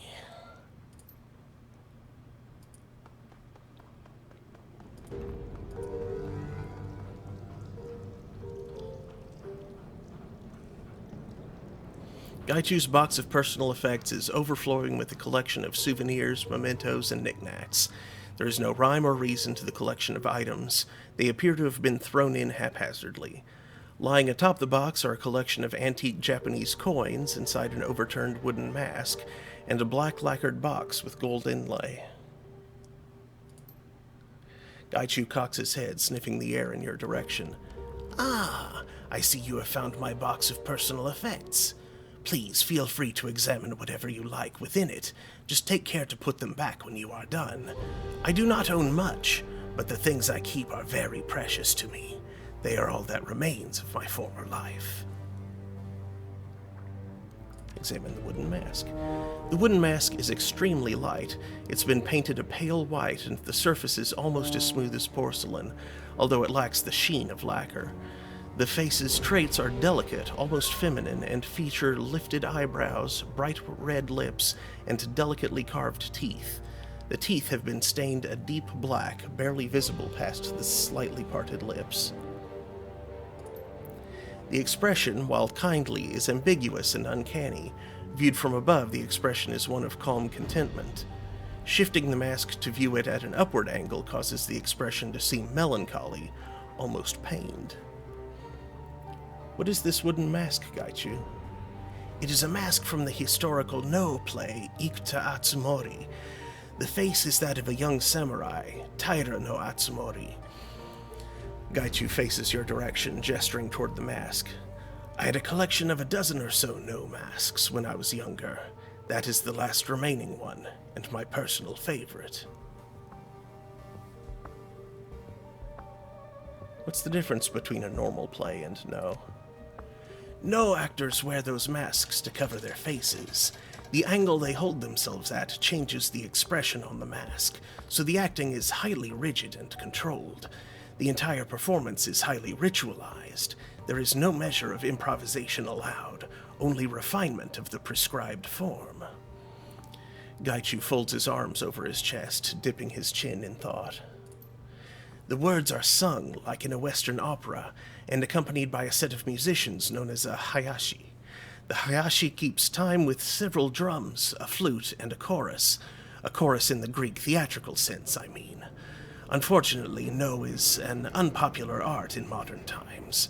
I expect this is because all of the plays are conducted in classical Japanese, which is not comprehensible to the general public. I've heard that the creators of No, a father and son in the 14th century, took inspiration from magical rituals at Shinto shrines. It is said that by placing masks upon their face, the actors become possessed by the spirit of the character they play. There are worse fates, I think, than to embody the spirit of a tragic warrior like Atsumori. What's the play about? A young man travels with the priest who raised him to Ikuta Shrine to commune with the spirit of his father, Taira no Atsumori. The young man's father died at the Battle of Ichinotani when the son was only a baby, and he wishes to know who his father was. The pair stay the night in a small hut. In the night, the hermit in the hut explains that he is the ghost of Atsumori. Atsumori has been granted a brief reprieve from his time in the afterlife to meet his son. During the night, they speak of the battle in which Atsumori was killed, the history of the Taira family, and their philosophy. Atsumori fades into darkness as he finishes the tale of the Taira's downfall, just as the family itself faded into obscurity. So think we yet, oh, that we might change this fragile dream of joy into the lasting love of waking life, says Atsumori, before fading. It is a tale of sorrow, love, and the burden of war upon the dead and living alike. The price one pays for war is not always in one's own blood alone, but in the shattering of one's own family. Why is it your favorite? Gaichu smiles, expression distant. A measure of civic pride, I suppose. And I like the story. Taira no Atsumori died at the Battle of Ichinotani, just outside Kobe. The play takes place primarily at Ikuta Shrine, which is located in downtown Kobe. In old cities in Japan, especially Keihanshin, I have always felt there is a sense of history wherever one looks. The skyline may have skyscrapers and delivery drones, but the foundations are laid on the bones of the dead. Gaichu shrugs, folding his arms across his chest. I think it is important to remember their sacrifices and joys, sorrows and glories. Gaichu laughs suddenly, shaking his head. This is why sometimes I worry that I am a sentimentalist at heart.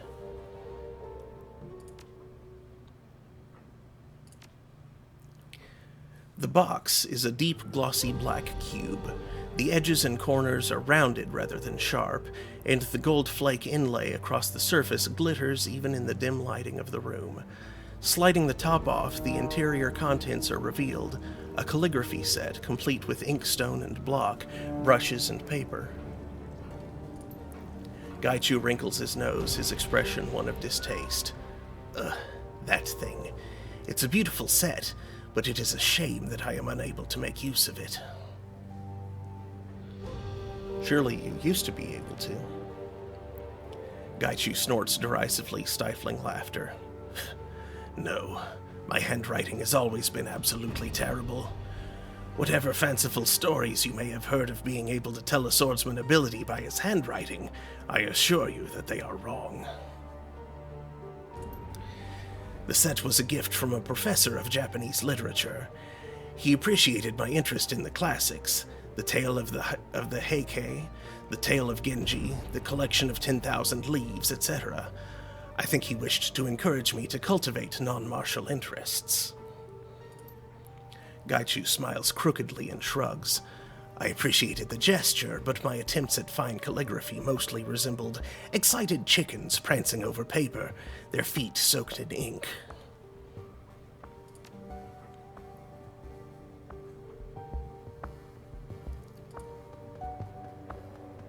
Nothing else in there.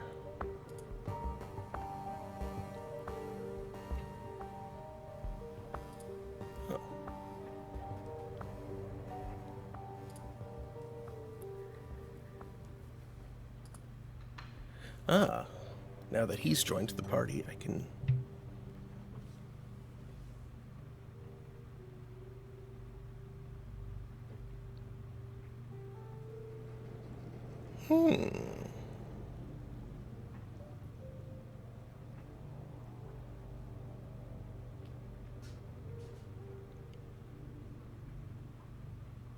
Yeah, extra move speed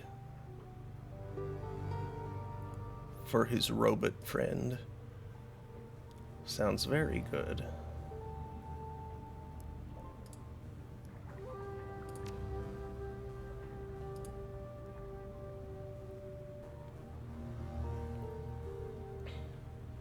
All right, now it's about 6:20. I think it's about time I give my voice a break. I've been doing this for about 4 hours now. And also, I am hungry. I am very hungry. So, I believe I shall continue this on Wednesday.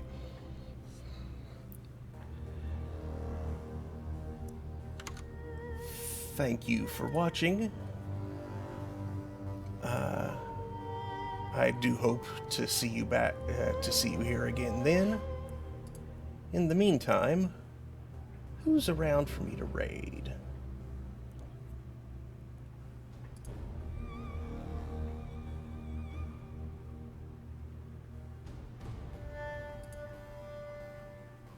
Oh, there's a lot of people on right now.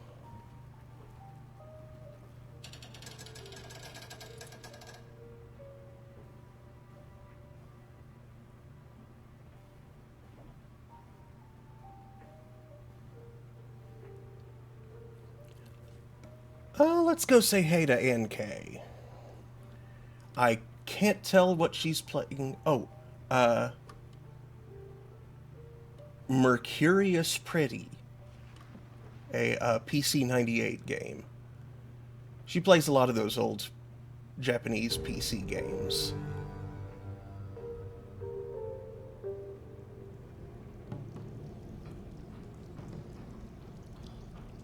I have no idea what this one's about, though, because I've never heard of it. I've never heard of most of them. So, yeah, let's go say hey to her. Thanks again. Hope to see you next time. Later, folks. Later, everybody.